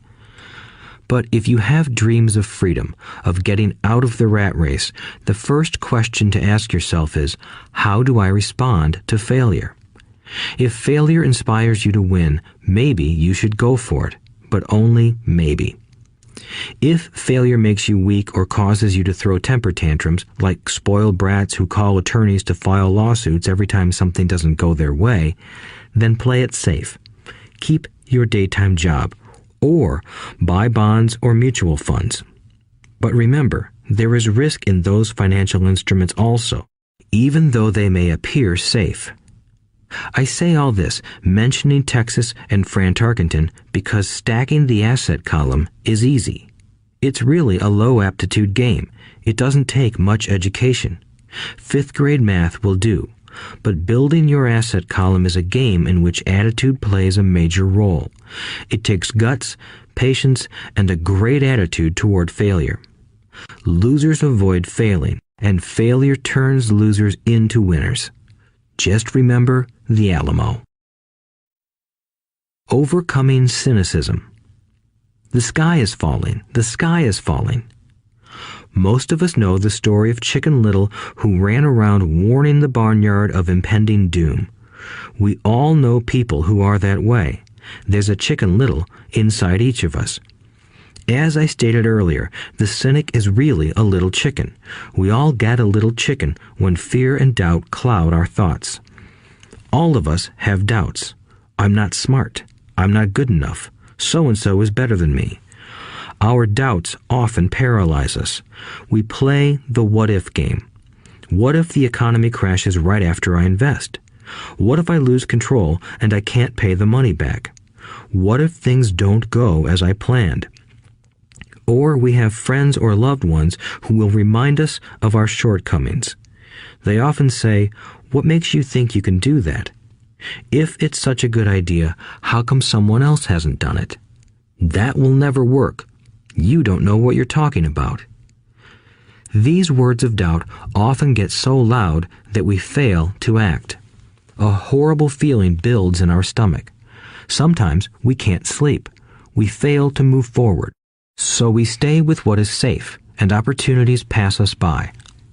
We watch life passing by as we sit immobilized with a cold knot in our body. We have all felt this at one time in our lives, some more than others. Peter Lynch of Fidelity Magellan Mutual Fund fame refers to warnings about the sky falling as noise, and we all hear it. Noise is either created inside our heads or comes from outside, often from friends, family, co-workers, and the media. Lynch recalls the time during the 1950s when the threat of nuclear war was so prevalent in the news that people began building fallout shelters and storing food and water. If they had invested that money wisely in the market, instead of building a fallout shelter, they'd probably be financially independent today. When violence breaks out in a city, gun sales go up all over the country. A person dies from rare hamburger meat in the state of Washington, and the Arizona Health Department orders restaurants to have all beef cooked well done. A drug company runs a TV commercial in February showing people catching the flu. Colds go up as well as sales of cold medicine. Most people are poor because when it comes to investing, the world is filled with Chicken Littles running around yelling, "The sky is falling, the sky is falling." And Chicken Littles are effective because every one of us is a little chicken. It often takes great courage to not let rumors and talk of doom and gloom affect your doubts and fears. But a savvy investor knows that the seemingly worst of times is actually the best of times to make money. When everyone else is too afraid to act, they pull the trigger and are rewarded. Some time ago, a friend named Richard came from Boston to visit Kim and me in Phoenix. He was impressed with what we had done through stocks and real estate. The Phoenix real estate prices were depressed. We spent 2 days showing him what we thought were excellent opportunities for cash flow and capital appreciation. Kim and I are not real estate agents. We are strictly investors. After identifying a unit in a resort community, we called an agent who sold it to him that afternoon. The price was a mere $42,000 for a 2-bedroom townhome. Similar units were going for $65,000. He had found a bargain. Excited, he bought it and returned to Boston. 2 weeks later, the agent called to say that our friend had backed out. I called immediately to find out why. All he said was that he talked to his neighbor, and his neighbor told him it was a bad deal. He was paying too much. I asked Richard if his neighbor was an investor. Richard said he was not. When I asked why he listened to him, Richard got defensive and simply said he wanted to keep looking. The real estate market in Phoenix turned, and a few years later, that little unit was renting for $1,000 a month, $2,500 in the peak winter months. The unit was worth $95,000. All Richard had to put down was $5,000, and he would have had a start at getting out of the rat race. Today, he still has done nothing. Richard's backing out did not surprise me. It's called buyer's remorse, and it affects all of us. The little chicken won, and a chance at freedom was lost. In another example, I hold a small portion of my assets in tax lien certificates instead of CDs. I earn 16% per year on my money, which certainly beats the interest rates banks offer on CDs. The certificates are secured by real estate and enforced by state law, which is also better than most banks. The formula they're bought on makes them safe. They just lack liquidity. So I look at them as 2 to 7 year CDs. Almost every time I tell someone that I hold my money this way, especially if they have money in CDs, they will tell me it's risky. They tell me why I should not do it. When I ask them where they get their information, they say from a friend or an investment magazine. They've never done it, and they're telling someone who's doing it why they shouldn't. The lowest yield I look for is 16%, but people who are filled with doubt are willing to accept a far lower return. Doubt is expensive. My point is that it's those doubts and cynicism that keep most people poor and playing it safe. The real world is simply waiting for you to get rich. Only a person's doubts keep them poor. As I said, getting out of the rat race is technically easy. It doesn't take much education, but those doubts are cripplers for most people. Cynics never win, said Rich Dad. Unchecked doubt and fear creates a cynic. Cynics criticize and winners analyze was another of his favorite sayings. Rich Dad explained that criticism blinded while analysis opened eyes. Analysis allowed winners to see that critics were blind and to see opportunities that everyone else missed. And finding what people miss is key to any success. Real estate is a powerful investment tool for anyone seeking financial independence or freedom. It is a unique investment tool. Yet every time I mention real estate as a vehicle, I often hear, "I don't want to fix toilets." That's what Peter Lynch calls noise. That's what my rich dad would say is the cynic talking, someone who criticizes and does not analyze, someone who lets their doubts and fears close their mind instead of open their eyes. So when someone says, "I don't want to fix toilets, I want to fire back," what makes you think I want to? They're saying a toilet is more important than what they want. I talk about freedom from the rat race, and they focus on toilets. That is the thought pattern that keeps most people poor. They criticize instead of analyze. I don't once hold the key to your success, Rich Dad would say, because I too do not want to fix toilets. I shop hard for a property manager who does fix toilets. And by finding a great property manager who runs houses or apartments, well, my cash flow goes up. But more importantly, a great property manager allows me to buy a lot more real estate since I don't have to fix toilets. A great property manager is key to success in real estate. Finding a good manager is more important to me than the real estate. A great property manager often hears of great deals before real estate agents do, which makes them even more valuable. That is what Rich Dad meant by, I don't once hold the key to your success. Because I do not want to fix toilets either, I figured out how to buy more real estate and expedite my getting out of the rat race. The people who continue to say, I don't want to fix toilets, often deny themselves the use of this powerful investment vehicle. Toilets are more important than their freedom. In the stock market, I often hear people say, I don't want to lose money. Well, what makes them think I or anyone else likes losing money? They don't make money because they choose to not lose money. Instead of analyzing, they close their minds to another powerful investment vehicle, the stock market. I was riding with a friend past our neighborhood gas station. He looked up and saw that the price of gas was going up and thus the price of oil. My friend is a worrywart, or a Chicken Little. To him, the sky is always going to fall, and it usually does, on him. When we got home, he showed me all the stats as to why the price of oil was going to go up over the next few years, statistics I had never seen before, even though I already owned substantial shares of an existing oil company.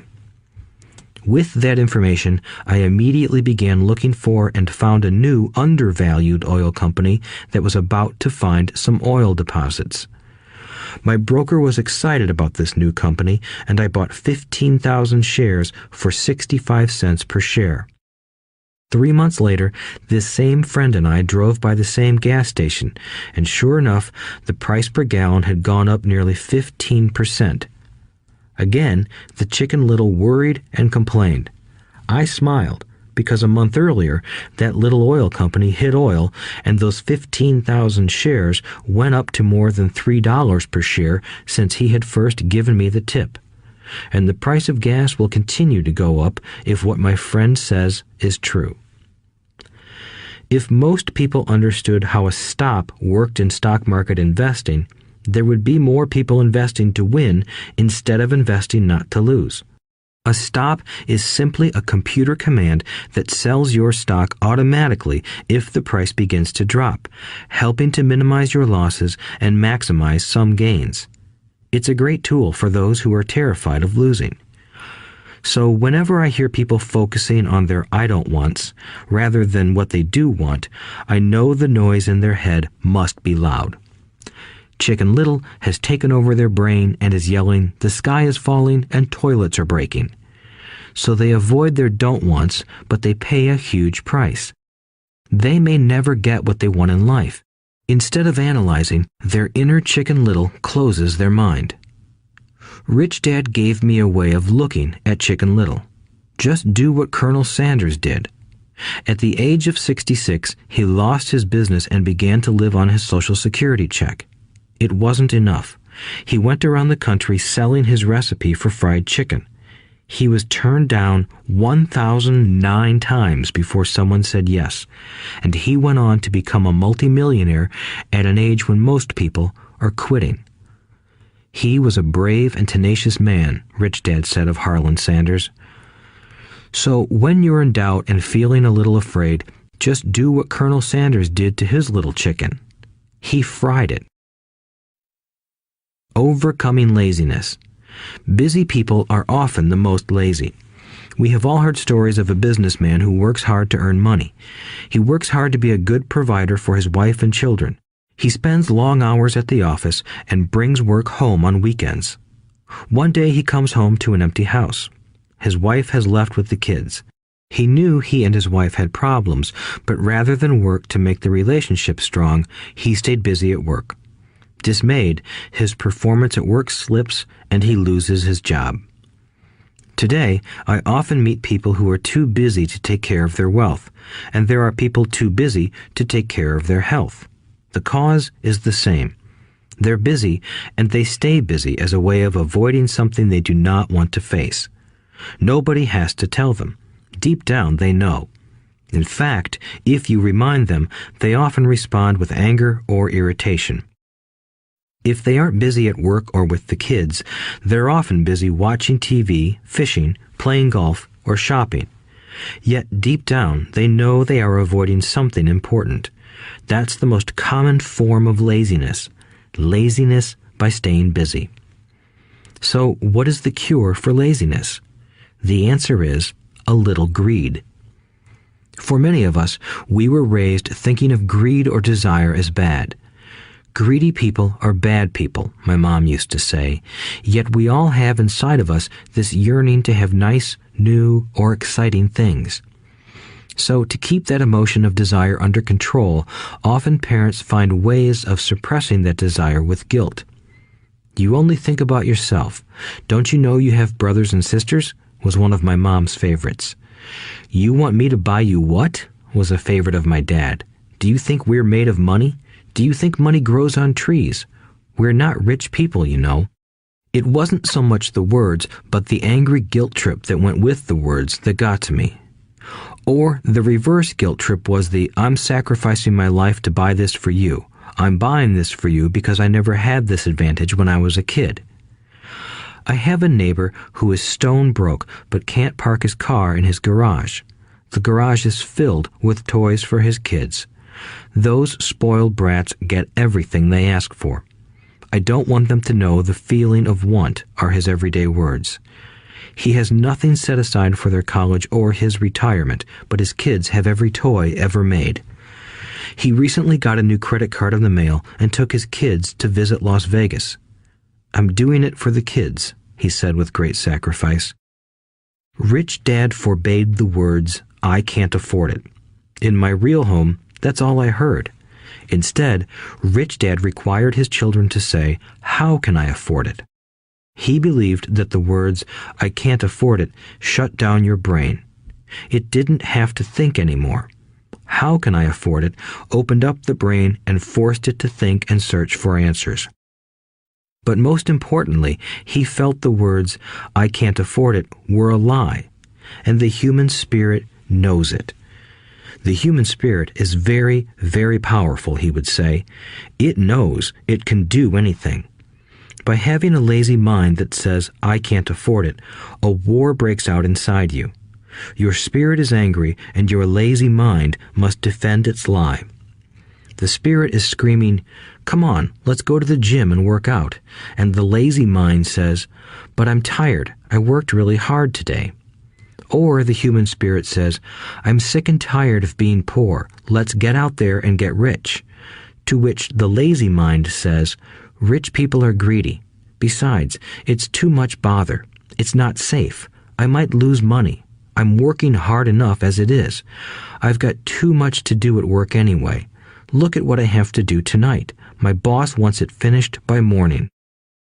I can't afford it also causes sadness, a helplessness that leads to despondency and often depression. How can I afford it opens up possibilities, excitement, and dreams. So Rich Dad was not so concerned about what we wanted to buy as long as we understood that how can I afford it creates a stronger mind and a dynamic spirit. Thus, he rarely gave Mike or me anything. He would instead ask, how can you afford it? And that included college, which we paid for ourselves. It was not the goal, but the process of attaining the goal that he wanted us to learn. The problem I see today is that there are millions of people who feel guilty about their desire or their greed. It's old conditioning from their childhood. While they desire to have the finer things that life offers, most have been conditioned subconsciously to say, I can't have that, or I'll never be able to afford that. When I decided to exit the rat race, it was simply a question of how can I afford to never work again? And my mind began to kick out answers and solutions. The hardest part was fighting my real parents' dogma. We can't afford that. Stop thinking only about yourself. Why don't you think about others? And other similar sentiments designed to instill guilt to suppress my greed. So, how do you beat laziness? Once again, the answer is a little greed. It's that radio station WIIFM, which stands for What's in it for me? A person needs to sit down and ask, what would my life be like if I never had to work again? What would I do if I had all the money I needed? Without that little greed, the desire to have something better, progress is not made.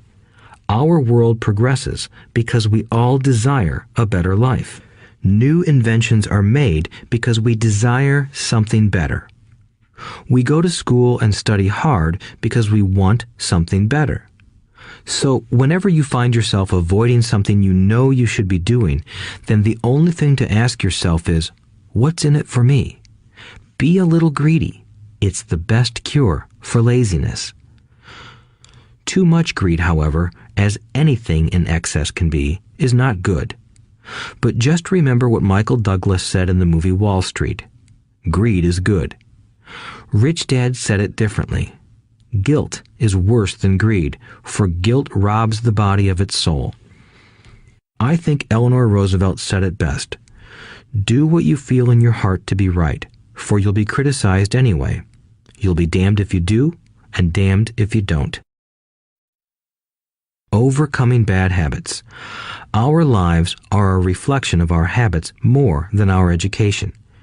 After seeing the movie Conan the Barbarian, starring Arnold Schwarzenegger, a friend said, "I'd love to have a body like Schwarzenegger." Most of the guys nodded in agreement. "I even heard he was really puny and skinny at one time," another friend added. "Yeah, I heard that too," another one said. "I heard he has a habit of working out almost every day in the gym." "Yeah, I'll bet he has to." "Nah," said the group's cynic. "I'll bet he was born that way. Besides, let's stop talking about Arnold and get some beers." This is an example of habits controlling behavior. I remember asking my rich dad about the habits of the rich. Instead of answering me outright, he wanted me to learn through example, as usual. "When does your dad pay his bills?" Rich Dad asked. "The first of the month," I said. "Does he have anything left over?" he asked. "Very little," I said. "That's the main reason he struggles," said Rich Dad. "He has bad habits. Your dad pays everyone else first.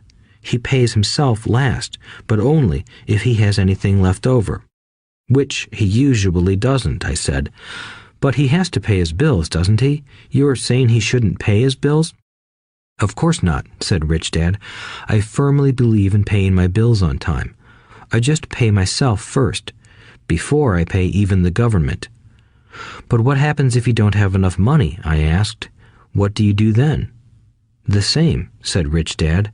"I still pay myself first, even if I'm short of money. My asset column is far more important to me than the government." "But," I said, "don't they come after you?" "Yes, if you don't pay," said Rich Dad.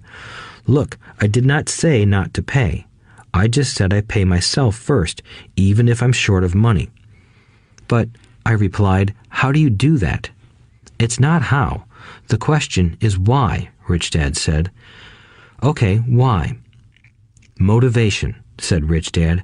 "Who do you think will complain louder if I don't pay them? Me or my creditors?" "Your creditors will definitely scream louder than you," I said, responding to the obvious. "You wouldn't say anything if you didn't pay yourself."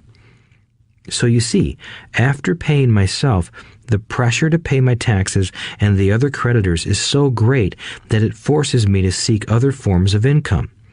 The pressure to pay becomes my motivation. I've worked extra jobs, started other companies, traded in the stock market, anything, just to make sure those guys don't start yelling at me. That pressure made me work harder, forced me to think, and all in all, made me smarter and more active when it comes to money. If I had paid myself last, I would have felt no pressure, but I'd be broke. So it is the fear of the government or other people you owe money to that motivates you? That's right, said Rich Dad. You see, government bill collectors are big bullies. So are bill collectors in general. Most people give in to those bullies. They pay them and never pay themselves. You know the story of the 98-pound weakling who gets sand kicked in his face? I nodded. I see that ad for weightlifting and bodybuilding lessons in the comic books all the time. Well, most people let the bullies kick sand in their faces. I decided to use the fear of the bully to make me stronger. Others got weaker. Forcing myself to think about how to make extra money is like going to the gym and working out with weights. The more I work my mental money muscles out, the stronger I get. Now, I'm not afraid of those bullies. I liked what Rich Dad was saying, so if I pay myself first, I get financially stronger mentally and fiscally. Rich Dad nodded. And if I pay myself last, or not at all, I get weaker. So, people like bosses, managers, tax collectors, bill collectors, and landlords push me around all my life just because I don't have good money habits. Rich Dad nodded, just like the 98-pound weakling. Overcoming arrogance. What I know makes me money. What I don't know loses me money. Every time I have been arrogant, I have lost money. Because when I'm arrogant, I truly believe that what I don't know is not important, Rich Dad would often tell me.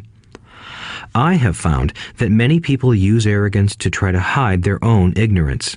It often happens when I am discussing financial statements with accountants or even other investors. They try to bluster their way through the discussion.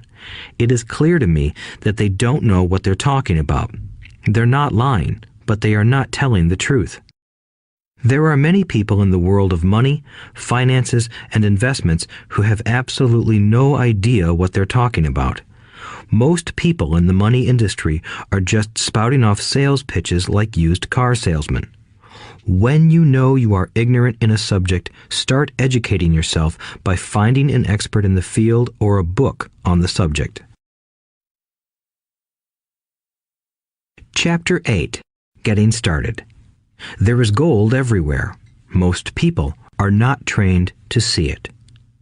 I wish I could say acquiring wealth was easy for me, but it wasn't. So in response to the question, how do I start, I offer the thought process I go through on a day-to-day basis. It really is easy to find great deals. I promise you that. It's just like riding a bike. After a little wobbling, it's a piece of cake. But when it comes to money, it takes determination to get through the wobbling.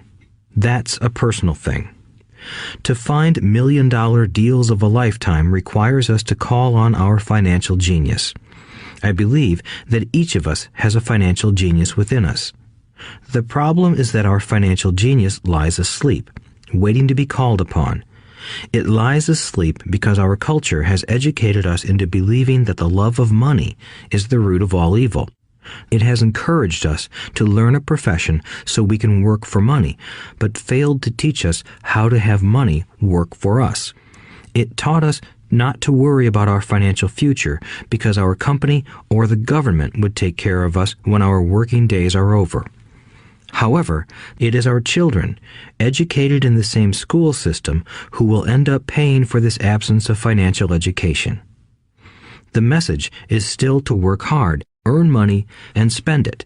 And when we run short, we can always borrow more.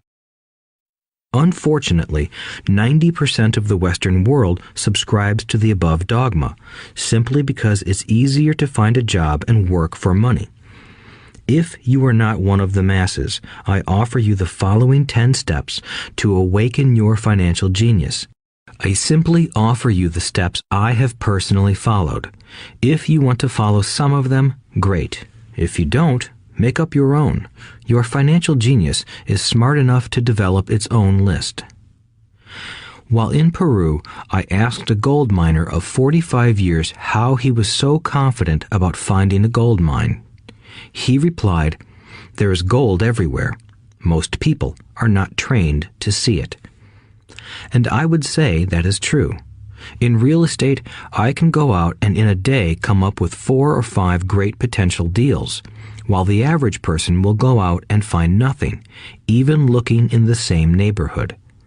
The reason is that they have not taken the time to develop their financial genius. I offer you the following 10 steps as a process to develop your God-given powers, powers over which only you have control. 1. Find a reason greater than reality, the power of spirit. If you ask most people if they would like to be rich or financially free, they would say yes. But then reality sets in. The road seems too long with too many hills to climb. It's easier to just work for money and hand the excess over to your broker. I once met a young woman who had dreams of swimming for the U.S. Olympic team. The reality was that she had to get up every morning at 4 o'clock to swim for 3 hours before going to school. She did not party with her friends on Saturday night. She had to study and keep her grades up, just like everyone else.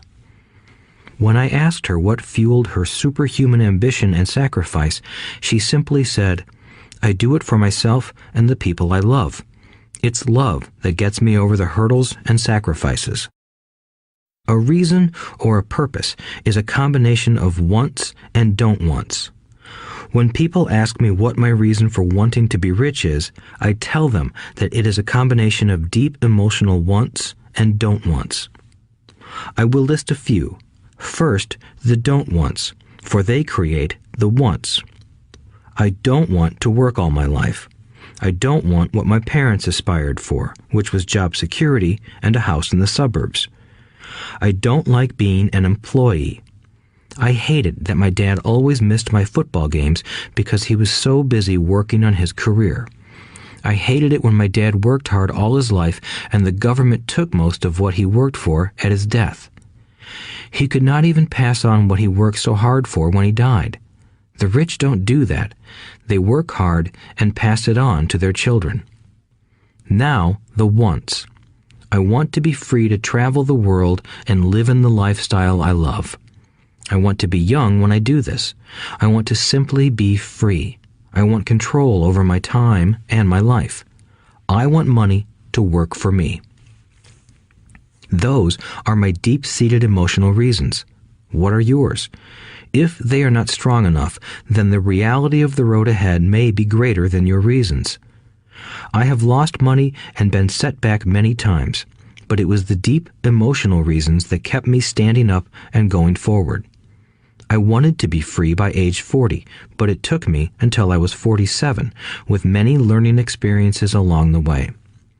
As I said, I wish I could say it was easy. It wasn't, but it wasn't that hard either. I've learned that without a strong reason or purpose, anything in life is hard. If you do not have a strong reason, there is no sense listening further. It will sound like too much work. 2. Make daily choices. The power of choice. Choice is the main reason people want to live in a free country. We want the power to choose. Financially, with every dollar we get in our hands, we hold the power to choose our future, to be rich, poor, or middle class. Our spending habits reflect who we are. Poor people simply have poor spending habits. The benefit I had as a boy was that I loved playing Monopoly constantly. Nobody told me Monopoly was only for kids, so I just kept playing the game as an adult. I also had a rich dad who pointed out to me the difference between an asset and a liability. So a long time ago, as a little boy, I chose to be rich, and I knew that all I had to do was learn to acquire assets, real assets. My best friend, Mike, had an asset column handed to him, but he still had to choose to learn to keep it. Many rich families lose their assets in the next generation simply because there was no one trained to be a good steward over their assets. Most people choose not to be rich. For 90% of the population, being rich is too much of a hassle. So they invent sayings that go, "I'm not interested in money. I'll never be rich. I don't have to worry. I'm still young. When I make some money, then I'll think about my future. My husband or wife handles the finances. The problem with those statements is that they rob the person who chooses to think such thoughts of two things. One is time, which is your most precious asset. The second is learning. Having no money should not be an excuse to not learn, but that is a choice we all make daily. The choice of what we do with our time, our money, and what we put in our heads. That is the power of choice. All of us have choice. I just choose to be rich, and I make that choice every day. Invest first in education. In reality, the only real asset you have is your mind, the most powerful tool we have dominion over. Each of us has the choice of what we put in our brain once we're old enough. You can watch TV, read golf magazines, or go to ceramics class or a class on financial planning. You choose. Most people simply buy investments rather than first investing in learning about investing. A friend of mine recently had her apartment burglarized. The thieves took her electronics and left all the books. And we all have that same choice. 90% of the population buys TV sets, and only about 10% buy business books. So what do? I go to seminars. I like it when they are at least 2 days long because I like to immerse myself in a subject. In 1973, I was watching this guy on TV who was advertising a 3-day seminar on how to buy real estate for nothing down.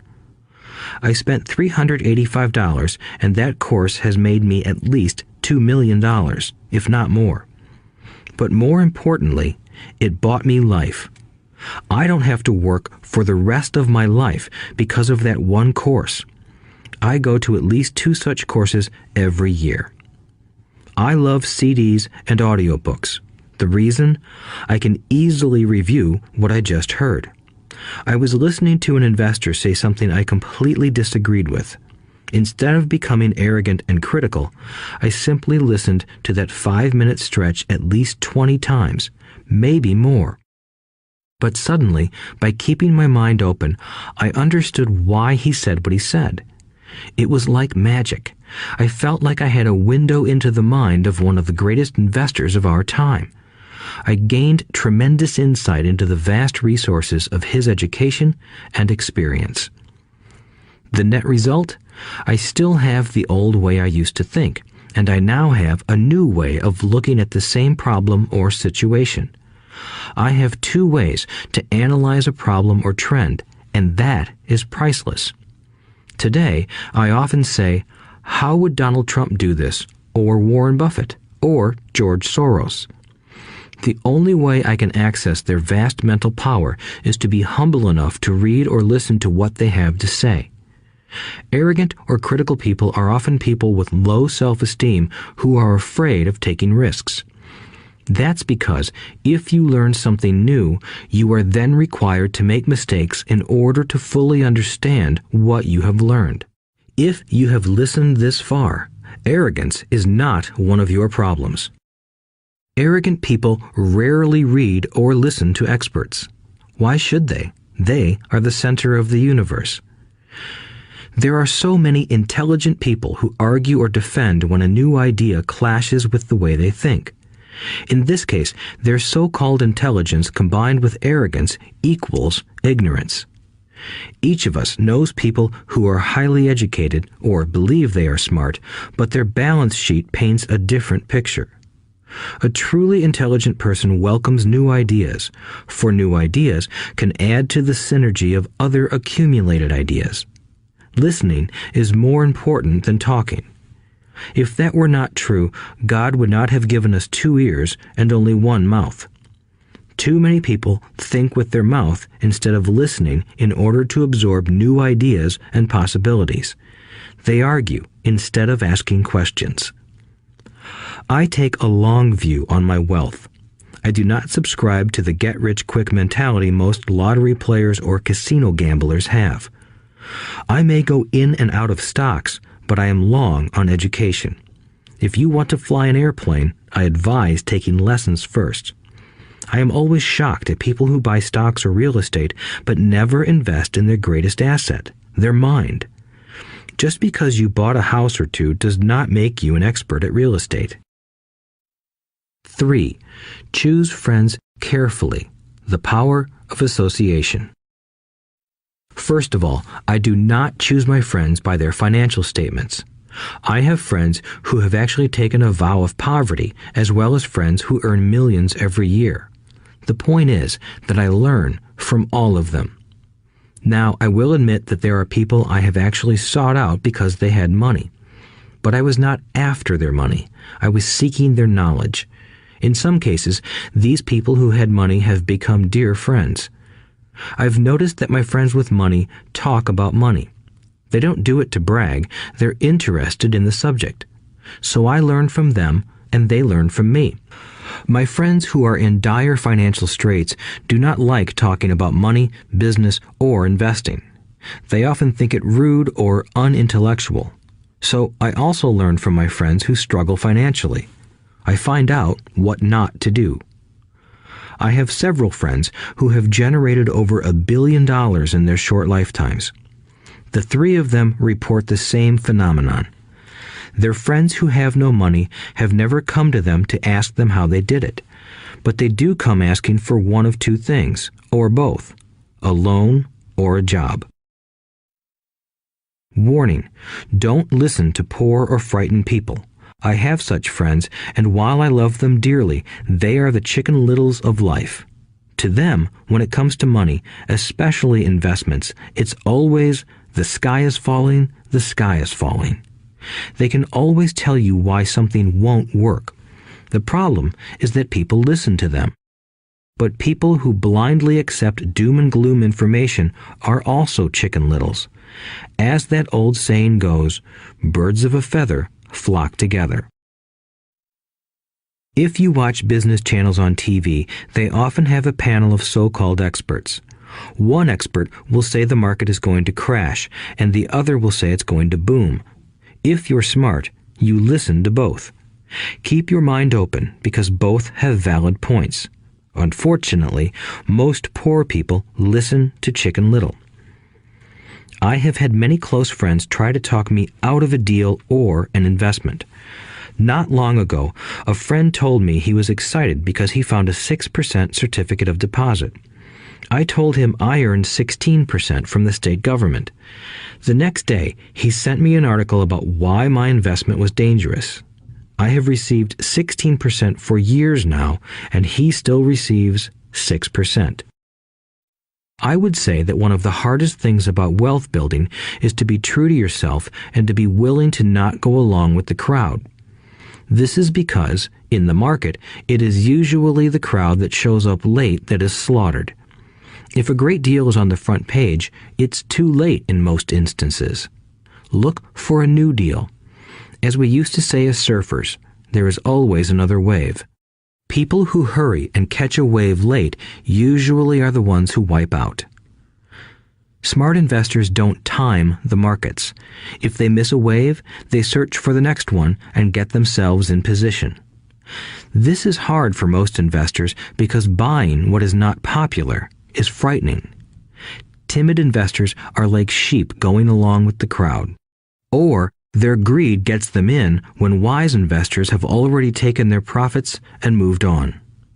Wise investors buy an investment when it's not popular.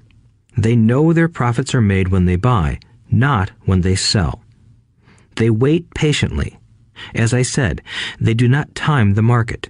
Just like a surfer, they get in position for the next big swell. It's all insider trading. There are forms of insider trading that are illegal, and there are forms of insider trading that are legal.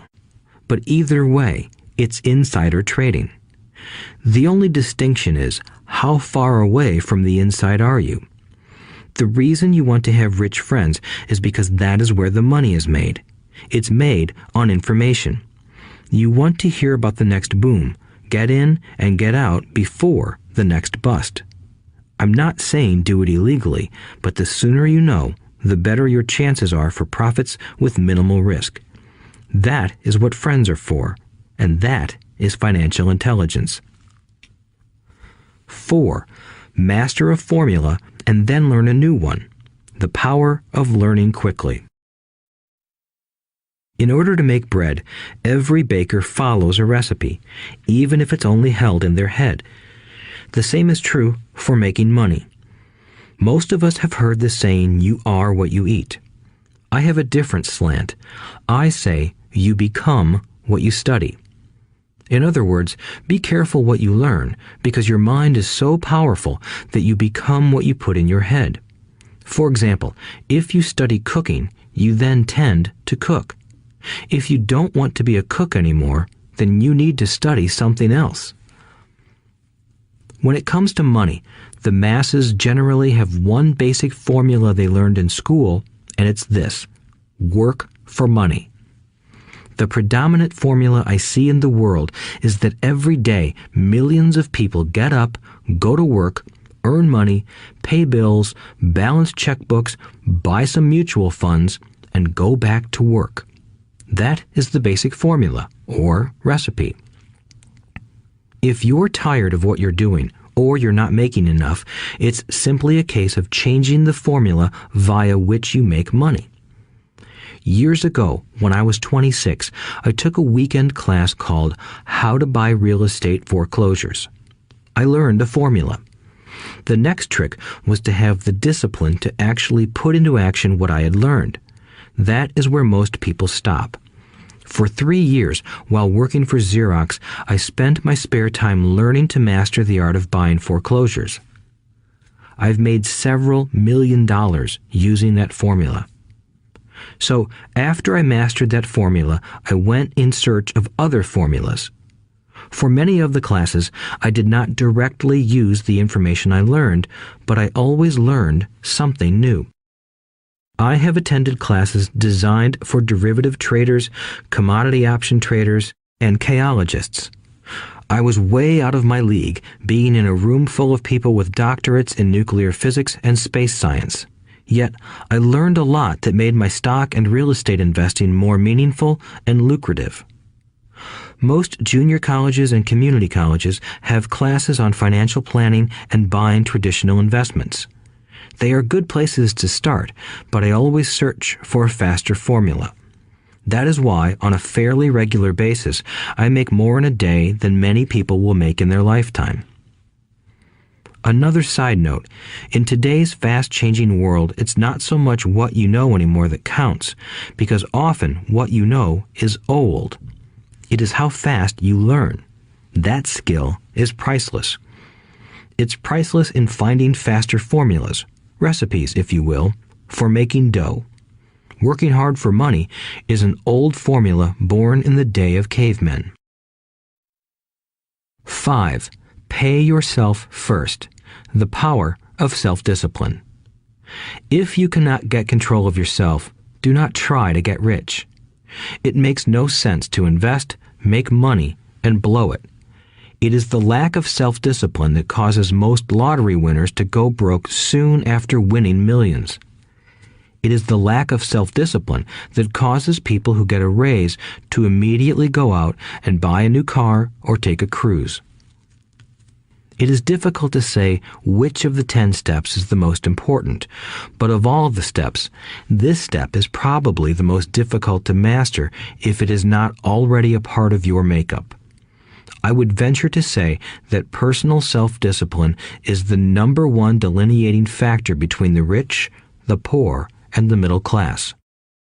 Simply put, people who have low self-esteem and low tolerance for financial pressure can never be rich. As I have said, a lesson learned from my rich dad was that the world will push you around. The world pushes people around, not because other people are bullies, but because the individual lacks internal control and discipline. People who lack internal fortitude often become victims of those who have self-discipline. In the entrepreneur classes I teach, I constantly remind people to not focus on their product, service, or widget, but to focus on developing management skills. The 3 most important management skills necessary to start your own business are management of 1. Cash flow, 2. people. 3, personal time. I would say the skills to manage these 3 apply to anything, not just entrepreneurs. The 3 matter in the way you live your life as an individual or as part of a family, a business, a charitable organization, a city, or a nation. Each of these skills is enhanced by the mastery of self-discipline. I do not take the saying, "pay yourself first," lightly. The statement, "pay yourself first," comes from George Clayson's book, The Richest Man in Babylon. Millions of copies have been sold. But while millions of people freely repeat that powerful statement, few follow the advice. As I said, financial literacy allows one to read numbers, and numbers tell the story. By looking at a person's income statement and balance sheet, I can readily see if people who spout the words, "pay yourself first," actually practice what they preach. In reality, each month, many allocate money to their asset column before they pay their monthly expenses. Although millions of people have read Clayson's book and understand the words, "pay yourself first," in reality, they pay themselves last. Now, I can hear the howls from those of you who sincerely believe in paying your bills first, and I can hear all the responsible people who pay their bills on time. I am not saying be irresponsible and not pay your bills. All I am saying is do what the book says, which is pay yourself first. If you can truly begin to understand the power of cash flow, you will soon realize why 90% of people work hard all their lives and need government support like Social Security when they are no longer able to work. Kim and I have had many bookkeepers, accountants, and bankers who have had a major problem with this way of looking at pay yourself first. The reason is that these financial professionals actually do what the masses do. They pay themselves last. There have been times in my life when, for whatever reason, cash flow was far less than my bills. I still paid myself first. My accountant and bookkeeper screamed in panic. "They're going to come after you. The IRS is going to put you in jail. You're going to ruin your credit rating. They'll cut off the electricity." I still paid myself first. Why, you ask? Because that's what the story, The Richest Man in Babylon, was all about. The power of self-discipline and the power of internal fortitude. As my rich dad taught me the first month I worked for him, most people allow the world to push them around. A bill collector calls and you pay or else. A sales clerk says, "Oh, just put it on your charge card." Your real estate agent tells you, "Go ahead. The government allows you a tax deduction on your home." That is what the book is really about. Having the guts to go against the tide and get rich. You may not be weak, but when it comes to money, many people get wimpy. I am not saying be irresponsible. The reason I don't have high credit card debt and doodad debt is because I pay myself first. The reason I minimize my income is because I don't want to pay it to the government. That is why my income comes from my asset column through a Nevada corporation. If I work for money, the government takes it. Although I pay my bills last, I am financially astute enough to not get into a tough financial situation. I don't like consumer debt. I actually have liabilities that are higher than 99% of the population, but I don't pay for them. Other people pay for my liabilities. They're called tenants. So rule number 1 in paying yourself first is don't get into debt in the first place. Although I pay my bills last, I set it up to have only small, unimportant bills that are due. When I occasionally come up short, I still pay myself first. I let the creditors and even the government scream. I like it when they get tough. Why? Because those guys do me a favor. They inspire me to go out and create more money. So I pay myself first, invest the money, and let the creditors yell. I generally pay them right away anyway.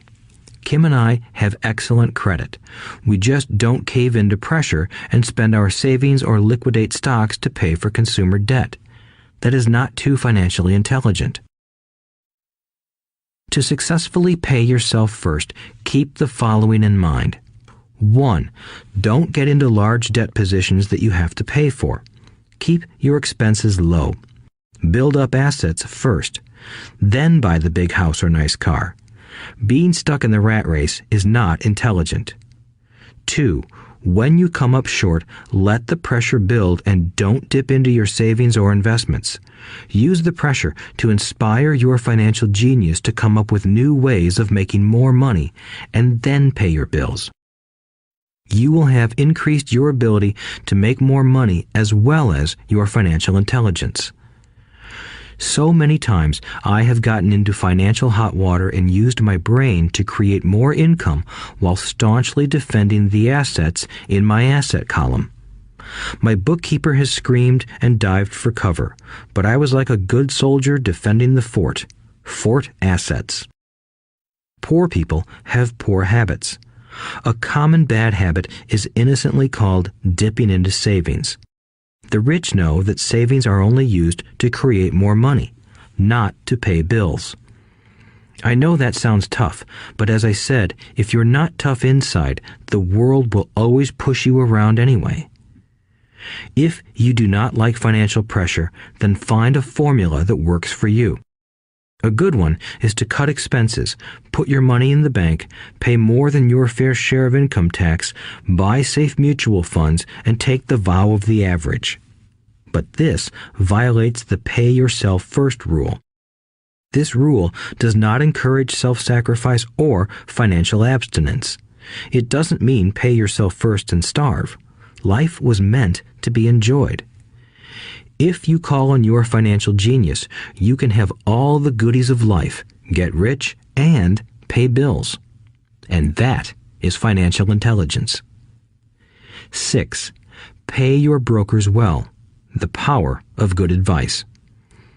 Sometimes I see people posting a sign in front of their house that says, "For sale by owner." Or I see people on TV claiming to be discount brokers. My rich dad taught me to take the opposite approach. He believed in paying professionals well, and I have adopted that policy also. Today, I have expensive attorneys, accountants, real estate brokers, and stockbrokers. Why? Because if, and I do mean if, the people are professionals, their services should make you money. And the more money they make, the more money I make. We live in the information age. Information is priceless. A good broker should provide you with information as well as take the time to educate you.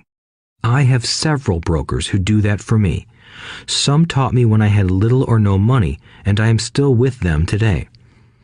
What I pay a broker is tiny in comparison with what kind of money I can make because of the information they provide.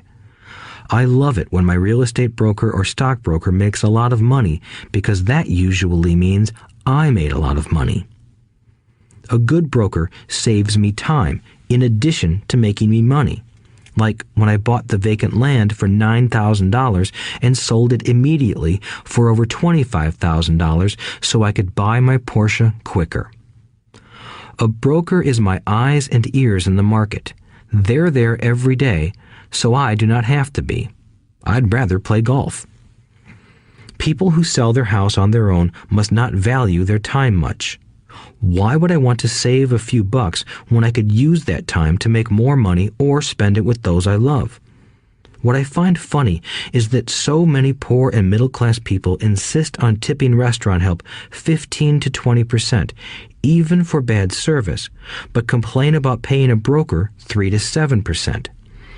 They enjoy tipping people in the expense column and stiffing people in the asset column. That is not financially intelligent. Keep in mind that not all brokers are created equal. Unfortunately, most brokers are only salespeople. They sell, but they themselves own little or no real estate. There is a tremendous difference between a broker who sells houses and a broker who sells investments.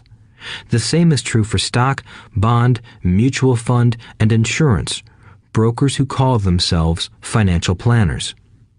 When I interview any paid professional, I first find out how much property or stocks they personally own and what percentage they pay in taxes. And that applies to my tax attorney as well as my accountant. I have an accountant who minds his own business. His profession is accounting, but his business is real estate. I used to have an accountant who was a small business accountant, but he had no real estate. I switched because we did not love the same business. Find a broker who has your best interests at heart. Many brokers will spend the time educating you, and they could be the best asset you find. Just be fair, and most of them will be fair to you. If all you can think about is cutting their commissions, then why should they want to help you? It's just simple logic. As I said earlier, one of the management skills is the management of people. Many people only manage people they feel smarter than and they have power over. Many middle managers remain middle managers, failing to get promoted because they know how to work with people below them, but not with people above them. The real skill is to manage and reward the people who are smarter than you in some technical area. That is why companies have a board of directors.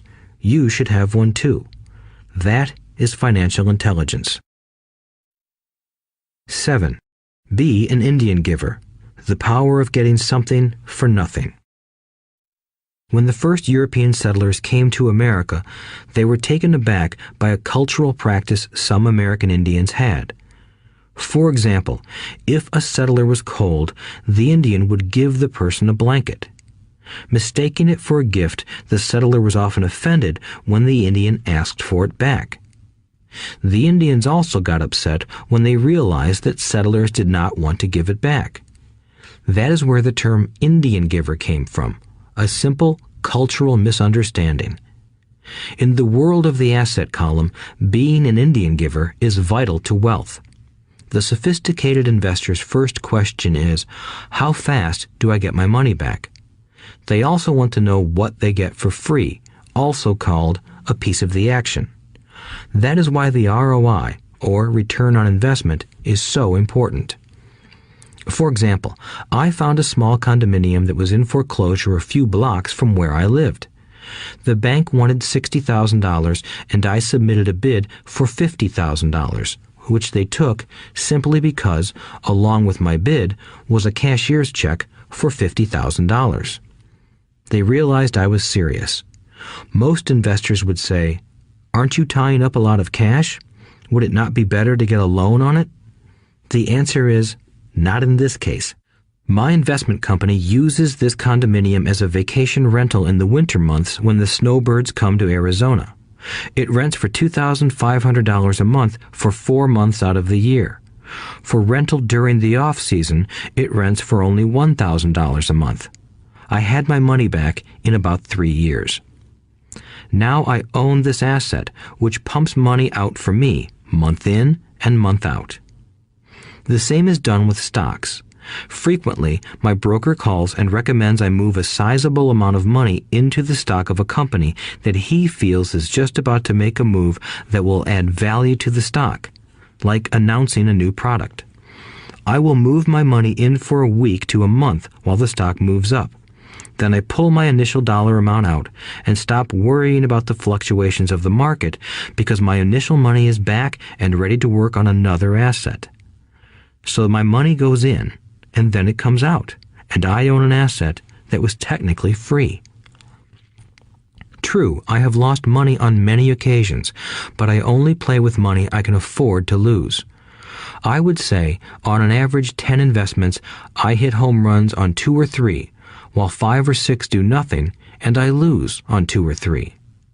But I limit my losses to only the money I have in at that time.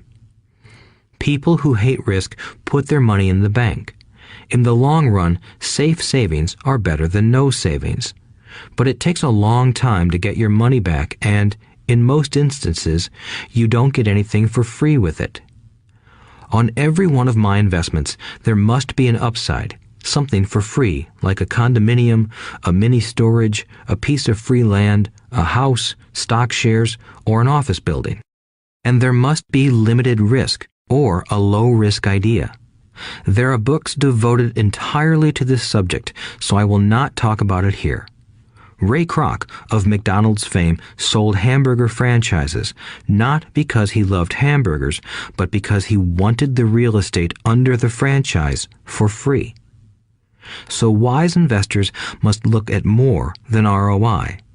They look at the assets they get for free once they get their money back. That is financial intelligence. 8. Use assets to buy luxuries. The power of focus. A friend's child has been developing a nasty habit of burning a hole in his pocket. Just 16, he wanted his own car. The excuse? All his friends' parents gave their kids cars. The child wanted to go into his savings and use it for a down payment. That was when his father called me and then came to see me. Do you think I should let him do it, or should I just buy him a car? I answered, it might relieve the pressure in the short term, but what have you taught him in the long term? Can you use this desire to own a car and inspire your son to learn something? Suddenly, the lights went on and he hurried home. 2 months later, I ran into my friend again. Does your son have his new car? I asked. No, he doesn't, but I gave him $3,000 for the car. I told him to use my money instead of his college money. Well, that's generous of you, I said. Not really. The money came with a hitch. So what was the hitch? I asked. Well, first we played your cash flow game. We then had a long discussion about the wise use of money.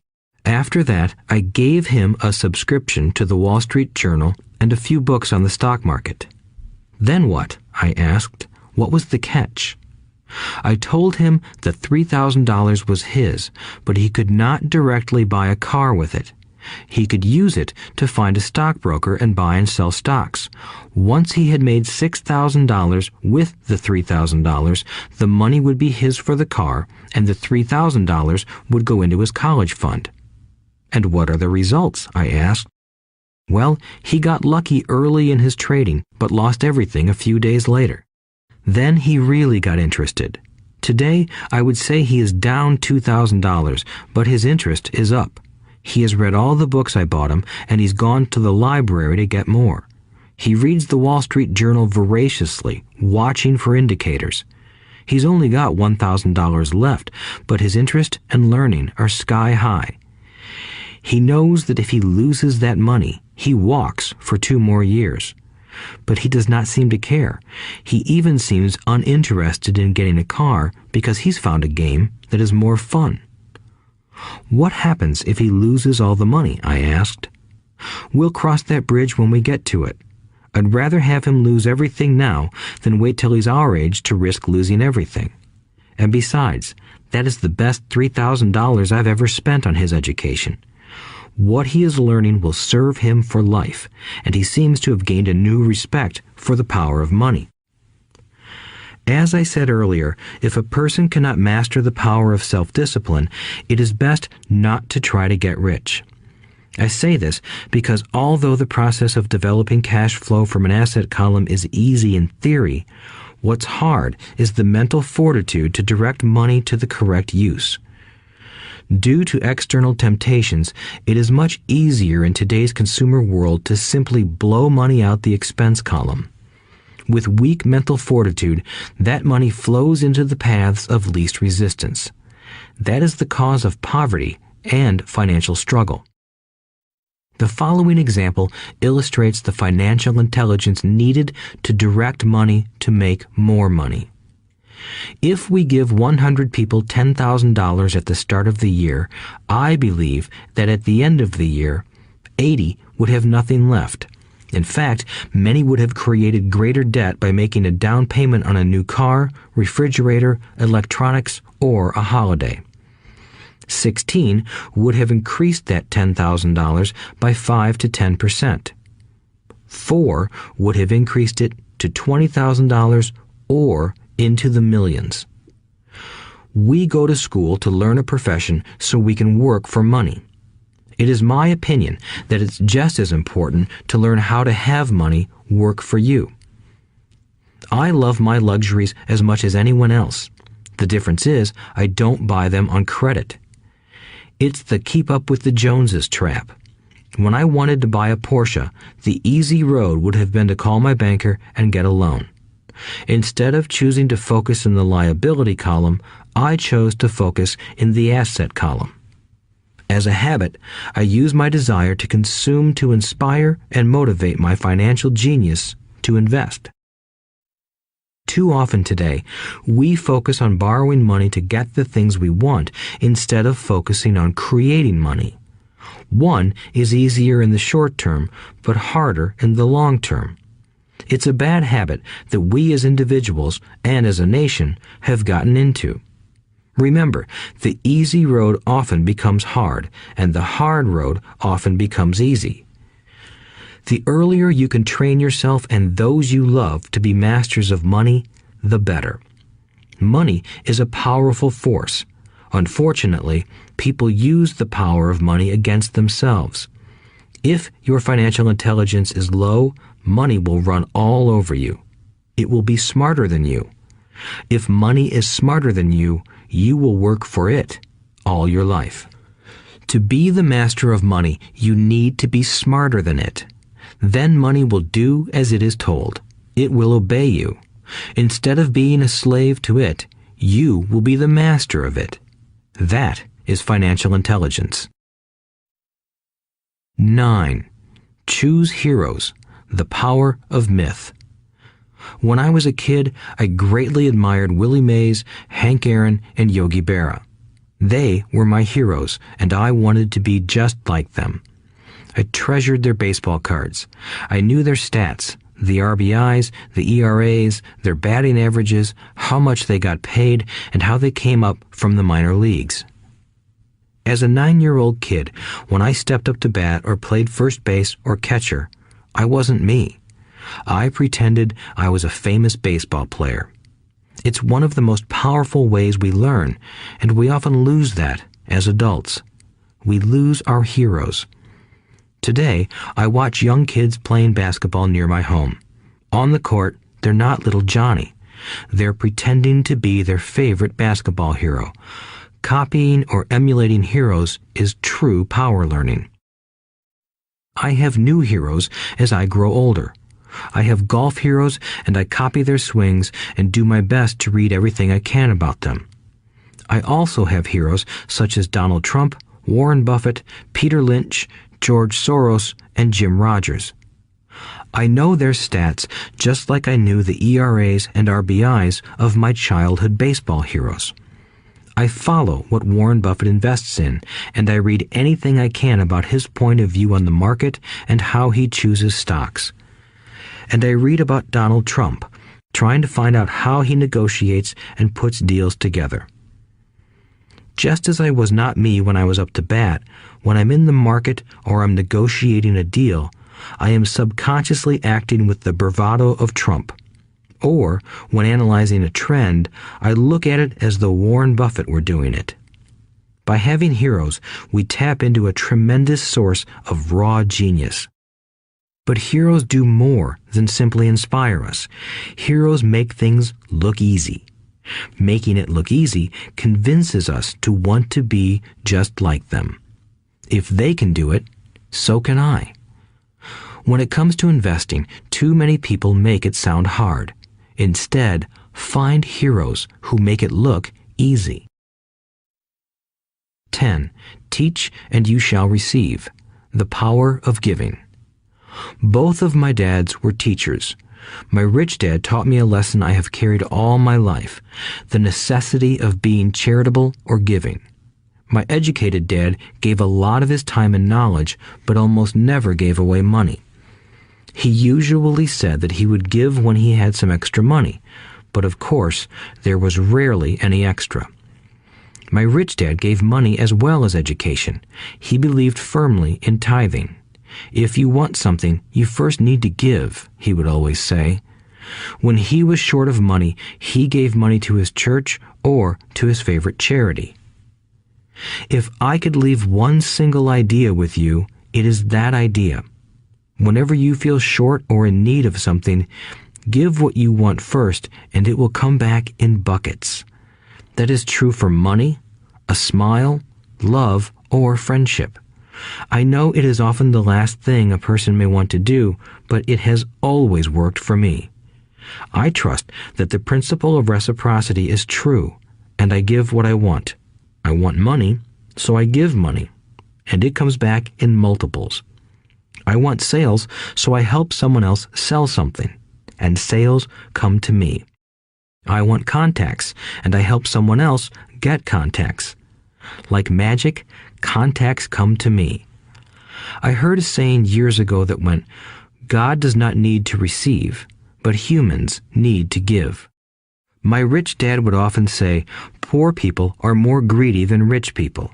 He would explain that if a person was rich, that person was providing something that other people wanted. In my life, whenever I have felt needy or short of money or short of help, I simply went out or found in my heart what I wanted and decided to give it first. And when I gave, it always came back. It reminds me of the story of the guy sitting with firewood in his arms on a cold, freezing night. He is yelling at the pot-bellied stove, "When you give me some heat, then I'll put some wood in you." And when it comes to money, love, happiness, sales, and contacts, all one needs to remember is to give first. Often, just the process of thinking of what I want and how I could give that to someone else breaks free a torrent of bounty. Whenever I feel that people aren't smiling at me, I simply begin smiling and saying hello. Like magic, the next thing I know, I'm surrounded by smiling people. It is true that your world is only a mirror of you. So that's why I say, teach and you shall receive. I have found that the more I teach those who want to learn, the more I learn. If you want to learn about money, teach it to someone else. A torrent of new ideas and finer distinctions will come in. There are times when I have given and nothing has come back, or what I have received is not what I wanted. But upon closer inspection and soul-searching, I was often giving to receive in those instances instead of giving for the joy that giving itself brings. My dad taught teachers, and he became a master teacher. My rich dad always taught young people his way of doing business. In retrospect, it was their generosity with what they knew that made them smarter. There are powers in this world that are much smarter than we are. You can get there on your own, but it's easier with the help of the powers that be. You only need to be generous with what you have. Chapter 9. Still want more? Here are some to-dos. Many people may not be satisfied with my 10 steps. They see them more as philosophies than actions. I think understanding the philosophy is just as important as the action. There are many people who want to do instead of think, and then there are people who think but do not do. I would say that I am both. I love new ideas, and I love action. So for those who want a to-do list on how to get started, I will share with you some of the things I do in abbreviated form. Stop doing what you're doing. In other words, take a break and assess what is working and what is not working. The definition of insanity is doing the same thing over and over and expecting a different result. Stop doing what is not working and look for something new. Look for new ideas. For new investing ideas, I go to bookstores and search for books on different and unique subjects. I call them formulas. I buy how-to books on formulas I know nothing about. For example, in the bookstore I found the book The 16% Solution by Joel Moskowitz. I bought the book and read it, and the next Thursday I did exactly as the book said. Most people do not take action, or they let someone talk them out of whatever new formula they are studying. My neighbor told me why 16% would not work. I did not listen to him because he's never done it. Find someone who has done what you want to do. take them to lunch, and ask them for tips and tricks of the trade. As for 16% tax lien certificates, I went to the county tax office and found the government employee who worked in that office. I found out that she, too, invested in the tax liens. Immediately, I invited her to lunch. She was thrilled to tell me everything she knew and how to do it. After lunch, she spent all afternoon showing me everything. By the next day, I found 2 great properties with her help that have been accruing interest at 16% ever since. It took a day to read the book, a day to take action, an hour for lunch, and a day to acquire 2 great deals. Take classes, read, and attend seminars. I search newspapers and the internet for new and interesting classes, many of which are free or inexpensive. I also attend and pay for expensive seminars on what I want to learn. I am wealthy and free from needing a job simply because of the courses I took. I have friends who did not take those classes who told me I was wasting my money, and yet they're still at the same job. Make lots of offers. When I want a piece of real estate, I look at many properties and generally write an offer. If you don't know what the right offer is, neither do I.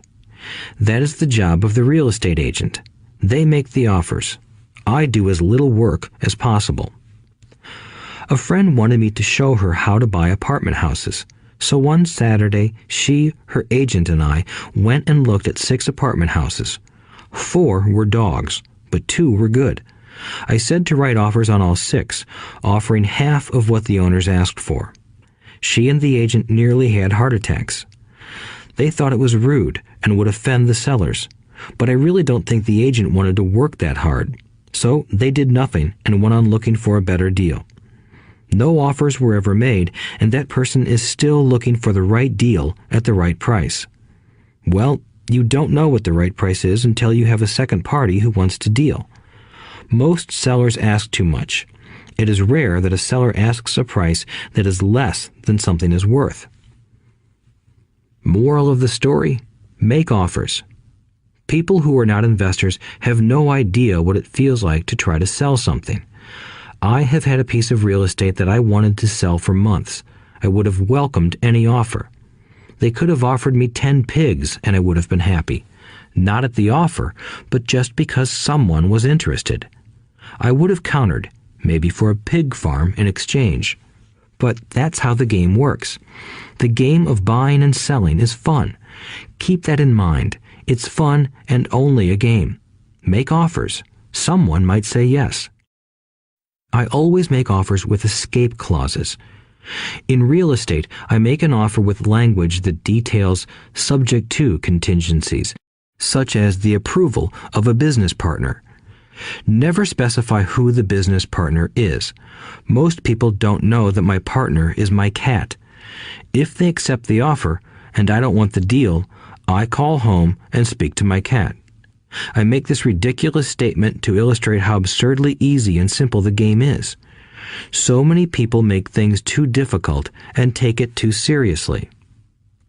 Finding a good deal, the right business, the right people, the right investors, or whatever is just like dating.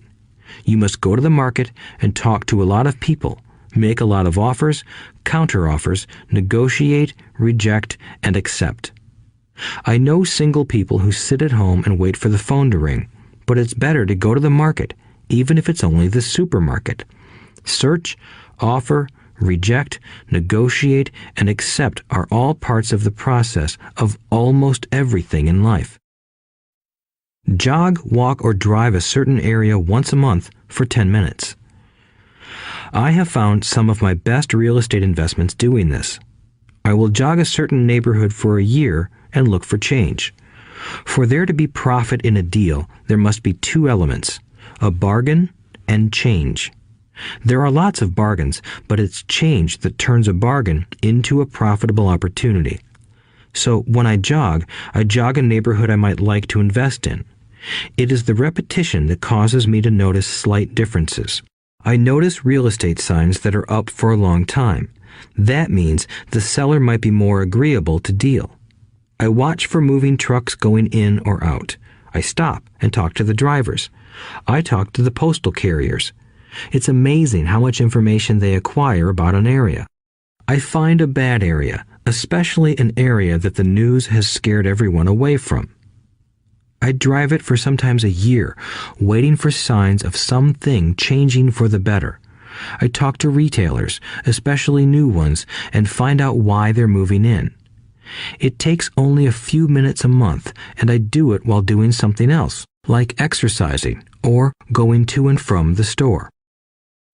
Shop for bargains in all markets. Consumers will always be poor. When the supermarket has a sale, say on toilet paper, the consumer runs in and stocks up.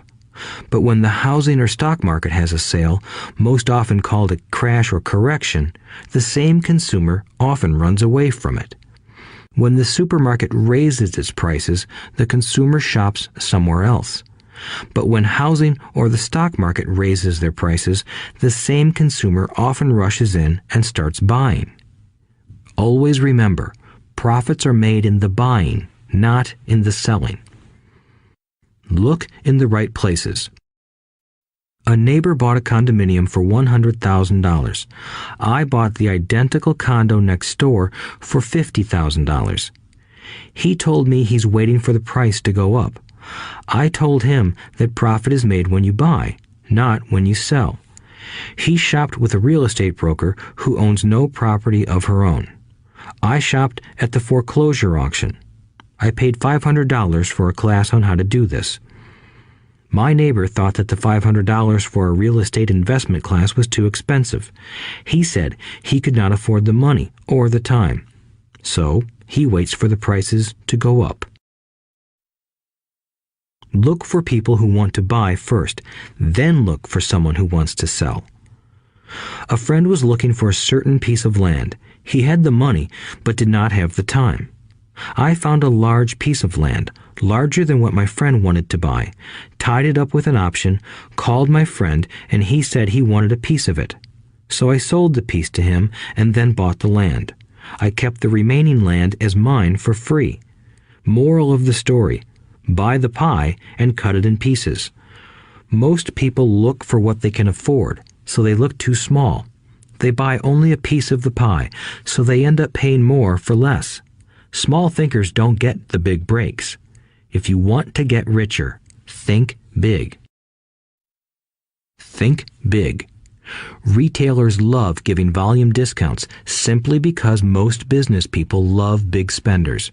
So even if you're small, you can always think big. When my company was in the market for computers, I called several friends and asked them if they were ready to buy also. We then went to different dealers and negotiated a great deal because we wanted to buy so many.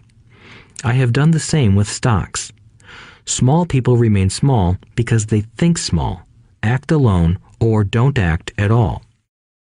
Learn from history. All the big companies on the stock exchange started out as small companies. Colonel Sanders did not get rich until after he lost everything in his 60s. Bill Gates was one of the richest men in the world before he was 30. Action always beats inaction. These are just a few of the things I have done and continue to do to recognize opportunities. The important words are have done and do. As repeated many times throughout this audiobook, you must take action before you can receive the financial rewards. Act now. Final thoughts. I would like to share some final thoughts with you. The main reason I wrote this book, and the reason it has remained a bestseller since 2000, was to share insights into how increased financial intelligence can be used to solve many of life's common problems. Without financial training, we all too often use the standard formulas to get through life. Work hard, save, borrow, and pay excessive taxes. Today, more than ever, we need better information. I use the following story as an example of a financial problem that confronts many young families today. How do you afford a good education for your children and provide for your own retirement? It requires using financial intelligence instead of hard work. A friend of mine was griping one day about how hard it was to save money for his 4 children's college educations. He was putting $300 away in a college fund each month and had so far accumulated only about $12,000. He had about 12 more years to save for college since his oldest child was then 6 years old.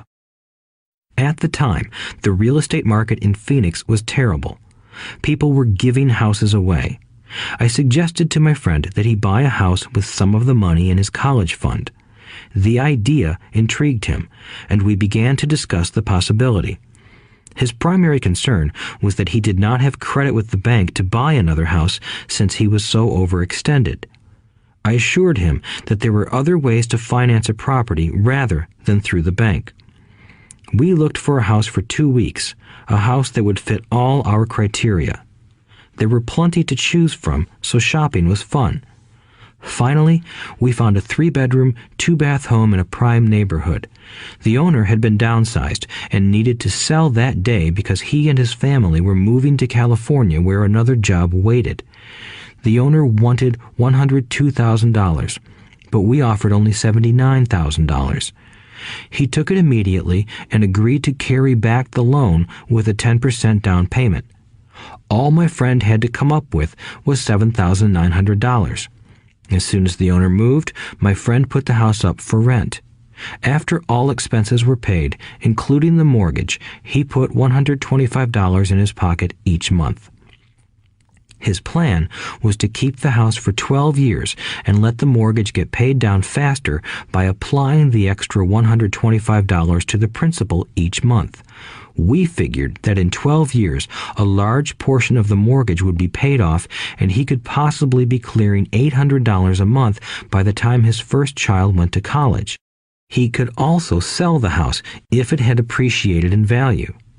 3 years later, the real estate market greatly improved in Phoenix, and he was offered $156,000 for the same house by the tenant who lived in it. Again, he asked me what I thought. I advised that he sell it, using a 1031 tax-deferred exchange. Suddenly, he had nearly $80,000 to operate with. I called another friend in Austin, Texas, who then moved this tax-deferred capital gain into a mini storage facility. Within 3 months, he began receiving checks for a little less than $1,000 a month, which he then poured back into the college fund. A couple of years later, the mini warehouse sold, and he received a check for nearly $330,000 as proceeds from the sale. He rolled those funds into a new project that would now generate over $3,000 a month in income, again going into the college fund. He is now very confident that his goal will be met easily. It only took $7,900 to start and a little financial intelligence. His children will be able to afford the education they want, and he will then use the underlying asset, wrapped in his legal entity, to pay for his retirement. As a result of this successful investment strategy, he will be able to retire early. Thank you for listening to this audiobook. I hope it has provided some insights into utilizing the power of money to work for you. Today, we need greater financial intelligence to simply survive. The idea that it takes money to make money is the thinking of financially unsophisticated people. It does not mean that they're not intelligent. They have simply not learned the science of money making money. Money is only an idea. If you want more money, simply change your thinking. Every self-made person started small with an idea and then turned it into something big. The same applies to investing. It takes only a few dollars to start and grow it into something big. I meet so many people who spend their lives chasing the big deal or trying to amass a lot of money to get into a big deal. But to me, that is foolish. Too often, I have seen unsophisticated investors put their large nest egg into one deal and lose most of it rapidly. They may have been good workers, but they were not good investors. Education and wisdom about money are important. Start early. Buy a book. Go to a seminar. Practice. Start small. I turned $5,000 cash into a $1 million asset, producing $5,000 a month cash flow in less than 6 years. But I started learning as a kid. I encourage you to learn because it's not that hard. In fact, it's pretty easy once you get the hang of it. I think I have made my message clear. It's what is in your head that determines what is in your hands. Money is only an idea. There is a great book called Think and Grow Rich. The title is not Work Hard and Grow Rich. Learn to have money work hard for you, and your life will be easier and happier. Today, don't play it safe. Play it smart. The 3 incomes. In the world of accounting, there are 3 different types of income. 1, ordinary earned. 2, portfolio. 3, passive. When my poor dad said to me, "Go to school, get good grades, and find a safe, secure job," he was recommending I work for earned income. When my rich dad said, "The rich don't work for money, they have their money work for them," he was talking about passive income and portfolio income. Passive income, in most cases, is income derived from real estate investments. Portfolio income is income derived from paper assets such as stocks and bonds. Portfolio income is the income that makes Bill Gates the richest man in the world, not earned income. Rich Dad used to say, the key to becoming wealthy is the ability to convert earned income into passive income or portfolio income as quickly as possible. He would say, taxes are highest on earned income. The least taxed income is passive income. That is another reason why you want your money working hard for you. The government taxes the income you work hard for more than the income your money works hard for. In my second book, Rich Dad's Cash Flow Quadrant, I explain the 4 different types of people who make up the world of business. They are E, employee, S, self-employed, B, business owner, and I, investor. Most people go to school to learn to be an E or an S. The cash flow quadrant is written about the core differences of these 4 types and how people can change their quadrant. In fact, most of our products are created for people in the B and I quadrants. In Rich Dad's Guide to Investing, book number 3 in the Rich Dad series, I go into more detail on the importance of converting earned income into passive and portfolio income. Rich Dad used to say, all a real investor does is convert earned income into passive and portfolio income. If you know what you're doing, investing is not risky. It's just common sense. The key to financial freedom. The key to financial freedom and great wealth is a person's ability to convert earned income into passive and/or portfolio income. My rich dad spent a lot of time teaching Mike and me this skill. Having this ability is the reason my wife Kim and I are financially free, never needing to work again. We continue to work because we choose to. Today, we own a real estate investment company for passive income and participate in private placements and initial public offerings of stock for portfolio income.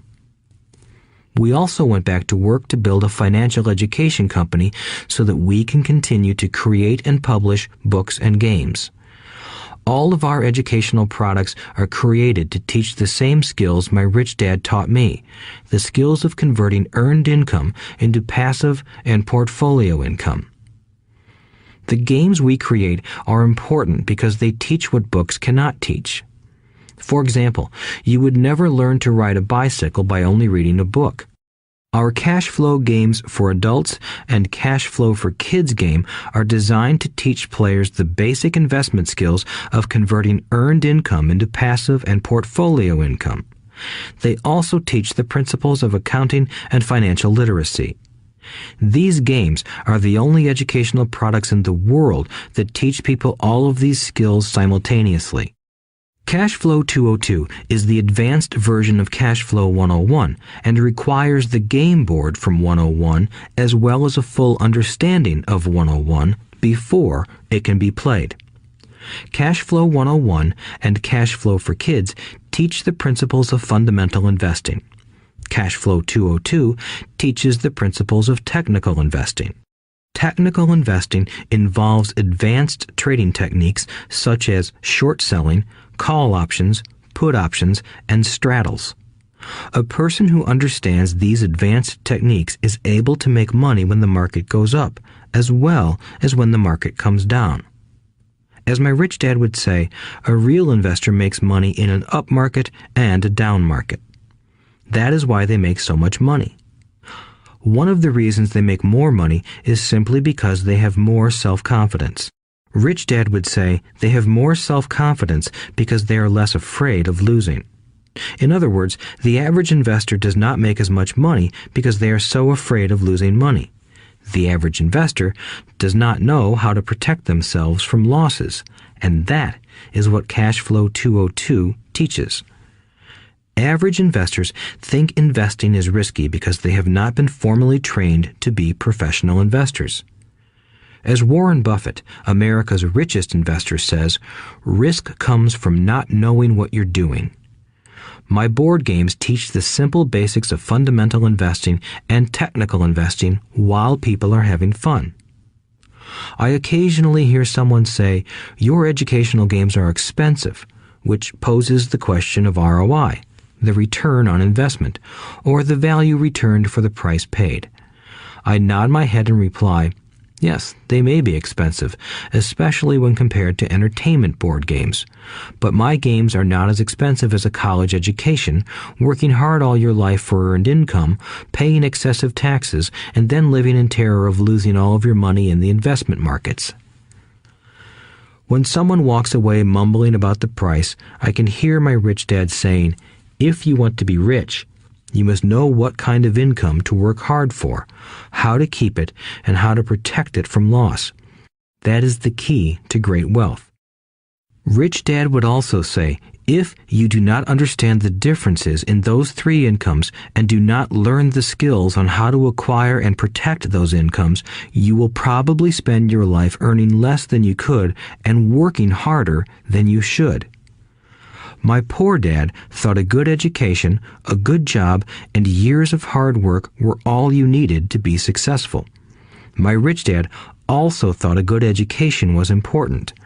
But to him, it was also important that Mike and I know the differences in the three incomes and what kind of income to work hard for. To him, that was basic financial education. Knowing the differences in the three incomes and learning the investment skills of how to acquire the different incomes is basic education for anyone who strives to acquire great wealth and achieve financial freedom, a special kind of freedom that only a few will ever know. As Rich Dad states in lesson number 1, the rich do not work for money. They know how to have money work hard for them. Rich Dad said, earned income is money you work for, and passive and portfolio income is money working for you. Knowing that little difference has been significant in my life. Or, as Robert Frost ends his poem, and that has made all the difference. Take action. All of you were given two great gifts, your mind and your time. It is up to you to do what you please with both. With each dollar bill that enters your hand, you and only you have the power to determine your destiny. Spend it foolishly, and you choose to be poor. Spend it on liabilities, and you join the middle class. Invest it in your mind and learn how to acquire assets, and you will be choosing wealth as your goal and your future. The choice is yours and only yours. Every day, with every dollar, you decide to be rich, poor, or middle class. Choose to share this knowledge with your children, and you choose to prepare them for the world that awaits. No one else will. You and your children's future will be determined by choices you make today, not tomorrow. I wish you great wealth and much happiness with this fabulous gift called life. Robert Kiyosaki.